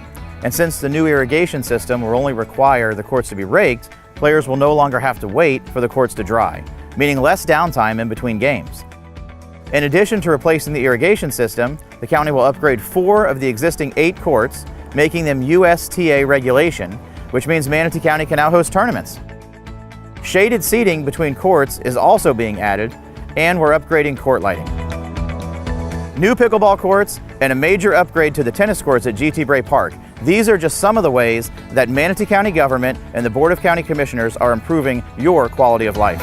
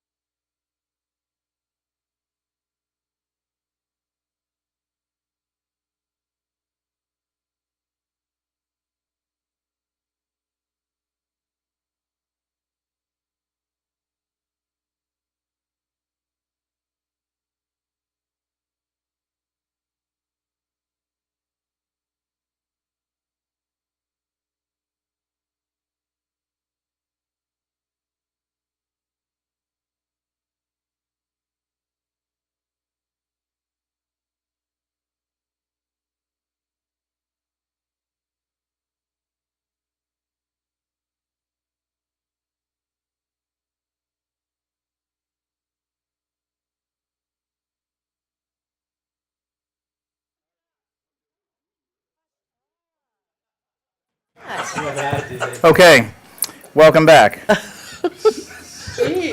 So we've concluded the quasi-judicial portion of our land use meeting today, and we're going to move into the legislative matters. Ms. Shank, would you please introduce the next agenda item? Yes, Mr. Chairman. Advertised public hearings, presentation upon request. Number 4, LDCT 2105, ordinance 2201, legislative public hearing. This is the second public hearing for adoption of the proposed ordinance amending the home-based occupations in sections 511.7 LDC and related matters. And there's a revised ordinance in the update memo on this item. That's all I had. Thank you. Ms. Wenzel, floor is yours. Good afternoon, Lisa Wenzel with staff. This was presented to the board for the first reading on February 17th, so I don't know if you would like me to go through all of the reasonings that this came from the state statute, or I can talk directly about the amendments that were made since the last hearing. What is the will of the board? Do we need a full we've all been briefed. Do we need a full presentation? No. Free country. Okay, in your update memo, there was public comment from the Whitfield Neighborhood Association, the president, and as I mentioned at the last meeting, they requested that we just reference the Whitfield Residential Overlay District requirements, so that has been added to the amendments under 511.7 of the newly created home occupation, home-based business regulations, and I can show that on the document camera if you'd like. So these are the regulations that would be going into the Land Development Code. The language in blue is what you saw previously. The red language at the bottom is a footnote that just generally addresses the reader to the Whitfield residential overlay requirements. Okay, thank you. Just one commissioner on the board. Commissioner Servia.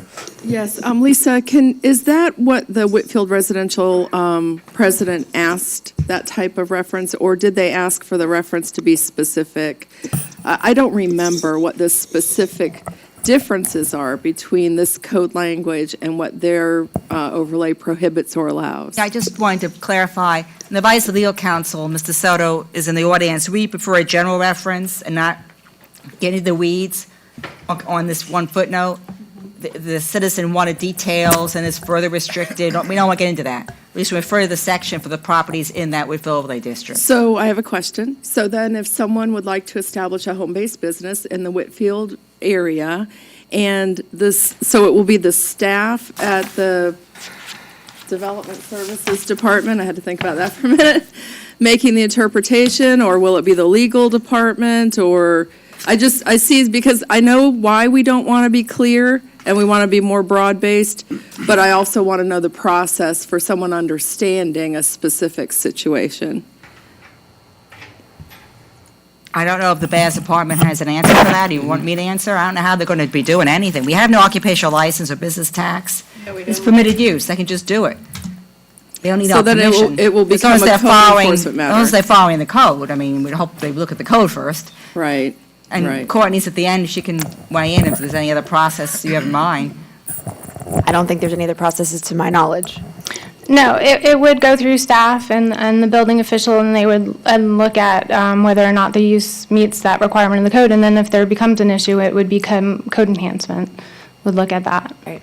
Code enhancement would look at that. Under Okay. us, because they enforce the land development code. Okay, so I completely understand the legal reasons for doing that. I don't necessarily like it for efficiency, but I never go against what the attorneys tell us to do, so, thank you.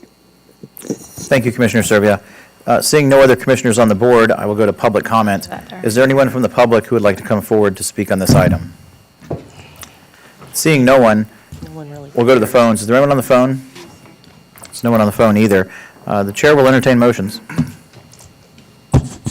Move to approve. Madam Clerk, we have a motion by Commissioner Baugh to approve and a second by Commissioner Cruz. All in favor, say aye. Aye. All opposed? Madam Clerk, it passes unanimously.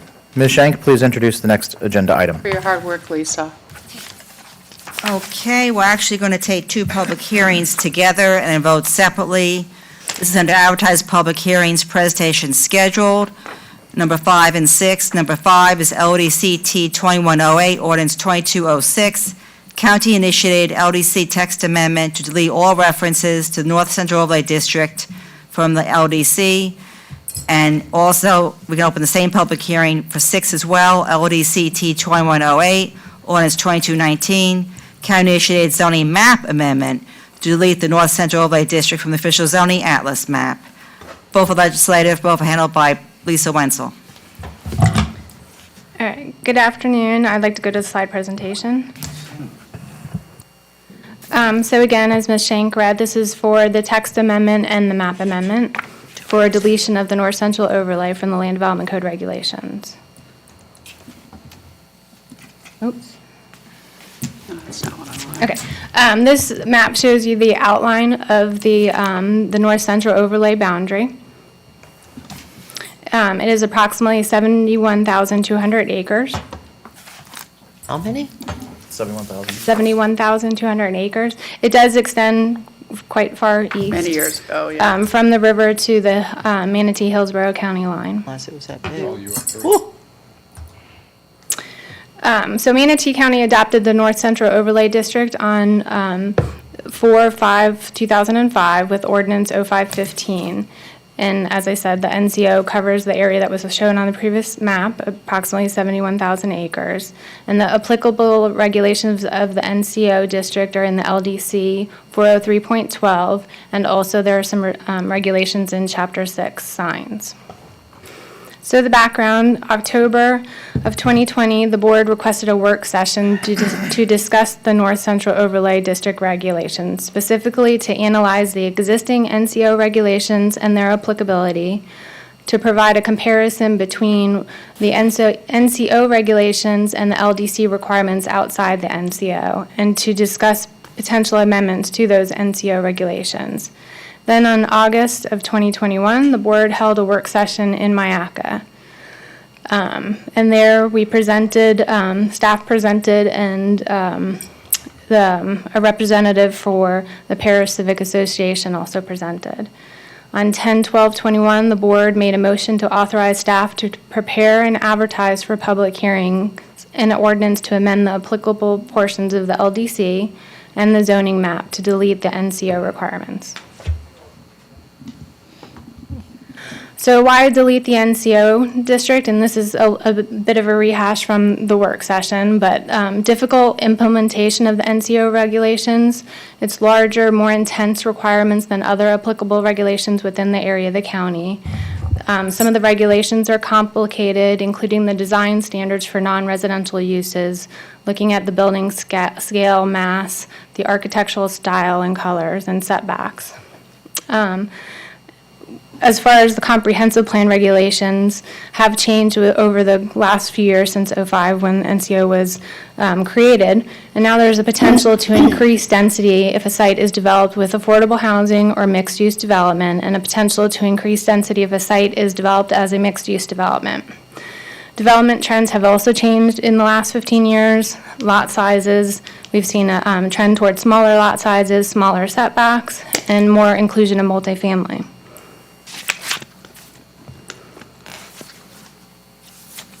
Okay, so the next few slides will just show some of the buffer requirements, and this is the biggest issue that usually comes before the board with a site plan with plan development, where the applicant's requesting specific approval. So the North Central Overlay District on the left-hand side of your screen shows the requirements, and you can see the plantings are quite dense in that diagram, and the width requirement is 50 feet. In the rest of Manatee County, not in the North Central Overlay, you have the different, on the right side of your screen, the different planting options within a 10-foot wide buffer. And this is for commercial and office uses.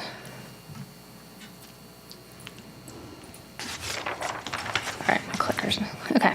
And then for residential and other non-commercial uses, again, you have the 50-foot wide buffer in the NCO, and the Euclidean zoning and PD zoning districts, except for planned development residential, you have the different planting options, again, in a 10-foot wide buffer.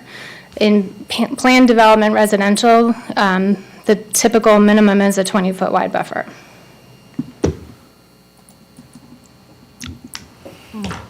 And the greenbelt and perimeter buffers, again, in NCO, this is the buffer. Anything besides the roadway buffer is a 20-foot wide requirement. In Euclidean and the PD, except for the PDR, ranges, depending on what the use is that they're proposing and then what the adjacent use is, can range from 5 to 20 feet. And then again, in the PDR, which is your typical residential subdivision, is a 15-foot greenbelt. And this just shows you a comparison of the first column is the north central overlay with the 50-foot, the 20-foot for the perimeter, and as you can see, the wetland buffer in all zoning districts, whether you're in the NCO or not, is a 30-foot buffer. And as I mentioned, NCO is also within Chapter 6 of signs. There are prohibited signs within the NCO only. And there are A through D on the screen before you, the pole signs, fluorescent signs, neon type signs. 10.4 also limits size, type, height, and area. So if deleted, we would rely on table 6.1, which is applicable to the entire county. I'm not going to go through all of the specific approvals, but this screen and the next screen show the standard specific approvals that have come before the board and that have been granted with many projects.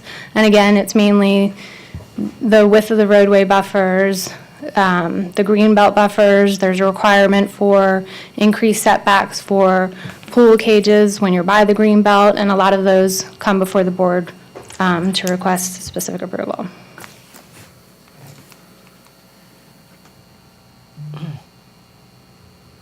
So in conclusion, staff is bringing the amendments pursuant to the board's direction and the reasons that I just discussed, the text amendment and the map amendment, and this is the first of 2 public hearings, so we don't need a motion today. That would come at the next hearing. Comes back, what, April 7th, I think? Thank you, Lisa. April 7th? Is that when it comes back? I believe so. Let me look. Yes. Okay, thank you. Yes? Thank you. Okay. April 7th. But action is needed today. No one is on the board, so Commissioner Satcher. You said action? You want me to go to public comment and then come to you after? Okay. Yeah, there's no action today. Oh, no action today, so I don't, Just the time of the, So- we'll keep public hearing later on is so the public time. comment is not. Without public comment. Okay, we'll go to Commissioner Satcher then. Commissioner Satcher. Thank you, Mr. Chair. Yeah, the more I look at this and see this, the more I think I disagree. I feel like we're throwing the baby out with the bathwater.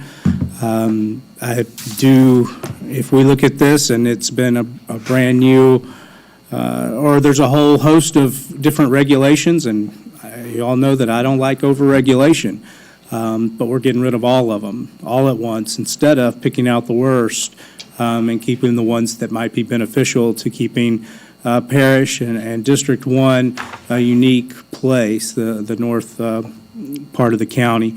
And so I disagree with the decision, and I don't know what motivations anybody has on it, but I just feel like we could do a lot better job if we took the time to say, you know what, for commercial businesses, they need to be able to put their sign closer to the road. Let's amend that. For this, we've had a lot of problems with it. We're giving everyone an exception on the pool cages. Can we amend that? And we amend that. And we could amend it rather than saying that now, where we're used to 10, right now, if you're driving around in the north part of our county, you're accustomed to seeing 50-foot buffers, and now it's going to 10 like the rest of the county. And the same people, we've got the PCA is in favor of getting rid of the whole NCO, the entire North County overlay, but at the same time, they're advocating a new overlay over the parish village.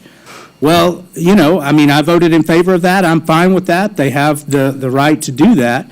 But it doesn't seem very fair to say, you know what, we're going to make new rules for the village, but the rest of, the county where a lot of growth is already happening, and we're doing our best to at least keep the look and feel as much as we can of a quaint and nice place to live, we're going to throw it all out. So I disagree with this decision, and I wanted that on the record. Thank you.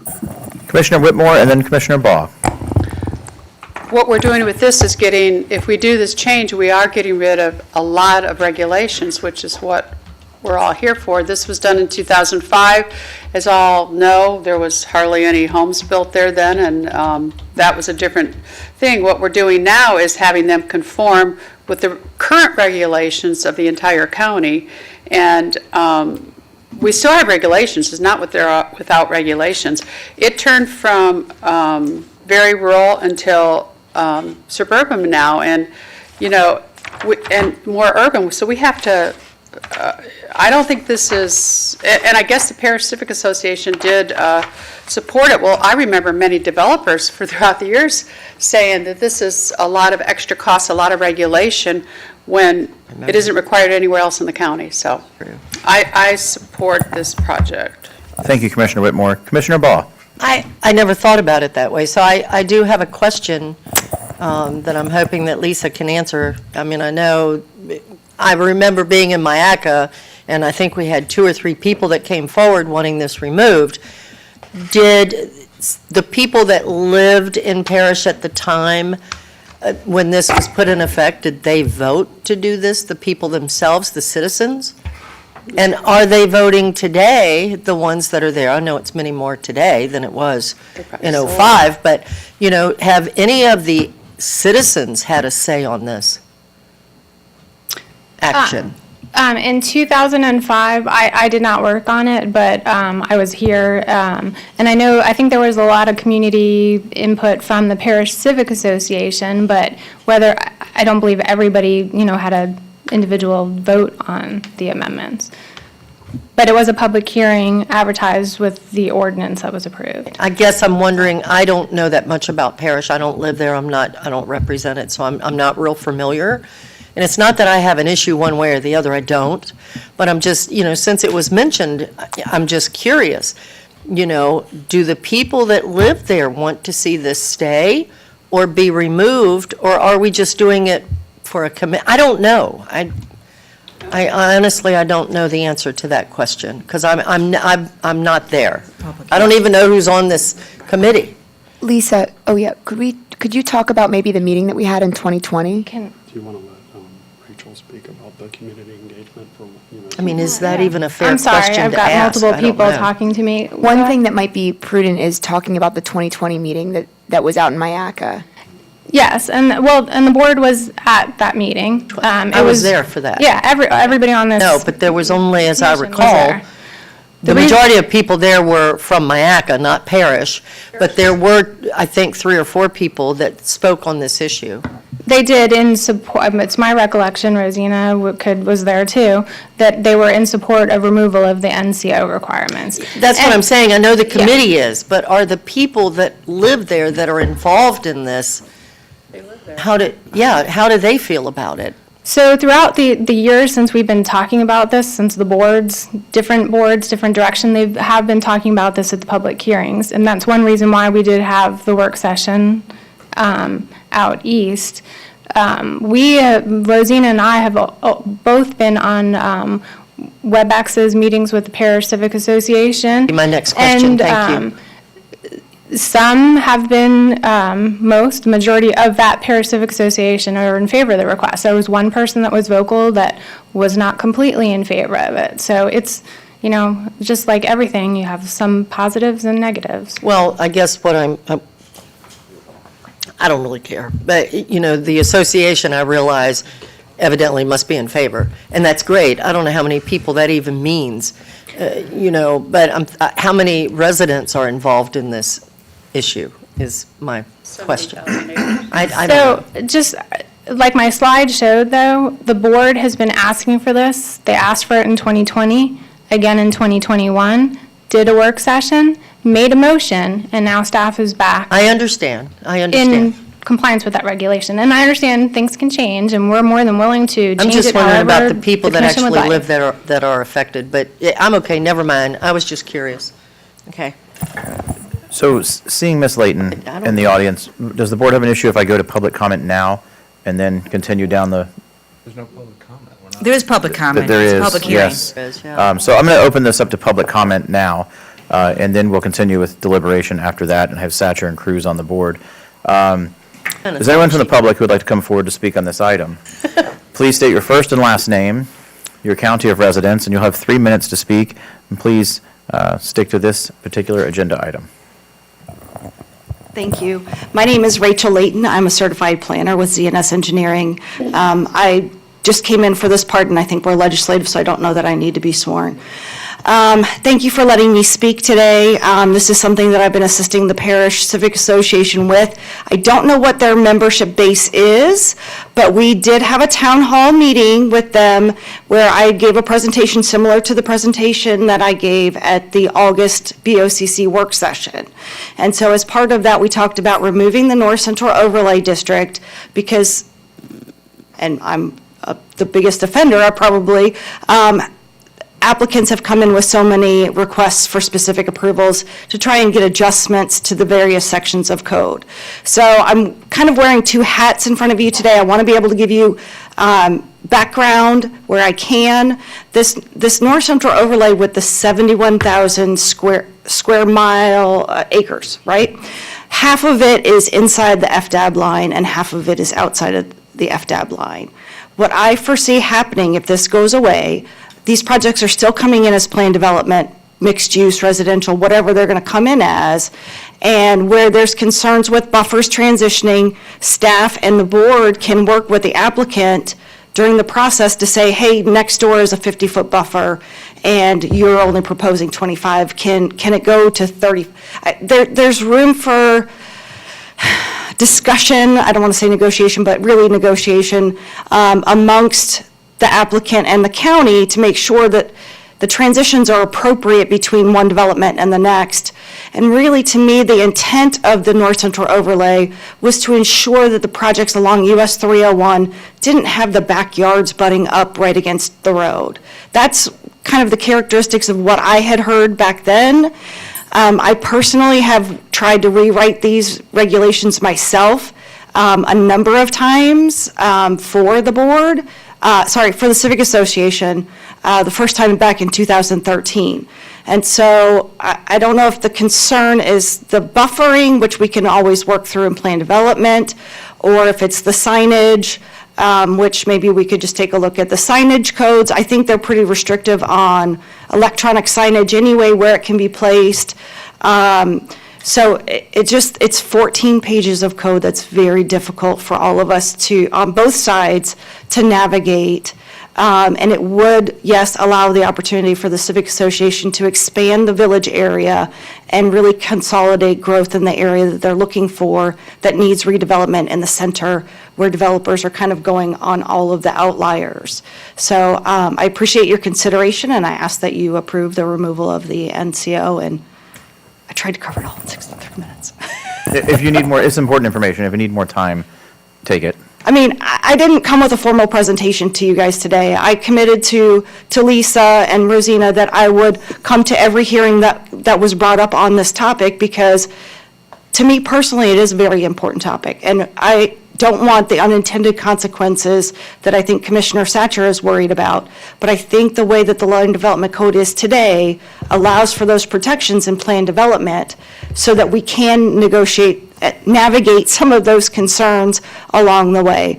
And so the commercial uses, I think on every project that you've seen me bring forward, you've seen me ask for a 20 or 25-foot buffer so that we have some visibility. And then I ask that those plantings get pushed between the commercial and residential. So there are a lot of things that can be done even if this moves forward and goes away. So I really respectfully ask that the commission strongly consider continuing to move it forward. I'm not sure what else to let you guys know. That's okay. I appreciate the information. Thank you. Thank you. Is there anyone else from the audience that would like to come forward to speak on this agenda item? This is public comment. Are you coming forward as a member of the public, Rosina? Okay. Let us finish public comment, and then one of us, I'm sure, will ask you a question, like, what would you like to say? Is there anyone on the phone who would like to speak? How many callers do we have? One caller. One caller. Okay, go ahead. Caller 802. Caller, please state your first and last name, your county of residence. You'll have 3 minutes, and please stay on topic.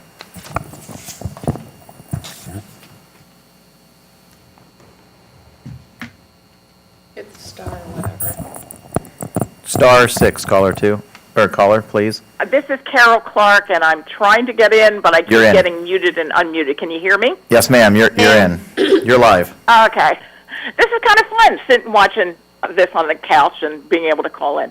So I'm Carol Clark from Manatee County, and I was intimately involved in the creation of this in 2005.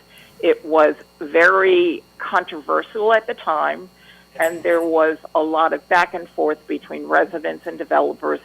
And at that time in 2005, there was a general consensus that it was the right thing to do. That was, however, 17 years ago, and I think the time has gone, and it is time. It's very complicated and difficult to work with. And the county has made changes in its policy, as Lisa brought out, since the time in 2005. I would note to the discussion earlier about what is being done, we have a project that we are working on right now, and we're choosing to, in part of it, keep the NCO buffers because it's going to be good for the project. But I would encourage the action today, or the action in April, to eliminate this. And I'll answer any questions if you have any. No, it's good enough for me. All right, thank you, ma'am. Are there any other callers? No, sir. Okay, we're going to close public comment.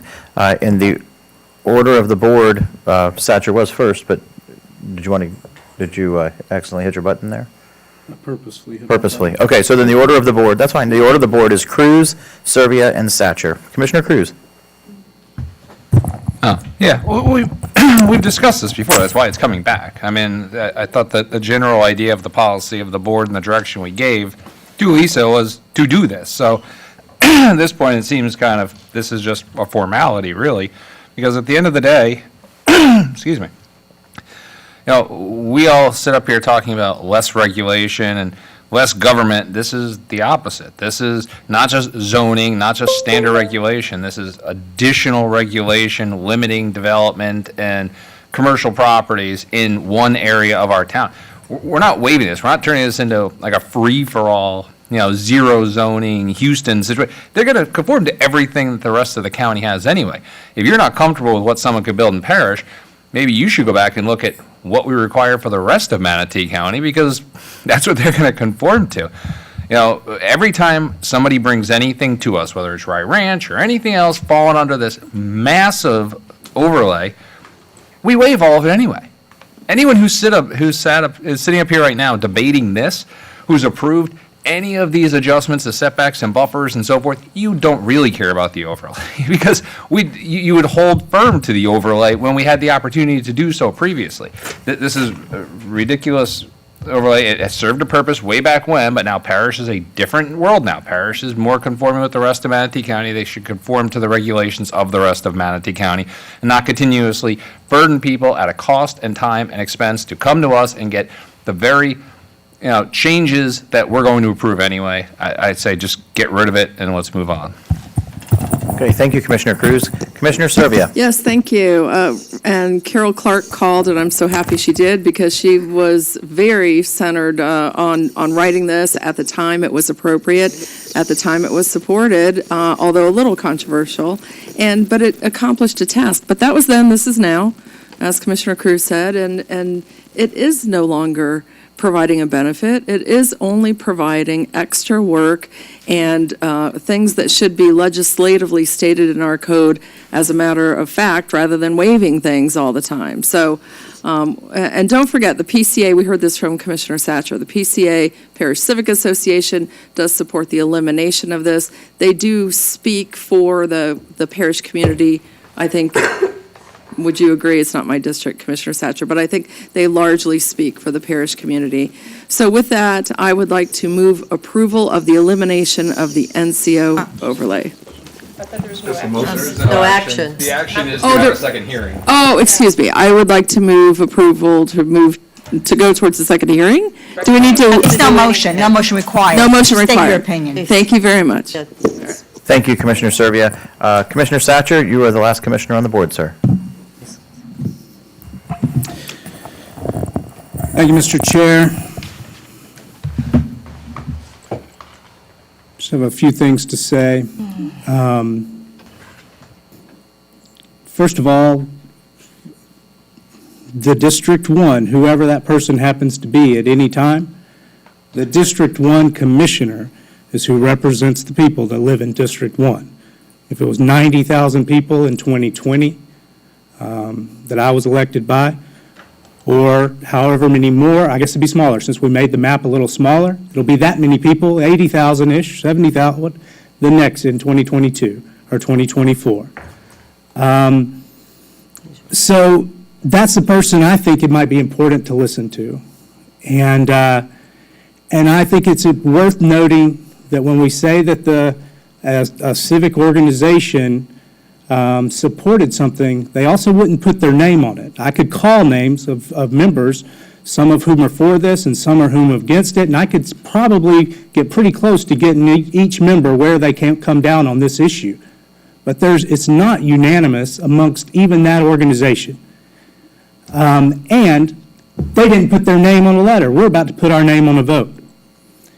The last thing we should be voting on is whether or not we're going to be a burden to a business or to a developer that's wanting to build things in District 1, which someone up here just said that we're too much of a burden. If anything, Parrish is the golden goose for developers right now, which is fine. I mean, as far as I want people to do well and I want the area to stay nice, I think that each regulation I want to roll back. In fact, I'm sitting down with my aide in the next few days to go over different regulations that we need to roll back in Manatee County. But that doesn't mean we need to throw them all out at once. And especially on the advice of an organization that, while they're trying to get rid of every organization or every regulation over here, is also implementing brand new regulations for their own spot where they own land. So I've avoided a lot of saying some things plain. I'm still not calling names, but I'll just say that when I hear from rank and file on Facebook, they say, why are we changing what's making things unique and special in our area? And especially changing as in getting rid of completely. It's the easiest way to do it, yes. It's the most efficient way to do it, yes. But this government does a whole lot of things that are inefficient. If there's ever a time where it might be worth a little extra consideration, I think it would be this one for us to go through and take the time, look at each one. Do we need the extra footage for a pool cage? I think we can get away without it. Okay, I am not going to argue if that comes before us to get rid of that. But do we want every single neighborhood to be as close to the road as neighborhoods that were built in West Bradenton decades ago when we didn't know as much as we know now? And the traffic flow, everything is different about West Bradenton versus when you go east and there's the bigger, faster roads. Are we going to put subdivisions right up against those fast roads? I think we should take a look. I think it's worth taking a look at each thing. If we want to, once again, if we want to talk about amending it, I'm fine with that, but I do not think we should be getting rid of it altogether. I disagree with the decision, and I don't take that position lightly.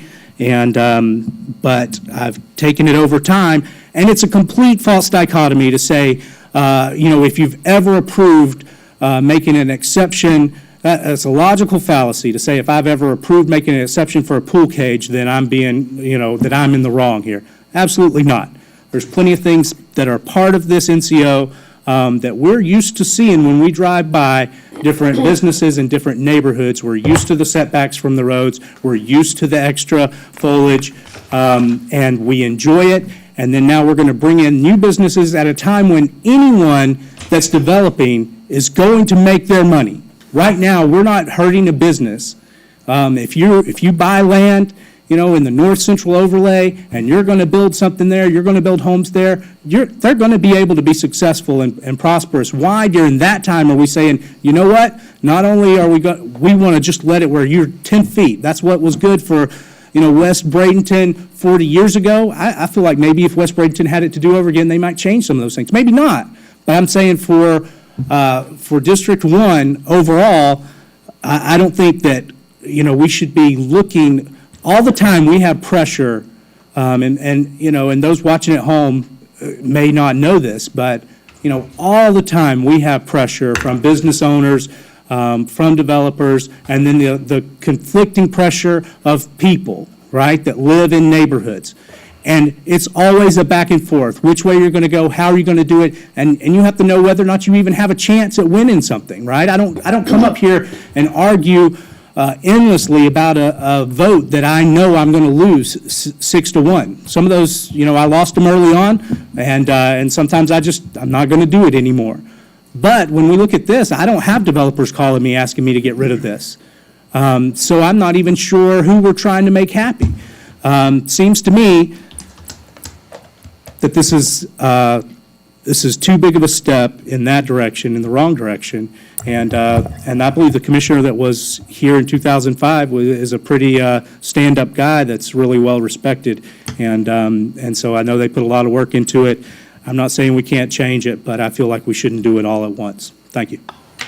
Who was here in 05? I think Larry Bussell. Thank you, Commissioner Satcher. And we will go to Amy Stein 89. Is that Amy Stein? Oh, Amy Stein. in 205. Okay, yeah, because I knew Larry wasn't there. No. I just met her the other day. Commissioner Whitmore and Baugh is the order of the board. Commissioner Whitmore.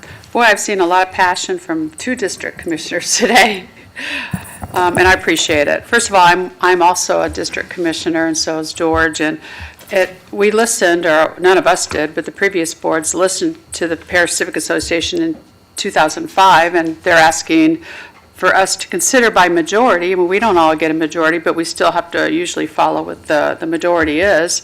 Right now, every project that we have approved in Parish has come before us in a plan development and got exactly what we're trying to get rid of today. What you're seeing today are the rules throughout the county because they are asking for exemptions, pools, buffering and stuff like that. That's why they do plan development, just like Rachel had said. Every time they come before us. So it's not like this is anything new. It's just now they don't have to go through this extra bureaucracy to do all this. The overlay, isn't that, I know they've asked for it, but that's something that Commissioner Cruz is working on too, right, with them? Parish Civic Association? Can I dialogue? Oh, yes, I think it's constructive. That's a little different. I'm just working on facilitating some of the financing The of the FIS, downtown right. through the TIF, not the specific overlay or any kind of restrictions they're going to have. I'm not touching the Right. development side of it. But what I'm trying to say is they've come before us before the Parish Civic Association to determine their destiny, and they're coming before us now. But in all due respect, I represent the district also, and it's okay to listen to 2005, but maybe not 2022 Parish Civic Association. What I'm saying, and Rachel's right here as developers from the other side, not Parish Civic Association, they're coming before us every time and asking for exemptions or doing a plan development so they can do what they could do if this would go away. So I'll support, I know we're not going to do it, but when it comes before us again, I'll support it because Alan Jones has asked us for it. It's citizens that live there. PCA are actually citizens of this area. And I heard they have up to 150 members now. So, anyway, and it's not that, it's the people that live there. Alan Jones has come before us many times, and many others are asking for this. He doesn't actually, he lives in Sarasota. I was going to Lives in say. Sarasota. Yeah, but his I farm- wasn't going to correct you No, on that. I remember, but he is on the PCA. He is on the And he PCA, does- yes, He ma'am. has thousands of acres, so. Okay, thank you, Commissioner Whitmore. So most of them Commissioner Baugh and then Commissioner Thatcher. Yeah. You know what, I don't quote unquote represent this district, but I do vote for what happens in this district. So I do have a little bit of skin in the game there. I don't know who's on the PCA. I had to stop and think because I don't even know for sure exactly I don't know who's on it. None of them like Oh, none of them like me. Oh, well, then forget it. I'm not, Oh, now I know who it is. Oh, I didn't know. Okay. Don't act like that narrows it down. Don't act like, okay. Not that they would do that, of course. But, no, getting back to the seriousness here. We have a district commissioner that has, sorry, Sarah, she's dying over there. Me too, I'm having fun with it. What the heck? I probably don't like them either, but that's another, beside the point. I don't know, because I'm not sure who it is. At any rate, we have a district commissioner who has reservations about this. Ordinarily, this board honors district commissioners. I mean, I know, not today, right? My point is, you know what, I'm not going to be so quick to disregard this district commissioner. I don't know who honestly, I don't know who's on the Parish Civic Association. I'm going to look it up as soon as this meeting's over. But Commissioner Satcher, I would ask, I mean, I realize and I've heard very eloquently your concerns, and I appreciate them. I'm just curious as to whether or not is this coming back April 7th? Is that correct? Yeah, I'm just curious as to whether or not you might be able to have a town hall with some of the residents in that area about this, so that you could report back to this board what you've heard from the residents themselves. Because my concern, I do have a concern, with it just being a committee. I'd rather hear from residents, but that's neither really here nor there. I understand that in '05, this committee represented the residents. Well, this is 2022. So, and I'm not saying they don't now, I don't know, but, Commissioner Satcher, is that perhaps a possibility you could do that, so before we vote, you could give us a report? Absolutely. Okay, all right, thank you. Thank you, Commissioner Baugh, and, I'm going to weigh in. I'm actually sitting here thinking a lot of the similar things you said. This is a much, I do like to try to support a district commissioner when I can. This is a much bigger deal than a pharmacy. We're talking about an overlay, 71,000 acres. Yeah, it's huge. And the district commissioner seems quite passionate about it. I'll be frank and say I don't agree. However, the district commissioner is quite passionate about it, and we're talking about a huge percentage of the district. I think that a town hall is a very good idea. Also, some of the points that Commissioner Satcher made were that he did feel that the overlay was too overreaching in many areas, but there were some things that he was hoping to preserve about it. If you would, perhaps get with land use attorneys and determine appropriate avenues that are open to you to go down to try to preserve those specific elements of the overlay that you like, and perhaps you could bring us some options on the 7th. That would be helpful as well. So I'm still very much on the fence. I just wanted to weigh in really quickly. So Satcher and Servia is the order of the board. Commissioner Satcher. Thank you, Mr. Chair. And I just want to, there's a lot of, personalities and just some neat people here on this board. So anytime any one of them makes any type of reconsideration, I really do appreciate it. So I just want to say that. I appreciate you hearing me. And we may have that. I will do that. We'll have a town hall for sure on this topic. And what I'd like to do is just go through, delineate with a summary of each regulation and see where people are on each one. And we may walk away from there with, everybody wants to get rid of every single one. And that'll be fine. But I kind of doubt it. And I just wanted to say one more time, and for me, obviously, I've been getting more passionate about this as time's gone by, and that's because I still think back to when, I believe it was at the Mayaca Church, when we had that meeting, and we had, I think we had a letter or else an expression of belief from a group, and I said, are there names on it? Are they willing to sign their name? And the answer was no, and I don't think that answer's changed. In other words, the people that I'm shadow boxing against up here didn't put their name as they wanted to go a particular way on this vote. And honestly, if they had been willing to put their name down, I would have been like, okay, well, they're willing to, they really believe it, let's go with it. But once I realized that they weren't willing to put their name on a request, it made me very leery, and I've taken closer and closer looks at it since that point and as time has gone by, because as you know, if something's not in writing, how are you going to enforce it later on? So later on when you say, oh, you wanted this, well, I don't know, because their name's not on it. So I appreciate that, and I'll look, I guess on the 8th, I'll announce when the town hall is and the location. Thank you.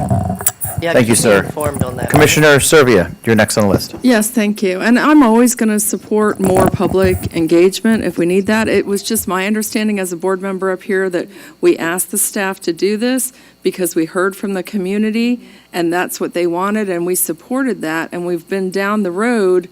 We can stop, certainly. We can stop and regroup, and I'll always give deference to the district commissioner if that's what he feels is important. But I really don't, I'm a little confused as to what we have to discuss, but we can do it. My question is to the county attorney's office. I remember hearing that it is a little bit dangerous from a legal perspective to continue to grant specific approvals on items over and over and over and over again, and we should just change our codes legislatively rather than do that. Am I understanding that correctly? It just comes down to a matter of timing. I mean, the way it's been presented now, you're repealing it without replacing it with anything. The alternative is, on the same agenda, you have a repeal ordinance, and you have another ordinance that replaces it with something else. I think that's what I'm hearing. There are a hard number of these provisions, as was pointed out by the commissioners, that have been waived numerous times and are begging to be amended. I mean, okay. and I it think is Mr. Commissioner Satcher still is agreeable to amending some things. Okay. It just has to be flushed out. Okay. So it does consume staff time, but there's no legal reason to put it in the code rather than to continue with specific approvals. That's not a legal matter. It needs to be amended. I mean, either you repeal and amend the same agenda, or you repeal it 1 month and amend it 9 months later, and it's a whole of 9 months. Yeah, okay. Yeah, so timing. if the district commissioner believes that the people of District 1 have a different viewpoint and we need to understand them, sure. Let's stop what we're doing and go do that. Okay, thank you, Commissioner Servia. I think we've vetted this pretty well. Is there anything further that we need to do? Ms. Wenzel? No? Okay, thank you. Ms. Shank, will you please introduce the next agenda item? Okay, regular agenda item number 7 and 8 both have to do just with the times of the public hearings. Number 7 is LDCT 2108, ordinance 2219, county initiated zoning map amendment, delete the NCO district from the official zoning atlas, and the opposed motion, I'll get to in 7, is a procedural motion. It says, I move to hold the second public hearing to adopt proposed ordinance 2219 on April 7th at 9 a.m. with the afters may be heard in lieu of 5 p.m. pursuant to section 125-664B1 Florida statute.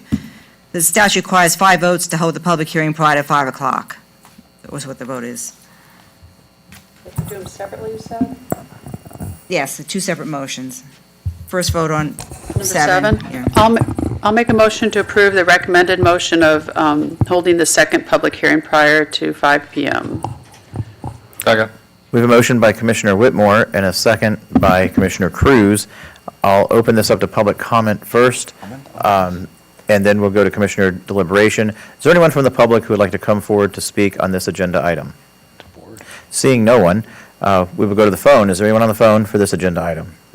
All right, seeing none, we'll close public comment. Commissioner Ball is the only commissioner on the board, so Commissioner Ball, you have the floor. I just want to make sure I understand what this vote is really for, since we just had the discussion on 5 and 6. What am I missing here? You have to have 2 hearings to. I understand that. It's only, the statute says your second public hearing on these type of amendments has to be after 5 p.m. unless the board elects by vote of 5. That's all it's prior to for. 5 o'clock. Okay. It's confusing. Thank you. I just wanted to make sure. Be Be quiet. I'm telling you, that's what it means.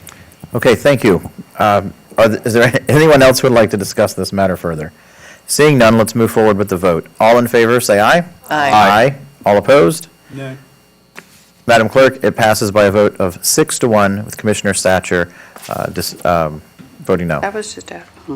Okay, and then number 8 Prerogative. is similar. It's LDCT 2108, ordinance 2206, county initiated LDC amendment to delete all references to the NCO overlay district in the text amendment, and the motion under 8 is I move to hold the second public hearing to adopt proposed ordinance 2206 on April 7, 2022 at 9 a.m. where soon after may be heard in lieu of after 5 p.m. pursuant to section 125-664B1 Florida statute. Again, it's allowing you to hold the public hearing prior to 5 o'clock, but it requires a vote of 5 votes. So moved. Second. So we have a motion by Commissioner Cruz and a second by Commissioner Whitmore. We'll open this up to public comment. Is there anyone from the public who'd like to come forward to speak on this agenda item? Seeing none, we will go to the phone, and there's no one on the phone. We'll move to deliberation. Are there any comments from the board? Don't you touch it. All right, there are no comments from the board. We'll move forward.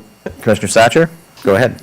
I'll just say, I mean, for me, it's, there's just a lot of working class, hardworking people in parish, so that's why I'm voting against having it before 5 o'clock. I feel like they'd have more input. If it was after, of course, I also know a lot of them have kids too, so who knows if it'd be any easier, but I'll be voting against it. Thank you. Thank you, sir. Seeing only Commissioner Bellamy on the board, we will go to Commissioner Bellamy.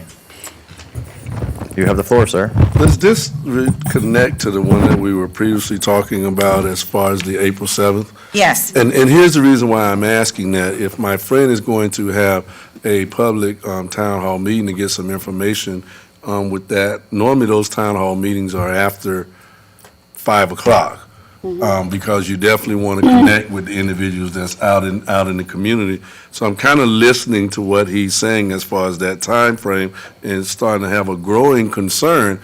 Are we giving ourselves or giving our citizens out in that area the service that they deserve, as far as saying that these meetings can be before or after 5 o'clock, and we haven't heard from them.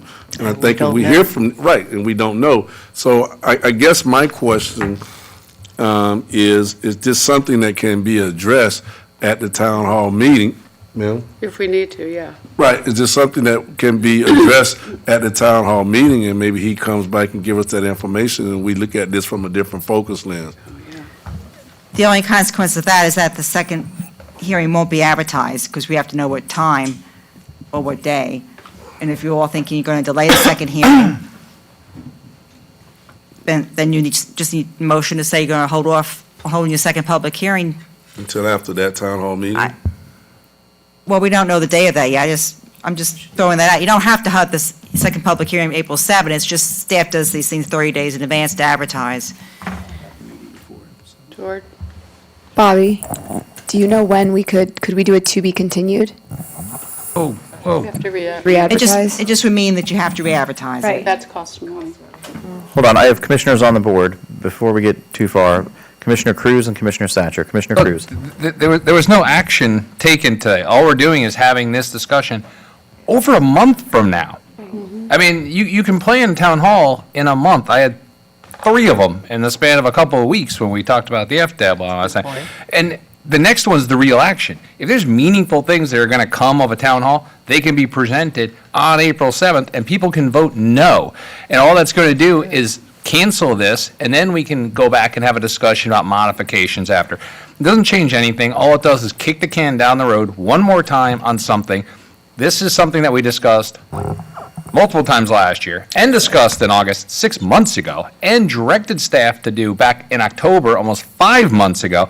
Everybody in parish knew about this. They've all been to things at PCA about this and to our town halls about this. Not one person showed up here to make one comment or even made a phone call relative to this. And there's over a month to dig into it, to have a meaningful conversation on April 7th.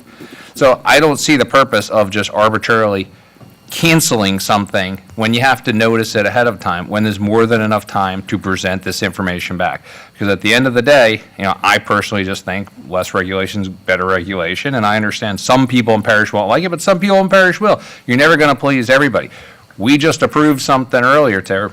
You all approved something earlier today. They had a petition with like 3,000 signatures on it. Nobody seemed to care. You're not going to get 3,000 people at town hall complaining about keeping an NCO. So, I do encourage it. I love town halls. I got a lot of information out of the ones I did. But then you bring it back. That's what the town hall's for. That's what these discussions are for when it comes to it. I disagree with just randomly canceling this April 7th meeting. And I don't see the purpose of doing it after 5, because we're going to all end up sitting around here for hours and, just to have 6 people show up, and then we'll all miss Ship Shape, which is also that day. Oh, it is? Yeah. Okay, thank you, Commissioner Cruz, and I'm actually going to weigh in really quickly and say that I would agree with what you said. I think that there's ample time for Commissioner Satcher to have his town hall, and receive some feedback, bring that to us, and then we either vote it up or down on the 7th, based on our knowledge of the situation and the feedback he received from the town hall. Commissioner Satcher, what do you think? I agree with the chair in the first half of what Commissioner Cruz said, and that is I should be able to have the meeting in plenty of time before April 7th and have the information then. I appreciate, and from what I see from everyone, I appreciate open minds. So we'll see what we find out, and maybe we'll find out, boy, everybody's really excited about having smaller setbacks right next to bigger busy roads. Or not. So we'll see where we're at, but I appreciate y'all being open to it. Thank you, sir. Commissioner Ball, you're the last commissioner on the board. I was going to say I totally agree with Commissioner Cruz. I think that it does give Commissioner Satcher enough time to have a town hall, report back to this board. If we think we need to change it and have it after 5, we will have ample time to be able to do so. So I would agree with that. I read the motion. Yeah, and we made a motion second. He motioned, I second. Okay, so we do have a motion by Commissioner Cruz on the floor, and we have a second by Commissioner Whitmore. We have held public comment and thoroughly discussed it, so we'll move forward with the vote. All in favor, say aye. Aye. All opposed? Aye. Madam Clerk, it passes 6-1 with Commissioner Satcher in opposition. All right, Ms. Shank? Okay, under Public Safety, number 10, this is another procedural motion. You said public safety. Well, it says Public Safety. Oh, sorry. Number 10, Plan Amendment PA 2005, Ordinance 2229. County initiated comprehensive plan text amendment, evaluation appraisal report, ERR-based amendment, Parallel Flood Act, legislative, Nicole Knapp, County Administration. There is no agenda materials in your book on the actual amendment. As you may recall, this was transmitted by the board to the state agencies for review. The counties received stage, they coming back, and Ms. Knapp had made a few tweaks to it to respond to objections from one of the state agencies. But it's not in your packet yet. It's being proposed to be continued to April 21st.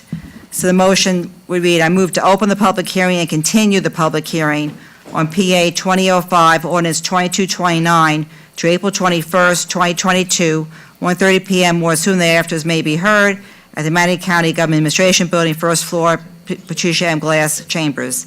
And Ms. Knapp is here with any questions. Second it. Okay, so we have a motion by Commissioner Cruz and a second by Commissioner Whitmore to continue. We'll open this to public comment. Is there anyone from the public who would like to come forward and speak on this agenda item? Seeing none, is there anyone on the phone to speak on this agenda item? All right, there is none. No commissioners are on the board. We'll move forward with the vote. All in favor, please say aye. Aye. Aye. All opposed? Madam Clerk, it passes unanimously. All right, Ms. Shank, last agenda item. Under reports, it says Building Development Services, presentation, new public notice sign format. I didn't know if you were still doing that. We did it. We have our staff here, and they actually will, so if it's okay, they can actually show you on the website where you can look up the map. Would you like that? We would love that. Okay, perfect. Come on up, Lacey. Natalie? The team, the A-team.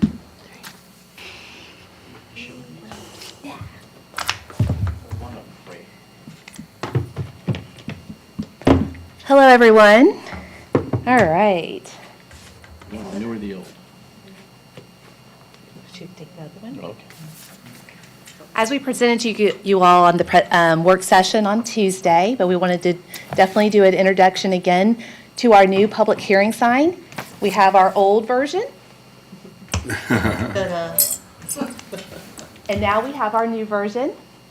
Yay, with the tag. Yeah, that's clean. I like that. Yeah. As you can imagine, this takes quite some time to write this all out, front and back.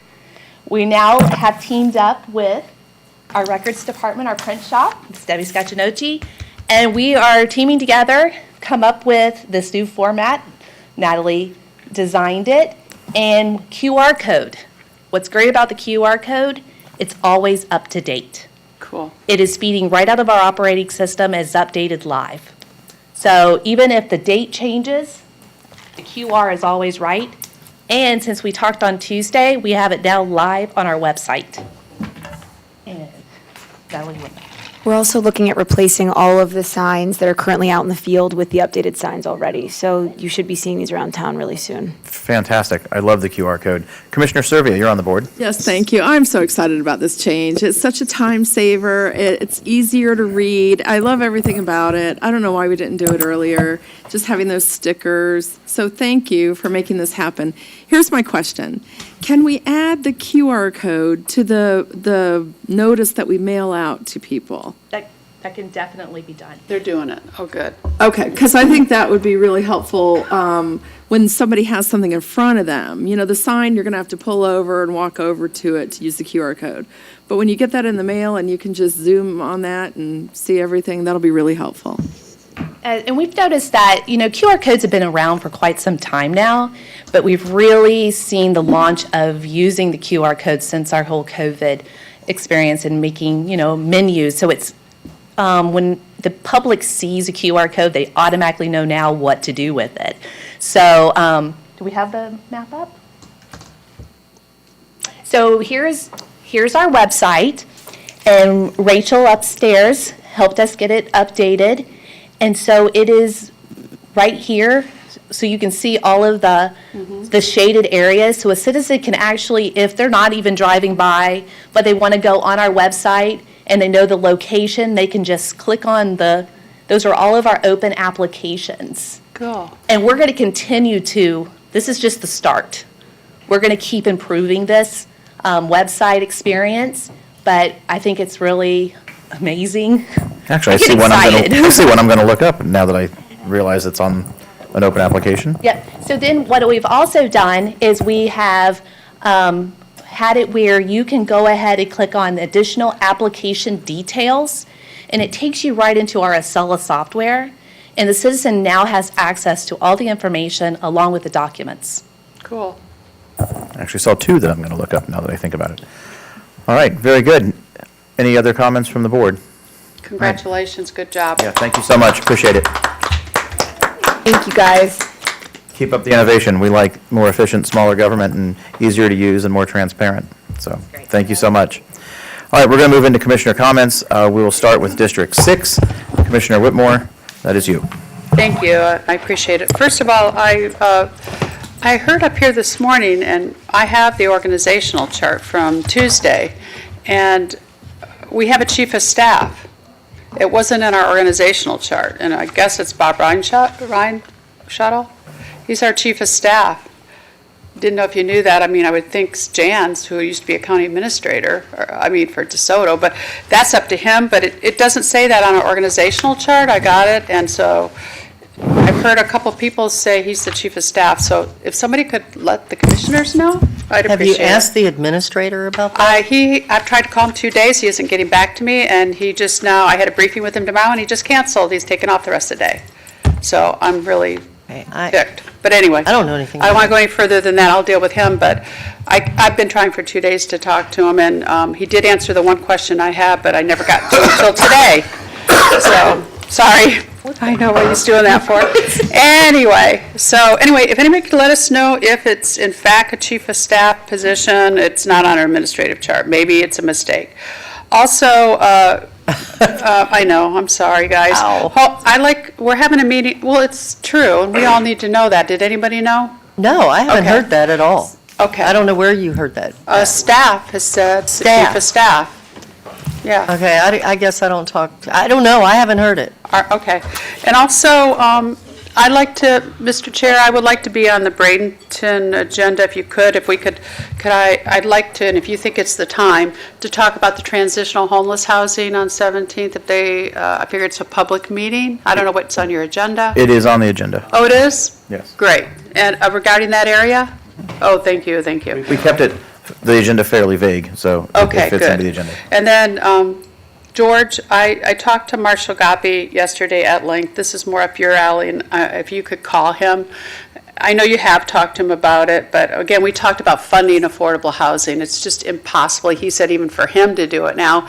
And he said, even if we give land, unless we can get some kind of federal funding, it's not working now, and you will understand that. And I wanted to say this publicly so that you could please talk to him and just come back and tell us what your guys' thoughts are, because we've talked about affordable housing all day today, and I hear from somebody that actually builds it that it's almost impossible. And he said everywhere, but it's a nice click word that we're all saying we're working on it, but I would like to know if it is at all possible in the county, okay? So if you could maybe report back to us on that. Yeah, I put it on the agenda for Tuesday, but I'll call Mark. Could you call him? Okay. And also, I learned something today, even though poor Misty got attacked about it, but I didn't realize anything over 3 stories is more expensive. And that's another thing with affordable housing. So, and you can't make the density work if you can't go over 3 stories usually. So I can understand where we're all having this problem. And Marshall thinks maybe there's some federal grants that you can get for this, not just state or local. You can go over 3 stories. It's just more expensive because More you can't expensive. build all stick over 3 stories, and you typically need elevators over 3 stories. The problem is, Cost. we'll sit here and say, go 4. Now it's cost prohibitive. Right. Say go 10, now you can make it work because you Yeah. can amortize those additional costs over a lot of other units. That's our problem, is we're sticklers for height instead of just letting people Yeah. use the free air. Right. So if we were hardcore, we really are serious about this, we need to know the down and dirty, whether we really can do this. Commissioner Whitmore, if I may, on that subject, that is something that is also on the agenda to discuss with the city of Bradenton. Yeah. Oh, okay. Is height restrictions, density, and how the two of us, can work together as we address comp plans and sort of, because the city limits are like a jigsaw puzzle. And funding, right? too. Yeah, and they don't blend well. Yeah. So, and I think the agenda item for your transitional housing, we had put that down as publicly held properties within the downtown area. So that would be their city hall, the old city hall that we own, so on and so forth. How long did you allow this meeting, all day? It's a morning, I think it's it's an afternoon, it's a 1:30 meeting. Okay, because so. that's going to be a long meeting. It's, just like home speech, we probably needed more time, but, We might end up doing a second meeting, Okay. so. I don't think This one so. may be productive. Yeah, this one might get. Yeah, and I didn't want to, we thought it would be best to keep the agenda fairly short, so that way we could be productive. We wear down, after a while, you sort of gloss over, so. I appreciate it, but I really think it's imperative, because the financial world is not mine with all this, and when I first met George, he got in office, that's the one time I wanted to meet with him to talk about this, because he does have the experience of this, and I think somebody like Marshall and him can get on the same page, and, let's just not use this as a click word, let's just see if we really can do it and be creative and maybe do something. He was talking about federal yet last night, so if we can get DC monies to help, because it does not make sense for builders to do this right now. So, Right. that's all, thank you. Okay, I can wait my turn, but. no, go ahead, you rarely click your button. Yeah, and like she's saying, it's a click word, and we're all talking about it. I think the down and dirty, and this is just me, and I'm not as well versed as some people on it, but we really have to look at how we can identify a public-private collaboration when you start talking about affordable housing. And here's the reality of it. We know the market is high. The value of buying everything is a lot of money. What can we offer, or what can the government bring to the table to communicate with some developers that desire to do it so we can assist that? And if we have entertained that, I don't recall it, and I apologize for missing it, but I think that will give us a different focus lens, and it may open up some opportunities for a different type of exploration. I'm just saying. All right, thank you, sir. District 7, No, I'm good. District 1. Well, you could have gone anyway, District 2. Right, and I just want to ask a question. There was some communication at a town hall meeting that I had last night, and I just want to know how other commissioners, especially district commissioners, are dealing with, traffic that is going through certain areas at high speeds. Today. Right, exactly. I mean, and this is, yeah, this is in and it's in my immediate neighborhood, and on Sundays, it's a motorcycle issue, but the town hall meeting that I had last night was more like commercial trucks, and a charter school bus that they mentioned, but I won't call the name in public and everything like that. But what are our options? And here's some questions that we ask. I know we have the traffic calming options out there where you have the speed bumps and then you have the bright white fluorescent speed indicators as far as how fast you're going.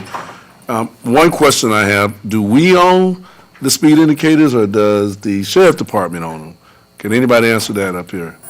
I don't know the answer to that. All right, and that's why I'm putting it out there, so we can kind of get I You can got- answer it.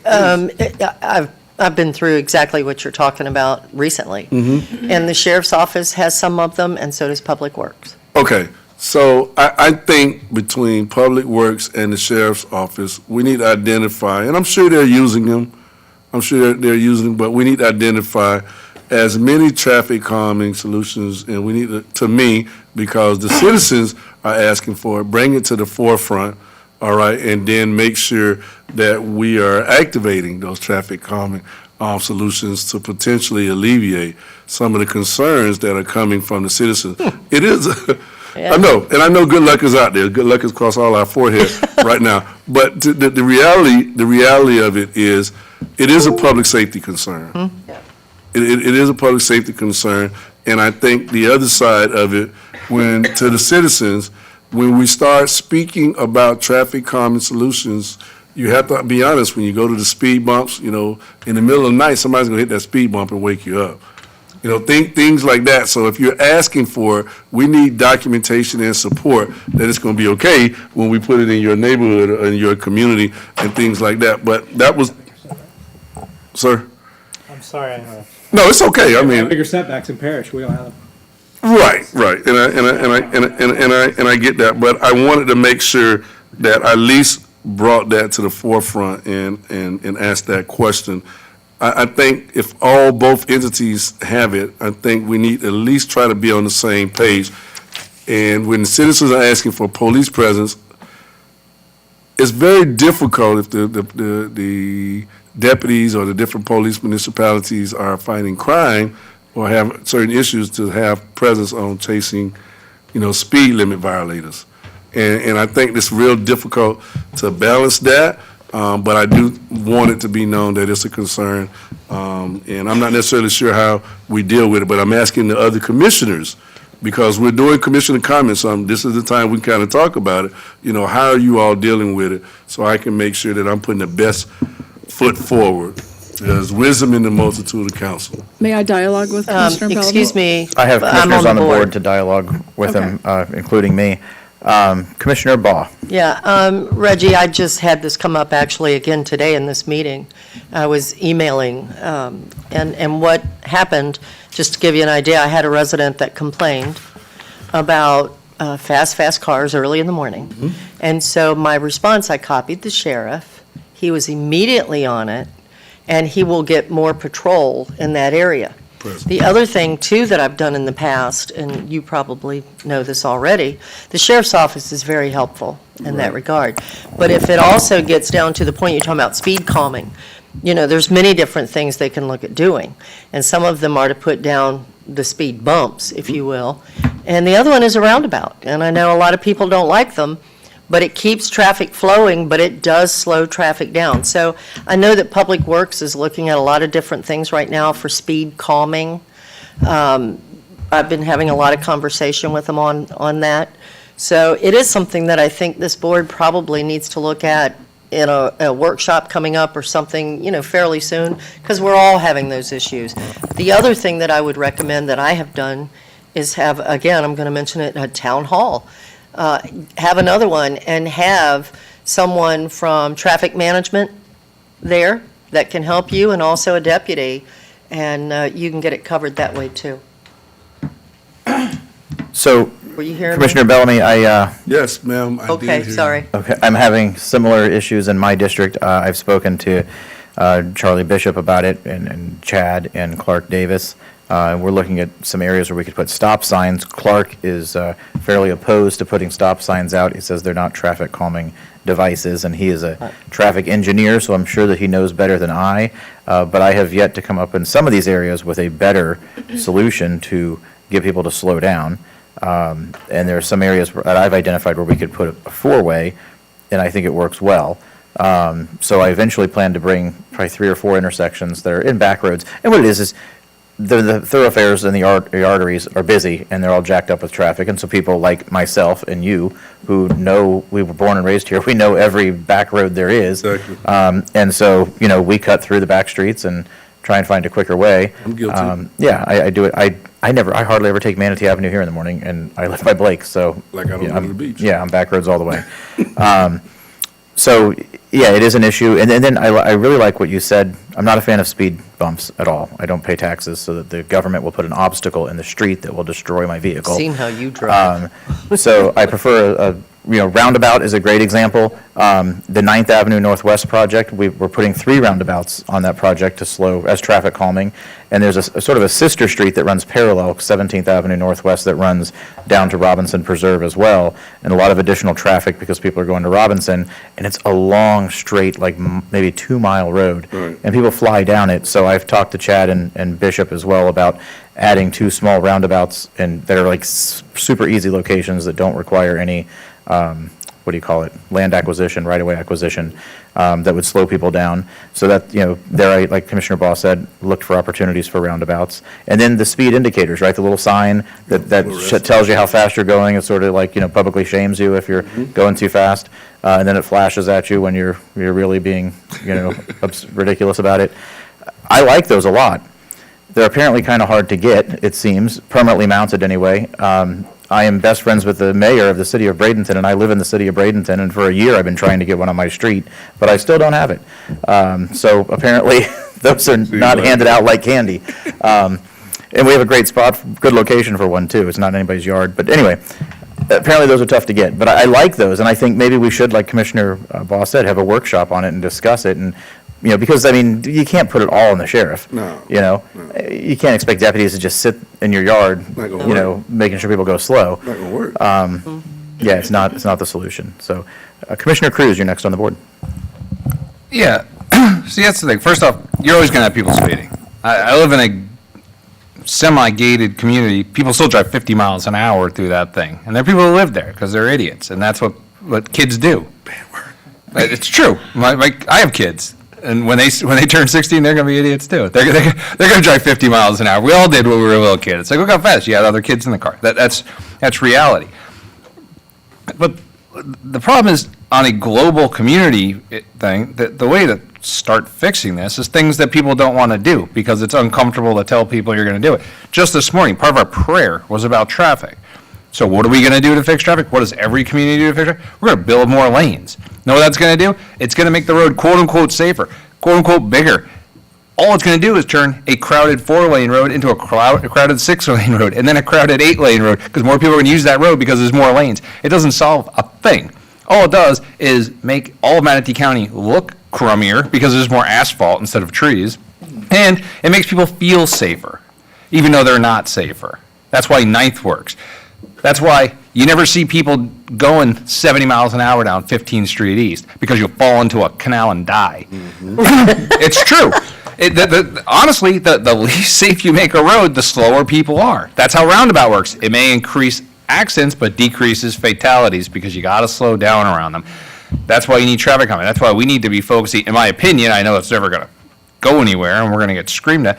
That's why some of this stuff, you look at our CIP, nothing is, let's keep a really nice conforming 2-lane road with 12-foot lanes and big sidewalks that are protected in canopy roads. It's turn it 4 lanes. What's the first thing we said about Moxwell? What are we saying about the east-west part of Erie? East-west part of Erie is a beautiful, beautiful road right now. It's near a canopy road. Huge old trees on both sides. The only way we're widening that is taking those trees down. There's not enough buffer and shoulder between the current road and those trees. You're just going to turn into yet another 4-lane road instead of conforming the lanes and having nice. But nobody wants to have to take 5 extra minutes coming downtown.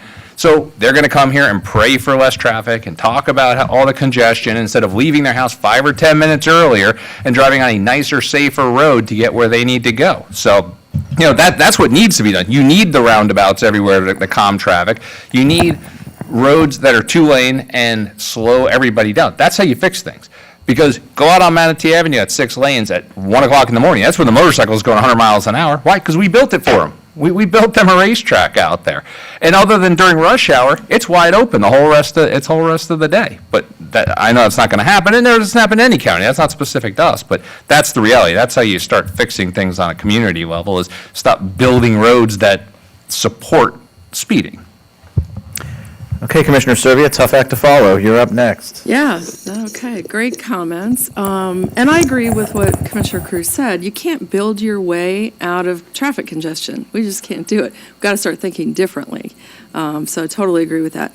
And your comment, Commissioner Van Osten, Mr. Chairman, about the signs being hard to come by, those radar signs, they are. And Commissioner Bellamy and I were briefly discussing that. So I don't know if the sheriff has maybe one per district, sheriff district, but I know in my district, he's always moving it around. And it can never be in enough places to keep the speeding traffic under control. So what I hope is that we can be more proactive in the future and looking at ways to do traffic calming before the developments come in or as they're coming in and as we're designing roads. I'd like for us to start incorporating those things in the design of the roadways so we don't have to go back and retrofit it, because there is a lot of energy invested, at least in the work that I'm doing, on trying to slow people down. It's hours and hours of time every single week.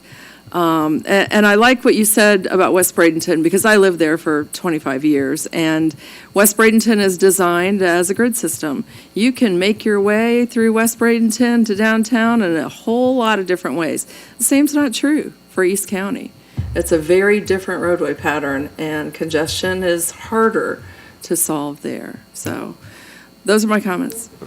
So just real quick, the speed indicator, there's the mobile one that you're referencing, but there's also some smaller ones that they like permanently attach to a light pole or like a school district, and those are the ones that I was thinking if we could get, if you just give me a half a dozen of them, I could put them on specific, Riverview Boulevard would be one, but there's some specific roads where I'd like to put those that, I think would help. There's, I only have about, a half a dozen roads that are really a problem. So those are great, but the downside of those? People get used to them. The battery dies.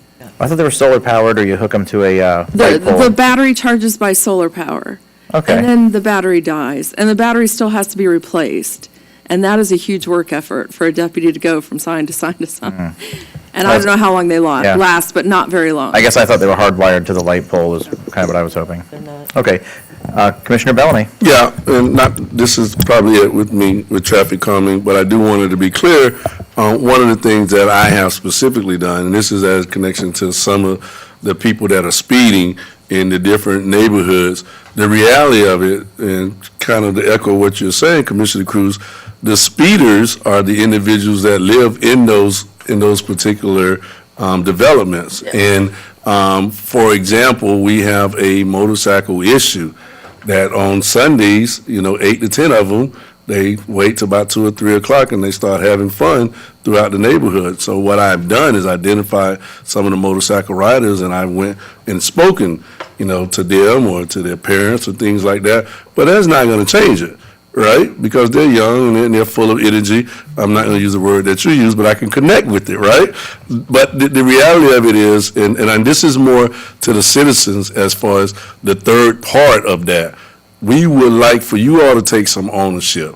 Leave those 5 minutes earlier so you do not have to speed. Make sure you're performing with public safety out first, out in front. So this is not just something that we're trying to own. You're taking a level of your ownership and making sure you're keeping our community safe as well. Because if we do not have your participation in parts of this, something unfortunate is going to happen, and then it's going to roll back to us. You all did nothing about it. We're not driving. I hope some of us are not speeding. We're not necessarily speeding. We're trying to make sure we alleviate some of these issues by discussing them. But from the community standpoint, you have a role as well. You can talk to your child, or you can talk to your neighbor and make sure it's clear. Hey, listen, don't keep the speed limit. It's there for a reason. Done. And that's it for my question. Good point. All right, thank you, sir. We'll move on to District 3. So I'll go, sort of quickly through this, but it's March. Go ahead, Commissioner Bellamy. One more thing. I'm excited to announce that we're having a drive-by celebration for Coach Eddie Shannon this weekend, celebrating his 100th birthday, and it will take place, the lineup will take place at 10:45 at Lincoln And we do have some support from EMS and some first responders that's going to take us by his house. We're expecting the community to come out. This is an exciting opportunity, and obviously we're going to host him on March the 8th, if God's willing. So I apologize for missing that and interrupting you, sir. That's okay. One of our county's few remaining World War II veterans. So in District 3, it's March 1st, so we were basically 2 months into the year. And sadly, we've had 2 pediatric drowning deaths in District 3 so far this year. So we're going to have a press conference in the next couple of weeks because the spring break is coming. And we just want people to be aware of the fact that kids are going to be out of school, they're going to be playing, they're going to be near the water and in the water. And we want them near the water and in the water, but we want them supervised in the water and near the water. It's the only way to prevent tragedies like that. So just a little public awareness thing that we'll be doing, reminding people that kids will be out and about and, near and in the water. So, and also, we continue with Free District 3. We like to do outdoor events and big gatherings, and we've had the Cortez Fish Festival, and of course we had the regatta, and this weekend on Saturday from 12 to 5 is Gay Pride down on the Riverwalk, and so invite everybody to come out into Free District 3 and get some fresh air and some sunshine and enjoy yourselves. We live in an absolutely beautiful place, and we're incredibly fortunate to be here, so we encourage people to get outside and enjoy it. All right, District 4. Yes, thank you, and I'll go quickly through my list as well. And I have to begin by thanking staff because we had a fairly, what could have been a contentious meeting with the residents of Ballantyne Manor, but instead it was a very collaborative meeting because our staff from Public Works, Charlie Bishop was there, Chad was there, and others were there to answer questions and to tell the community, we are there to serve you. Tell us what you want because we're going to make it happen. And I think that was really embraced, and I want to thank, again, staff for just a fantastic job. I met this week with Thomas Mance. Maybe some of you did as well. He's the CEO of Feeding Tampa Bay. He's looking to meet with our county administrator. I think he's tried. It's been canceled a couple of times, but he's doing something in Pinellas County that may transfer well to Manatee County in terms of getting people who need food, get it to them more quickly. And so if you haven't met with Thomas Mance, I would encourage you to do so. Yesterday, I was welcomed at the Senior Dedicated Medical Center. If you have not been there, I've talked about them before. It's just a fantastic center for our people who are Medicare eligible, who need medical assistance, and they treat the whole person, whether they need shelter, food, socialization, whatever services they need, transportation to and from appointments. They're just fantastic. I met with the physicians and the staff there yesterday, and again, such a great place to know about if you're a commissioner, so I would encourage you to get with them. I can't not mention Women's History Month. March is Women's History Month, and we celebrate the vital role that women have played throughout history. So keep that in mind, and congratulations to all the women here who do so many great things.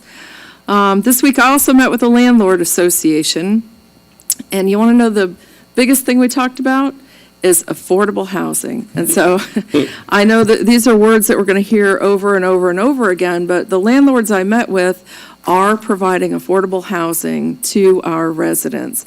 And their biggest fear is that their business model is not going to allow them to continue to do it. So I have some ideas in that regard. I look forward to sharing them with you at the appropriate time. And I'm so glad that we're all in unity trying to solve this problem because it took us 30 years to get into this mess, and it's going to take some time to get out. But we have got to work hard and be focused on it. MPO meeting we had this week, and there we talked a lot about Destination Zero, which is a federal program that is also being implemented here at the local level through our MPO. I think we had some really good discussion. The chairman was there, and good discussion. So, intersections are where we're seeing a lot of fatalities, and how do we reduce them? And it's an ongoing question. And our goal is always trying to get to 0 fatalities and serious injury. Probably not a goal we'll get to this year or next year, but it is a good goal. Leadership Manatee. I spoke to the junior high school students of Leadership Manatee about land use and what the county does in that regard. And so if you know any juniors in high school in your district, that may be interested, I would encourage you to ask them to get involved in Leadership Manatee. Soleil West. Thank you, Mr. Chairman, for sending the letter to D.R. Horton on behalf of the county regarding Soleil West. There's been an irrigation problem there. It's been a couple of years now, and they should have been using something other than potable water for irrigation, but that was not the case. And I just wanted to know if you've heard anything from D.R. Horton? I have not. Okay. No. Okay. So did the letter contain a next step or any sort of interaction that was proposed? I do not remember. It was set on my desk with about 12 other things that I was to sign. Okay. And I signed and turned the page, and they said, "What is this?" I was given, a 5-second synopsis of what I was signing, and I turned the page, and this is a 3 times a week, thing that I do. Okay, all right, got it. I was so happy to hear that the Euclidean zoning restriction opportunity is coming forward soon. We really need that, you guys. We really need that, because I want you to, if you are interested, think about the case that we were faced with today. There were some challenges and some problems there. And if we had a restriction of a drugstore, as the applicant told us about, in that location, it would have been unanimous approval and no discussion. But because there could be so many other things there that could impact the community, it's very difficult to be able to support those things. They did get an approval, and good for them, and I hope he's very successful and stays there forever. Neighborhood workshops. We also talk about this a lot. I hope that it will soon be a requirement that the applicant do a neighborhood workshop on all quasi-judicial matters that come before this board, and provide us with notes. In Sarasota County, the way that they do it, and I used to do these, is you would have to audio record the meetings, transcribe the meetings, and submit the tape and the transcribed notes. I'm not asking for that. I think just a summary of what happened would be good, but it really is good outreach, and it's something that this board is always looking for.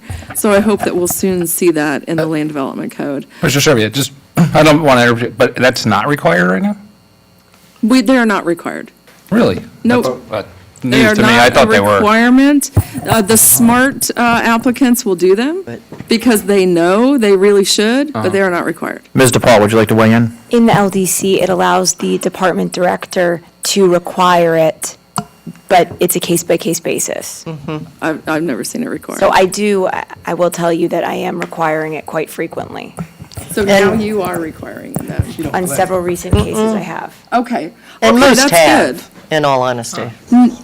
No, I would disagree that most have. I I figured don't you think might. that most have. And I think that's the problem. So I just want to make sure that, It was required. No. We had to. Me too. Most of them do it. not required. But I have the right to require it. Yes, please do. I Yeah. think we should. So if you believe they are valuable and you're going to just require it for most, if not all, I would suggest that we change the code to just make it a requirement so that you don't have to continuously ask for that. You know what I mean? Just a suggestion. Yes, Am I allowed to provide an opinion? of course. So the flexibility is good in the sense that if it's a very easy thing that's going through and it's not very controversial, that it's an added layer that we would have to require. So it is nice to have flexibility if we're requiring it for the right cases, in my opinion. Okay. Again, that's my opinion. And I respect that. They're just, most of them are not that easy, but I do respect that. Thank you. And then my final comment is made to all of you in sincerity, and it's made to you professionally. And please, please don't take this the wrong way, but I ask that, please, the laughing and joking at other people's expense during a meeting is just unprofessional. I would not ever do that to all of you, and I ask that we just stop. The comments on the sidebar comments, the jokes, the cracking up, it just is, it's not professional. This is a very important meeting, and these meetings sometimes result in lawsuits, and the record has to be clear. And, I need to be able to hear the testimony, but I also think it's just very unbecoming, somebody at this stature, at this level. So please, I've asked it many times, I ask again, we are in a campaign cycle, and I know that everybody's different. I mean, I don't personally ever campaign against any of my colleagues, but there are people who are campaigning against me and against others up here. That's your prerogative. But please, please know that what I do up here is never grandstanding. I do my job the same I did it the day after I was elected and the day I do it today. I'm not one of those political machines that has to say something to be liked before an election. My comments are sincere, and I ask that, please, that we just all work with the greatest respect for each other. That's it. Thank you, Commissioner Serbia. I would say that I would agree with Mrs. DePaul on the issue of flexibility, and I would support things the way they are, and I trust in her judgment as to whether or not to require a town hall or not. So I support empowering her with that option. The rest of it, I'll leave alone. Commissioner Cruz. Yeah, real quick, same topic. I would actually prefer a combination. What I would prefer is you put it in there that they do have to have a town hall, but they can request waiving the town hall. It still gives you the right on the easy things, but the default is the town hall. Make them come to you and explain why it's not necessary, not make you go to them, because now you're stuck talking to people in this community that sometimes, let's be fair, can have some level of intimidation to it. Oh, I don't really need that. It's not a big deal. I'd much rather the default, you have to do it, and then make them come explain to you why it's not necessary. Great. Commissioner Baugh? I'm just looking for you to weigh in real quick on that so we can give her some I was direction. going to go with my comments. Oh, no, I just wanted on that real Actually, quick. no, I totally agree with Courtney. I think that it should be her call. At this point, she's just taking over this department, and I'd rather leave it up to her to make those determinations. And down the road, after a year or so that she's been doing this, if she feels it needs to be changed, then she can bring it back and we'll change it. Commissioner So Slatcher? let her be the guide at this point. Just a real quick weigh in for her on this. If she has the ability to do it now, just Leave it the way it is. status quo and if she tells us there's a problem. Bellamy? No, I like the approach that Commissioner Cruz had for her to put it in and then for them to be able to submit a waiver. So then we'll be able to know, Okay. and then it's a blanket, and then if it's not, then you ask for a waiver, go from there. Well, we're fairly split on this. Commissioner Thatcher, you're on the board. Oh, I thought I was next. You are next. You were getting to Baugh eventually, but you are on the board to reply to Waiting Commissioner. patiently. Well, you're on the board to reply to Commissioner Serbia, so. Oh, yeah, I apologize. Well, it's bad timing, so I apologize. I missed an announcement, so I may not be their favorite person right now, but our policy differences should not take away from the fact that they throw a good party. So the Paris Civic Association has the Heritage Day Parade this Saturday. I'm looking at it so I don't get all the times or anything wrong. Parade steps off at 10, and the festival's from 11 to 3. They've got a band coming. I remember, I don't know if it was last year or 2 years ago, but the band was pretty good. And lots of just fun stuff. So if you're looking for something to do with the family in that area, come see us. Or them. Thank you, sir. Commissioner Baugh, your comments are up Did they next. not, is it a parade like? I mean, it's a parade. Yes, it's a parade. Well, they It's ought to small, ask but it's you a to parade. join in, I would think. We Is on that committee. I think, you know what? I've never been honestly, invited. so, it is what it is. We all have different, people have different political, some people have political aspirations and some people have political beliefs, et cetera.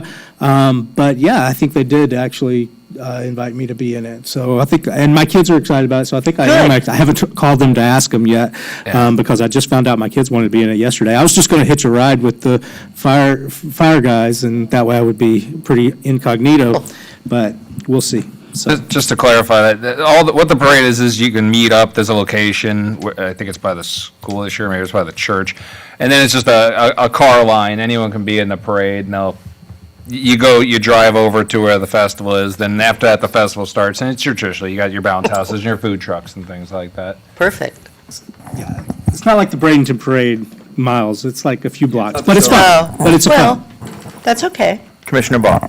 Thank you. Is it my turn? Okay.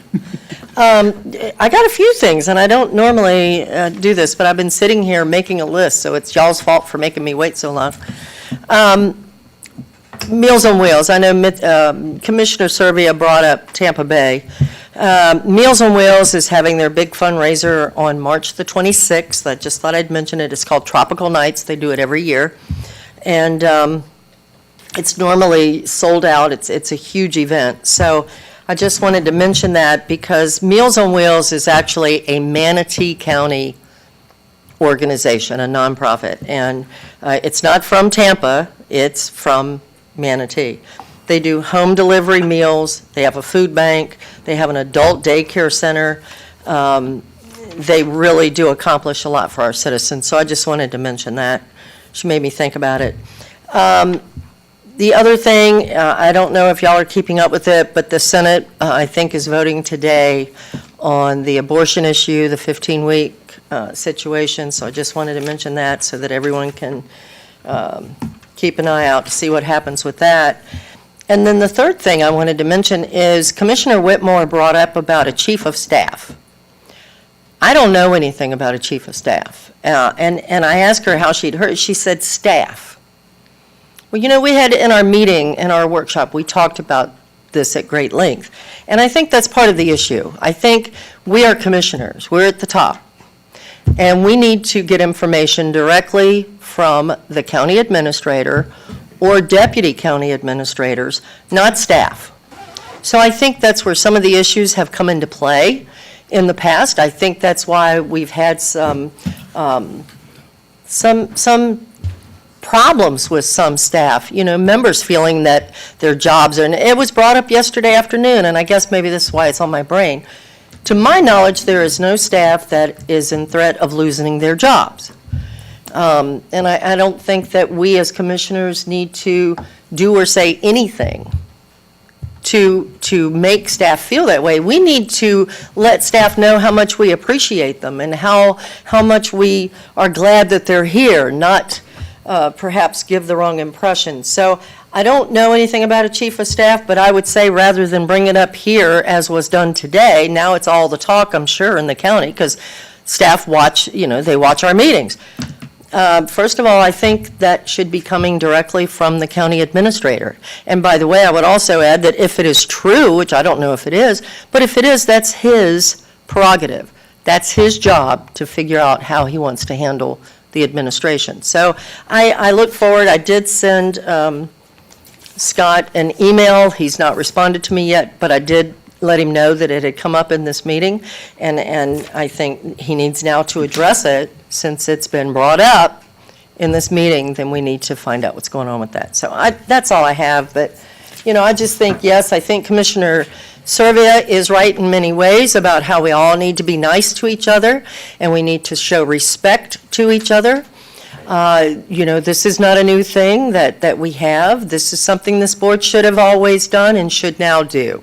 And we do understand that there are some commissioners up for re-election. God bless you. But we do need to show professionalism. We need to make sure that whenever we say anything about Manatee or any neighborhood in Manatee, that it is respectful and above board, because that's what we do, that's what we've been elected to do. So Commissioner Servia, thank you for bringing that up. Totally agree. Sure, thank you. Thank you, Commissioner Baugh. I'm next on the board. And on the issue of the chief of staff, I'm going to agree with you on your statement. I tend to use a sports analogy, Commissioner Bellamy, most of the time in life. And, you know, the way I look at it, the citizens own the team. Yeah. They've hired us to be the president of the team, and we've hired Dr. Hopes to be the head coach. We do not call plays. That is not our responsibility. And if you get too many cooks in the kitchen, you know, the food doesn't come out right. Let's just say that. So at our last workshop, I mean, Dr. Hopes was as politely as he could, asking his bosses to please basically let him do his job, you know, that we hired him for. And it is his prerogative to have a chief of staff or not. And, you know, I've just been told there is no position of chief of staff. Oh, let's just go. But this is why. Charlie's coming. Well, but this is why Commissioners should not be. So I have the floor. This is why commissioners should not be speaking with staff. This is exactly why we should be speaking with either Dr. Hopes or the deputy administrators, because you get down into the weeds. And again, there's been a lot of change and a lot of transition, and I'm talking to staff now. There's been a lot, which I should not be doing, as I just said. Sorry, I'm speaking openly at a public meeting. There's been a lot of change, and there has been a lot of transition here. And I think we all, as a board and as administration, are hopeful that that the transition period has ended and that the waters will continue to calm. They have started to calm, and I hope that they will continue to calm. We are also a workforce that averages 57 years old, so we understand that we will be losing, employees to retirement, but that's just sort of the natural process of things. We're pretty, backloaded in that way. But we're hoping that things are calming now and that they're going to continue to calm.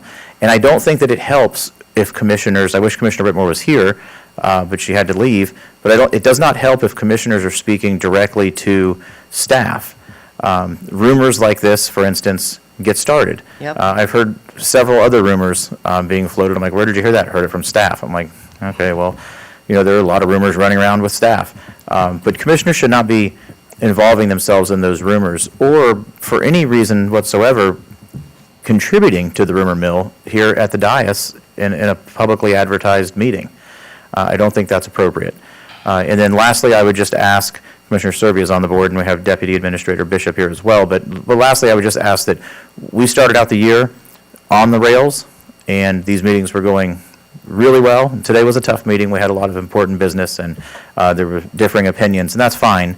But I get it's an election year. Let's keep ourselves on the rails. Let's not allow ourselves to get sidetracked. I plead with you. Mr. Bishop, you need to go first? Yes, sir. Okay. Charlie Bishop, Deputy County Administrator. For the record, I had this conversation with Commissioner Whitmore on our way out.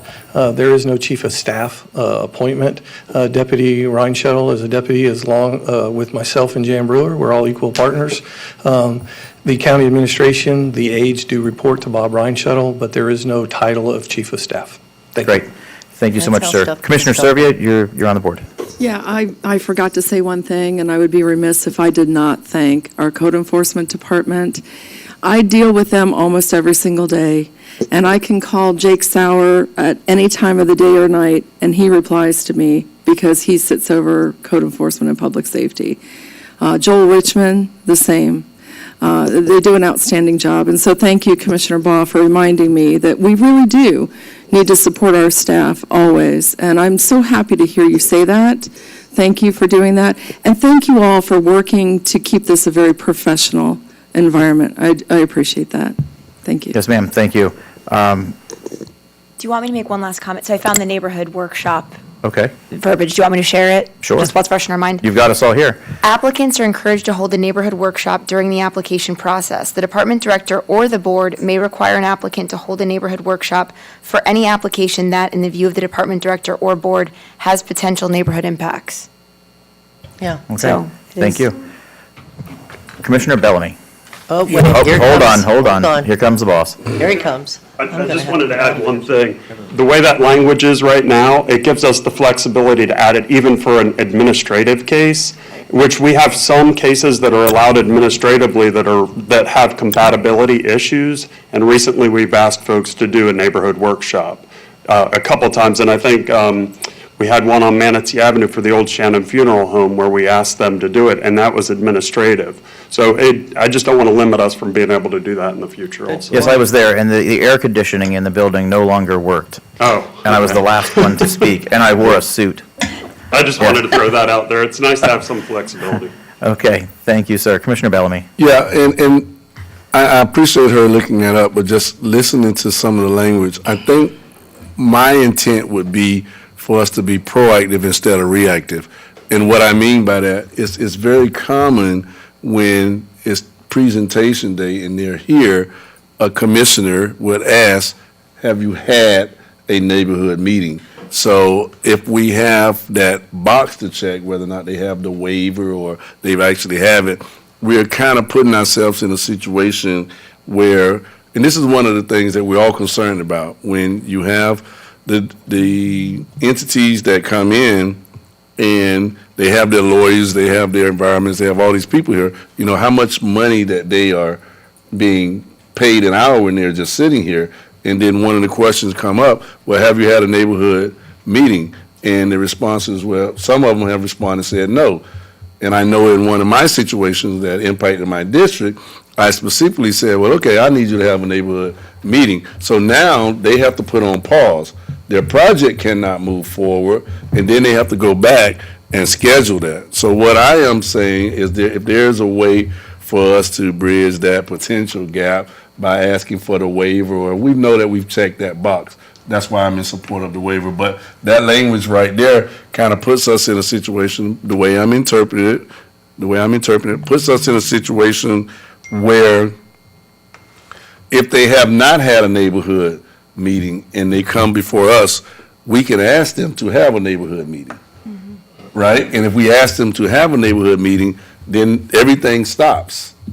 And they have to wait, and then the entity or the developers have to wait, go back and have the neighborhood meeting, and then come forward. And I'm trying to see if there's an opportunity for us to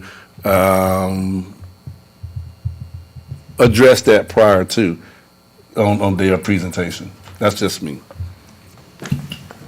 I'm All right. trying, and I thank you, Commissioner, for the comments, and I see both sides. Right, okay. I also am trying to make the process as efficient as possible, and in the spirit of that, we do talk to developers and people submitting them, and we do make recommendations to them that it would be wise to have one. And so I absolutely feel as though you would be in the right to ask them if they've had one, and then require them and pause the process. I think it's in their best interest to have them. They choose not to, and then it may be against them when they come to the board for the approval. Commissioner Baugh? Thank you. I just wanted to respond to that. It is interesting. You can really see both sides of that issue. But I also just want to mention to this board that, how long have you been with us now? 10 weeks, and she'd 8 practically read the whole, 8 weeks. She'd like read the whole comp plan. She's like, oh, it is I've got a really smart guy in the back of the room wearing a blue suit. We haven't even really been able to hear from her yet on her ideas of what changes need to be made from her and her staff directly on what we need to do. So I think, this conversation's good, but at the same time, I, for one, don't want to look at her and say, well, we want you to do so-and-so. I'd rather wait and hear what they bring forward, because they might think of something that maybe we're not thinking of in wanting something to be a certain way or not. So I just thank you, Brittany, for being up here in this meeting today. It's nice to see you. I know Rob, he's been up here many times in the past, and I'm looking forward to the changes and the improvements that come forward now with the new department. I appreciate that. So thank you. Okay. Thank you, ma'am. And yes, Rob is a smart guy, actually, and does a really good job for us. And we know that after the transition period that we've had over the last year, that the staff that are here because they love Manatee County, they love the citizens of Manatee County, and they serve them, and we want you to know that we do appreciate you. It is 3:37, and we're adjourned.